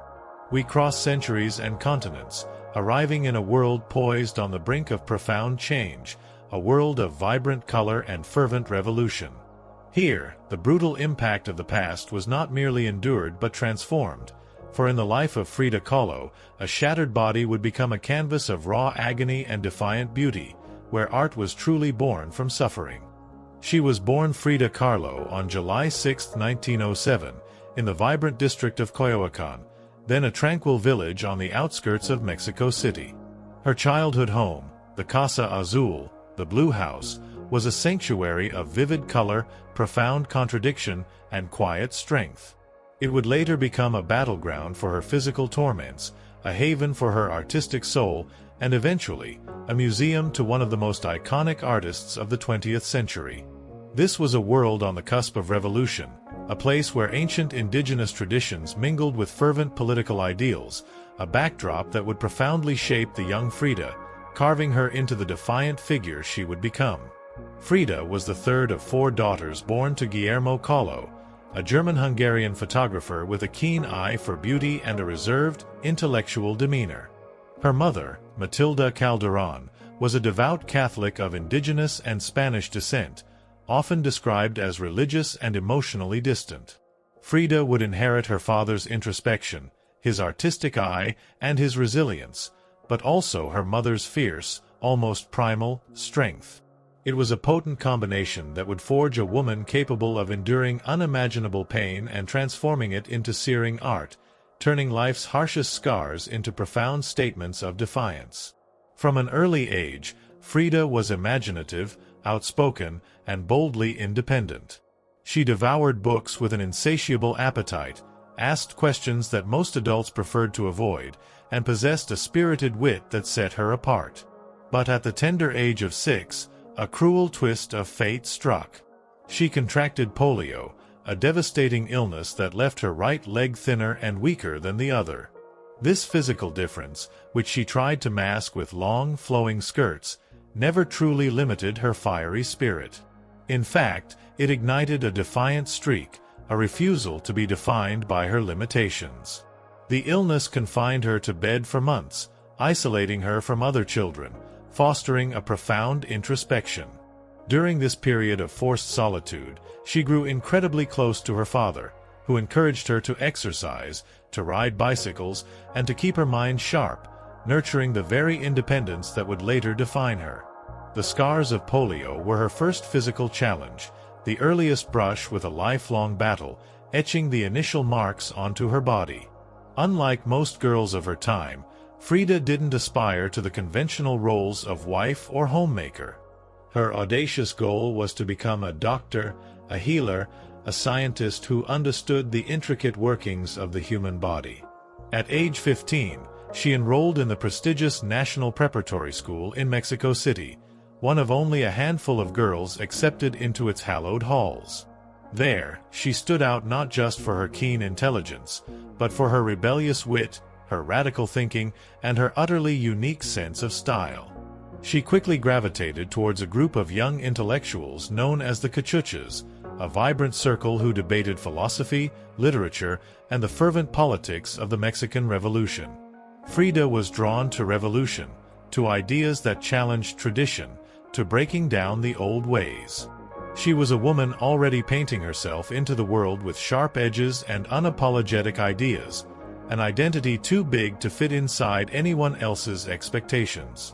But destiny, in its cruel and unpredictable way, had other plans, plans that would inflict the deepest, most defining scars.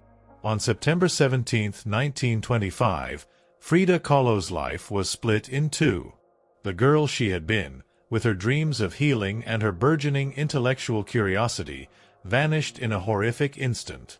That afternoon, she boarded a wooden bus with her boyfriend, Alejandro Gomez Arias, after school. They were laughing, teasing each other, probably arguing, for Frida never did anything halfway. But moments later, the bus collided with a streetcar, and in an instant, her future unraveled into a terrifying symphony of pain, twisted metal, and agonizing silence. The crash was catastrophic. The streetcar crushed the wooden bus against a wall, splintering wood and flinging passengers. Frida was impaled by an iron handrail. It entered her left hip, piercing her abdomen, and exited through her pelvis.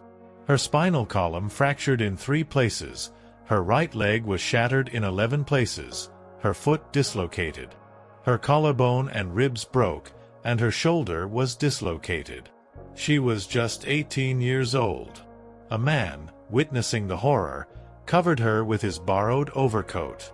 Someone else, with a morbid fascination, noticed her body was sparkling, not from blood, but from the gold powder she had been carrying in a pouch. It had exploded on impact, dusting her broken form in what looked like glittering ash, a macabre shimmer in the face of unimaginable agony. This was her profound brush with death, a moment that would define the very essence of her art. Frida was rushed to the Red Cross Hospital, where she underwent numerous surgeries over the following months, her body a landscape of agonizing repairs. She spent weeks encased in a full-body cast, flat on her back, utterly immobile, writhing with infection, pain, and uncertainty. The future she had imagined, that audacious dream of becoming a doctor, slipped further and further away with every passing day, lost in the haze of morphine and despair. But in that agonizing stillness, something began to stir, a desperate, defiant spark. Her father, sensing her profound despair, brought her brushes and paints. Her resourceful mother rigged a special easel to hang above her bed, allowing her to paint while lying flat on her back. A mirror was then placed on the canopy directly above her, so she could see herself. And there, lying in plaster and agony, Frida began to paint. At first, it was out of sheer boredom, a desperate attempt to fill the endless hours of confinement. But soon, it became an obsession, a compulsive need. Her first subjects were her own reflection, simply because, as she famously said, "I paint myself because I am so often alone, and because I am the subject I know best." But what emerged from those canvases was not vanity. It was survival. The crash had shattered her physically, breaking her body in ways that would torment her for the rest of her life. Yet, paradoxically, it had also opened a door into her own mind, her own body, and eventually, into the surreal, brutally honest language of pain and identity that would define her art. The girl who had wanted to heal others now began the agonizing process of healing herself, one brush stroke at a time. The physical scars were deep and permanent, but the act of painting became a vital, desperate act of self-reclamation. It was Frida's canvas, a tapestry woven from her own suffering. Her early works were modest in scale, painted on tin or wood panels, deeply inspired by Mexican retablos, devotional paintings used to tell stories of suffering and miracles, offered as thanks to saints. Frida took this tradition and twisted it, turning it inward. Her own body became the canvas, her raw emotions the altar. She painted herself as split, as pierced, as bleeding, transforming the internal agony into external allegory. In The Broken Column, 1944, she depicted herself with her torso split open, revealing a crumbling ionic column in place of her shattered spine, her body pierced by nails. Yet, her face remained stoic, her gaze unflinching, a powerful act of defiance in the face of unimaginable pain. In Henry Ford Hospital, 1932, a stark and visceral painting, she lay naked on a hospital bed, weeping, surrounded by floating symbols of loss: a fetus, a snail, medical equipment, a cracked pelvis. It was raw, graphic, and deeply emotional, a canvas that bled with truth, revealing the profound scars of her time, etched by a body's agony. Frida painted herself weeping, fractured, decapitated, and bare, but never passive. Always watching, always confronting, always engaging with her own agony.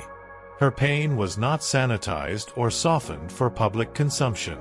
Instead, she painted the ugliness of trauma with a searing beauty, a defiant honesty, and even a darkly humorous irony. Each piece was a reclamation of her body, her experience, and her identity as a woman in a world that often tried to define, control, and silence her. She was a woman in a man's world, a disabled person in a society that often ignored the suffering of the body, and an artist daring to bare her soul in a way that defied all conventions. This was the raw, unyielding beauty of defiance, a soul's rebellion against fate. But Frida wasn't just telling her personal story.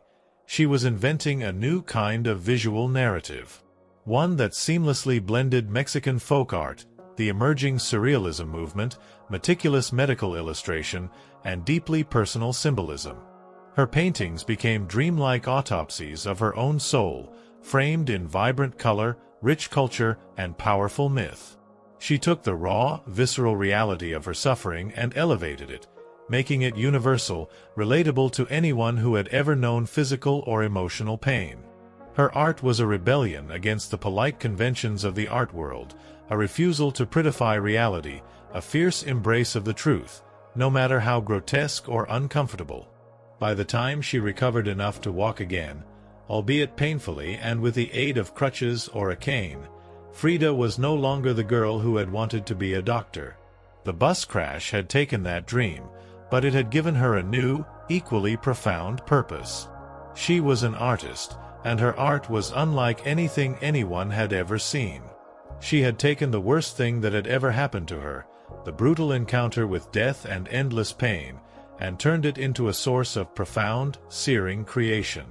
She didn't just survive her suffering, she transformed it, forging her immortal legacy from the crucible of her own agony. This was the art born from a shattered body, a soul's rebellion against the scars of time, leaving an indelible mark. Story 19: The Unbreakable Spirit, a canvas of pain, a legacy of will. Frida Kahlo's canvas, born from a body shattered by a catastrophic bus crash, now glowed with the searing beauty of defiance. Her life, a testament to transforming agony into art, had already left profound scars of time, but also an indelible mark of resilience. Far from the distant cries of plague-ridden medieval Europe, the silent, jade-laced tombs of ancient Maya queens, or the vast, cold expanse of Catherine the Great's Russian Empire, Frida's world was a vibrant, tumultuous universe of her own making. It was a place where art bled from suffering, and defiance painted every wall. Her journey, a living testament to art born from a shattered body, now revealed the raw, unyielding core of her being, an unbreakable spirit, leaving a legacy forged in sheer will. When Frida Kahlo returned to Mexico in the late 1930s, she wasn't just Diego Rivera's wife anymore. She had become something else entirely. A force, an artist whose work radiated with raw honesty, surreal symbolism, and a fierce, unapologetic cultural identity.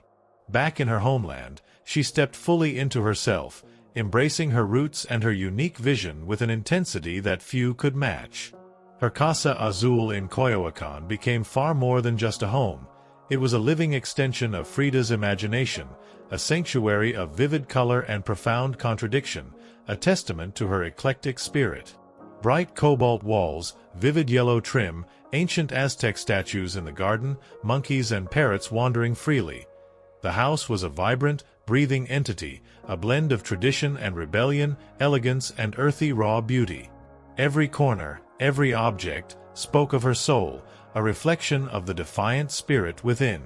Here, she meticulously surrounded herself with pre-Columbian artifacts, Mexican ex-votos, devotional paintings that fascinated her with their raw depiction of miracles and suffering, vibrant folk art, and revolutionary books.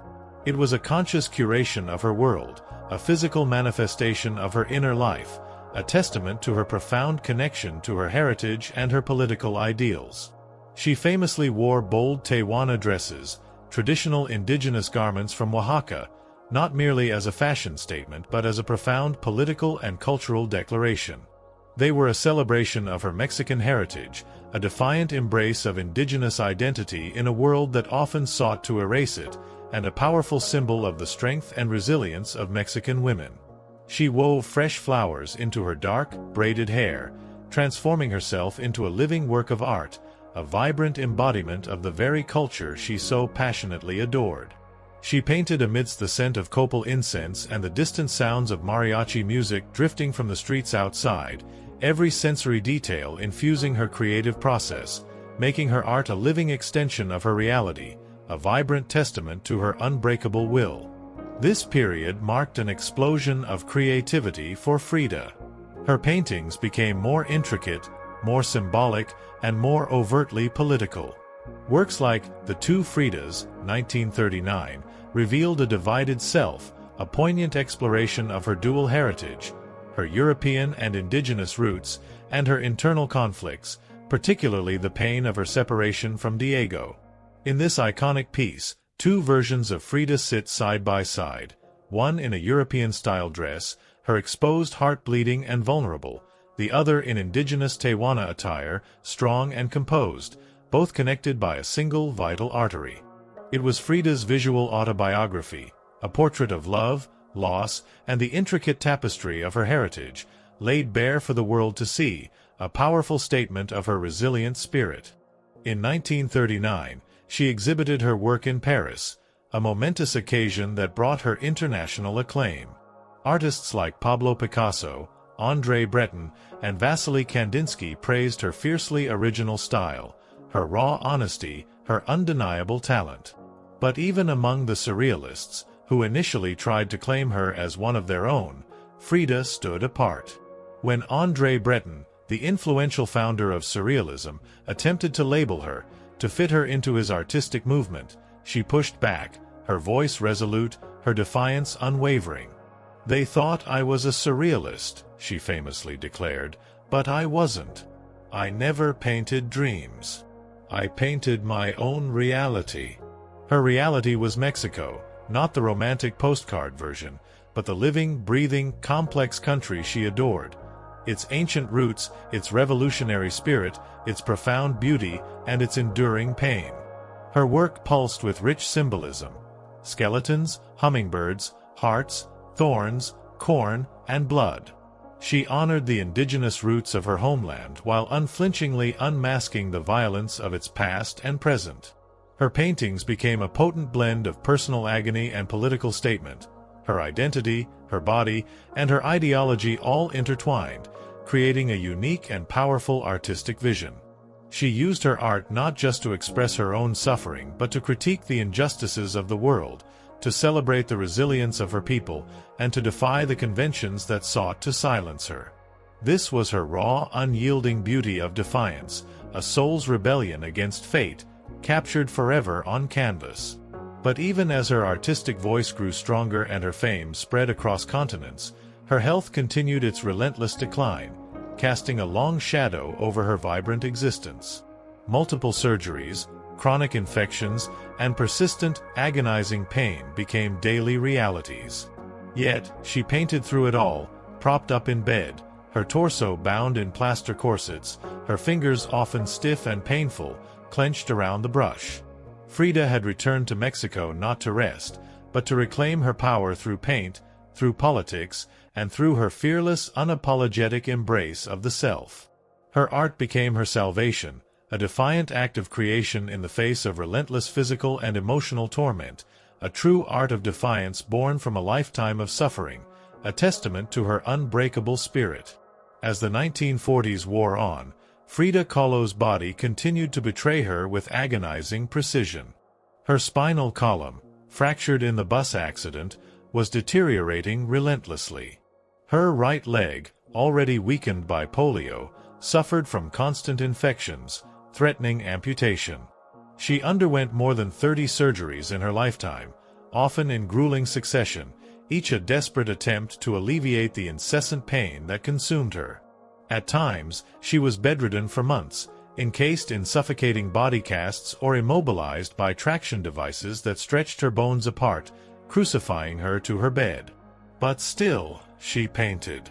Each canvas during these years became both a release and an act of resistance, her works growing darker, more defiant, imbued with a clarity sharpened by pain. She refused to hide behind metaphor, preferring a stark, visceral honesty that dared the viewer to look away.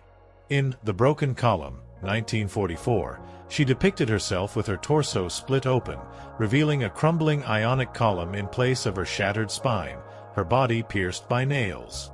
Yet, her face remained stoic, her gaze unflinching, a powerful declaration of endurance. Pain for Frida was no longer just a subject, it was her companion, her antagonist, her muse.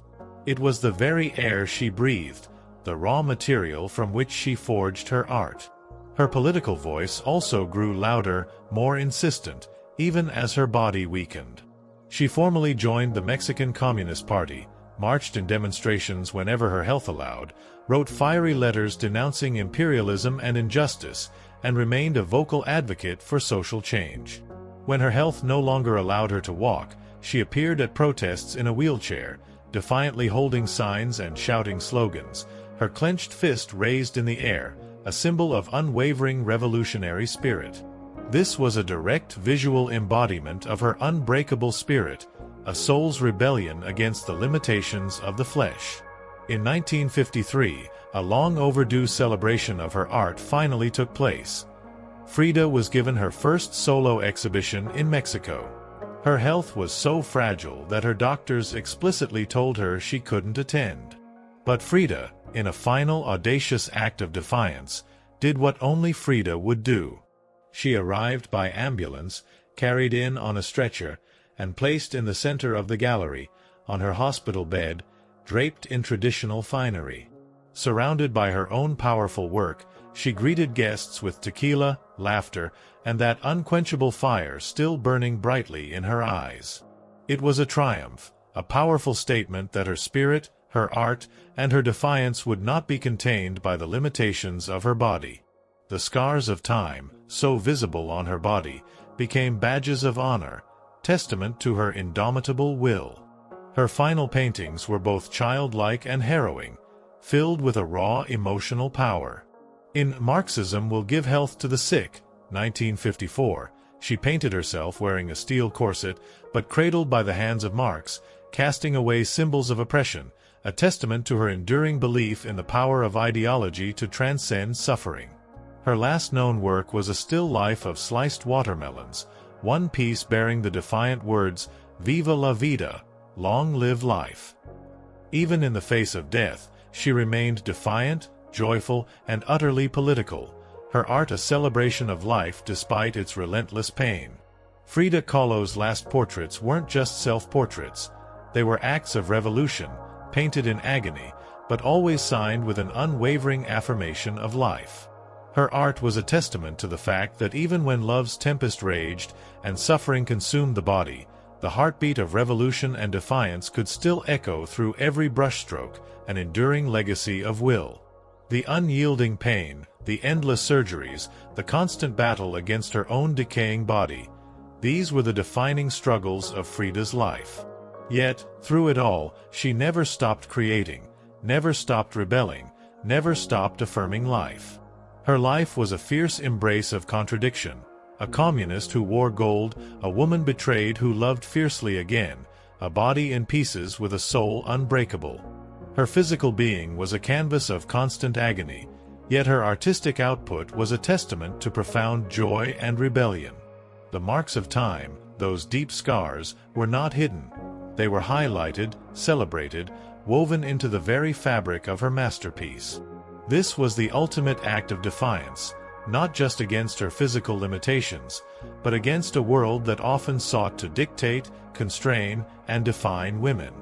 Frida Kahlo never asked to be a symbol. She simply told the truth about herself, with a brutal honesty that few dared to emulate. And in doing so, she inadvertently told the truth for millions of others who had never seen themselves reflected in art before. Her face, her story, her defiant spirit became a beacon. When we see her image today, we see courage. We see color. We see resistance. We see Frida, not gone, but immortal, her unbreakable spirit etched into the very core of our collective consciousness. Her legacy is not just in the paintings she left behind, but in the enduring power of her will, a legacy that continues to inspire and defy, leaving an immortal mark on a world that often tries to forget the heavy toll of its own scars. Story 20. The Echoes Endure. Humanity's Mark Against the Dying Light. Frida Kahlo's canvas, born from a body shattered by a catastrophic bus crash, now glowed with the searing beauty of defiance. Her life, a testament to transforming agony into art, had left profound scars of time, but also an indelible mark of resilience. Far from the distant cries of plague-ridden medieval Europe, the silent, jade-laced tombs of ancient Maya queens, or the vast, cold expanse of Catherine the Great's Russian Empire, Frida's world was a vibrant, tumultuous universe of her own making. It was a place where art bled from suffering, and defiance painted every wall. Her journey, a living testament to art born from a shattered body, revealed the raw, unyielding core of her being. An unbreakable spirit, leaving a legacy forged in sheer will. But even the most vibrant lives, the most defiant spirits, must eventually face their end. And it is in that ending, and the legacy that follows, that we see the true meaning of the scars of time, an immortal mark on a wounded world, pushing back against the dying light. On July 13, 1954, at the age of 47, Frida Kahlo died in the very place she had been born, her beloved Casa Azul in Coyoacán. The official cause was listed as a pulmonary embolism, a sudden, merciful release from years of relentless agony. But those closest to her, those who had witnessed her unwavering battle against her shattered body, whispered of something deeper. She had been ill, yes, her physical form ravaged by chronic pain, countless surgeries, and the cumulative toll of endless medical interventions. But she was also profoundly exhausted, worn down by a long, relentless war with her own physical form, a spirit stretched to its very limits. Just days before her death, with her body weak and confined to a wheelchair, she had insisted on attending a political protest against the CIA coup in Guatemala, her clenched fist raised in the air, a final, defiant act of revolutionary solidarity. Revolution, it seemed, remained her final heartbeat, pulsing with defiant energy until the very end. Her last diary entry was brief, yet piercing, a poignant reflection of a soul ready for release. "I hope the exit is joyful, and I hope never to return." It was a wish for peace, for an end to the ceaseless torment that had defined so much of her existence. Frida's funeral was held at the Palacio de Bellas Arts, Mexico's most prestigious cultural institution, a testament to the profound impact she had made. Her body, draped in the bold red flag of the Mexican Communist Party, was watched over by a solemn assembly of friends, family, fellow artists, and revolutionaries, a poignant gathering reflecting the myriad facets of her extraordinary life. Diego Rivera, her tumultuous love and lifelong artistic partner, was inconsolable, calling her the greatest love of his life, even as his betrayals had nearly broken her. The powerful, passionate bond between them, a love's tempest, found its final, agonizing resolution in grief. But in the years that followed her death, something extraordinary happened. Frida Kahlo refused to disappear. At first, her name was whispered only in niche art circles. Her works weren't easily categorized. They were too political for some surrealists, too surreal for traditionalists, too raw and personal for polite society. But slowly, inexorably, her image, her story, and her defiant spirit began to resonate.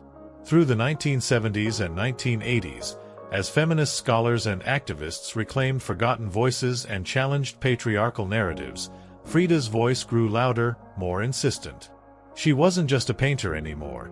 She was a symbol of pain transformed into beauty, of feminism born through fierce resistance, of Mexican identity celebrated without apology, of queerness, disability, revolution, and radical authenticity.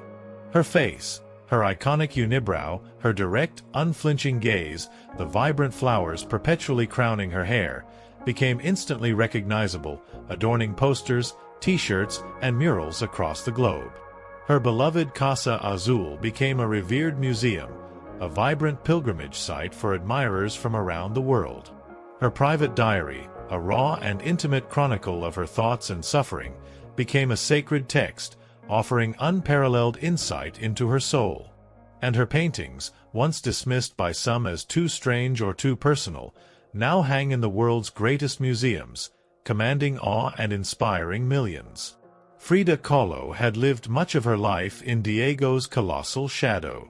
But in death, she stepped forward, not merely as an artist, but as an icon.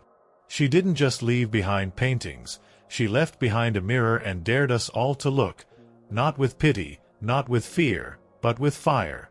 Today, Frida Kahlo's face is everywhere, a ubiquitous symbol printed on merchandise, painted on public walls, transformed into dolls, memes, posters, and cultural icons.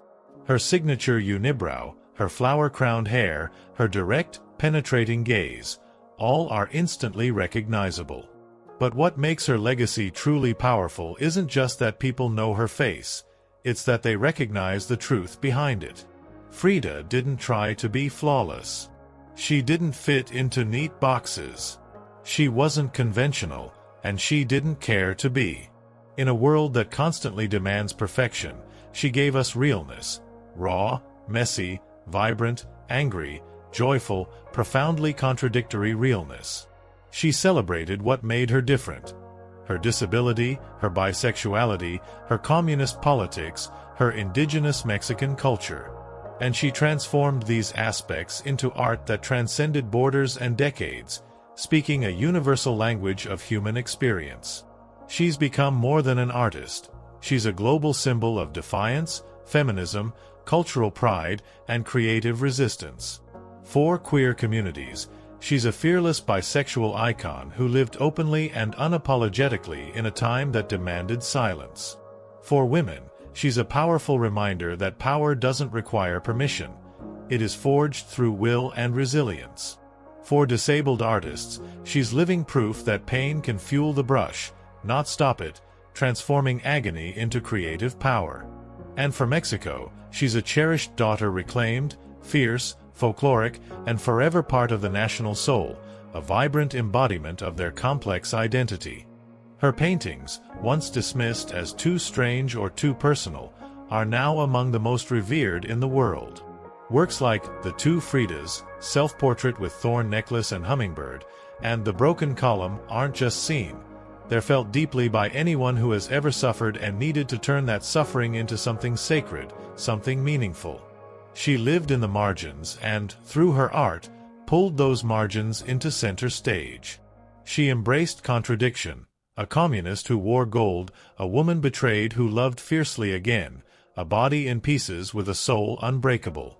And through it all, she painted, not just with color, but with unwavering conviction. Frida Kahlo never asked to be a symbol. She simply told the truth about herself, with a brutal honesty that few dared to emulate. And in doing so, she inadvertently told the truth for millions of others who had never seen themselves reflected in art before. Now, when we see her face, we see courage. We see color. We see resistance. We see Frida, not gone, but immortal. Her journey, from the early scars of polio to the shattering bus crash, from the tempestuous love with Diego to her final defiant act of revolution, culminates in an immortal mark on a wounded world. Her life, a powerful testament to her unwavering spirit, reminds us that even when dreams are shattered, when the world seems determined to break you, there remains an unyielding strength, a capacity for creation, for love, for revolution. This is the profound truth woven throughout our entire story, when plague knocked on every door. We began in the mud-choked hovels of medieval Europe, with Maeve and Bran and their silent battle against plague and despair, the agonizing loss of Ashlyn, and the chilling reality of an unmarked grave. Their lives, filled with relentless labor, poor hygiene, brutal justice, and constant fear, were a testament to human endurance against unimaginable odds. Their dreams, simple and profound, were constantly shattered by the indifferent world, leaving deep, unhealing scars of time. Yet, in their quiet perseverance, in their unwavering refusal to surrender, they left an indelible mark, a foundation for those who came after, fighting back against the dying light. Then, we journeyed to the ancient Maya world, discovering the Red Queen, her profound influence, and the jade secrets of the underworld passage. Her story, shrouded in crimson dust and ceremonial silence, revealed the silent power of the Maya matriarchs, women who shaped empires and guided their people through intricate rituals. Her nameless passage, etched in stone and symbol, showed that authority and legacy could transcend the spoken word, leaving its own unique scars of time, a heavy toll paid in divine significance, and echoing through history against the dying light of forgotten civilizations. From there, we witnessed the grandeur and brutality of imperial ambition with Catherine the Great. Her Sophie's Gambit, from a humble duchess to an empress forged in ice and intrigue, conquering vast territories and wielding immense power, revealed the ultimate cost of ambition. Her reign, a testament to the scars of empire, war, expansion, and the brutal reality of serfdom, showed that even enlightened rulers made ruthless compromises, leaving indelible marks on the very fabric of nations and millions of lives.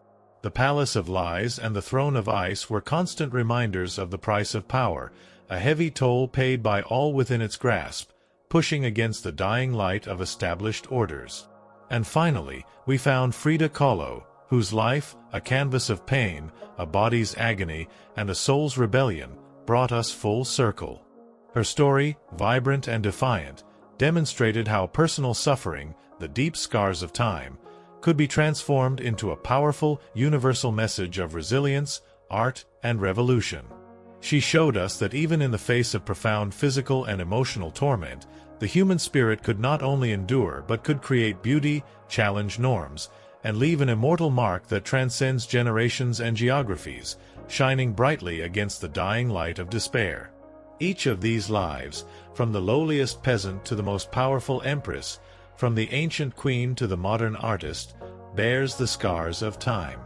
They remind us that history is not just a collection of grand narratives or cold facts, but a living tapestry woven from countless individual stories of courage, despair, resilience, and transformation. They are the echoes from a past where dreams were constantly shattered, where survival was a daily struggle, and where the human spirit, against all odds, found a way to persist, to defy, to create.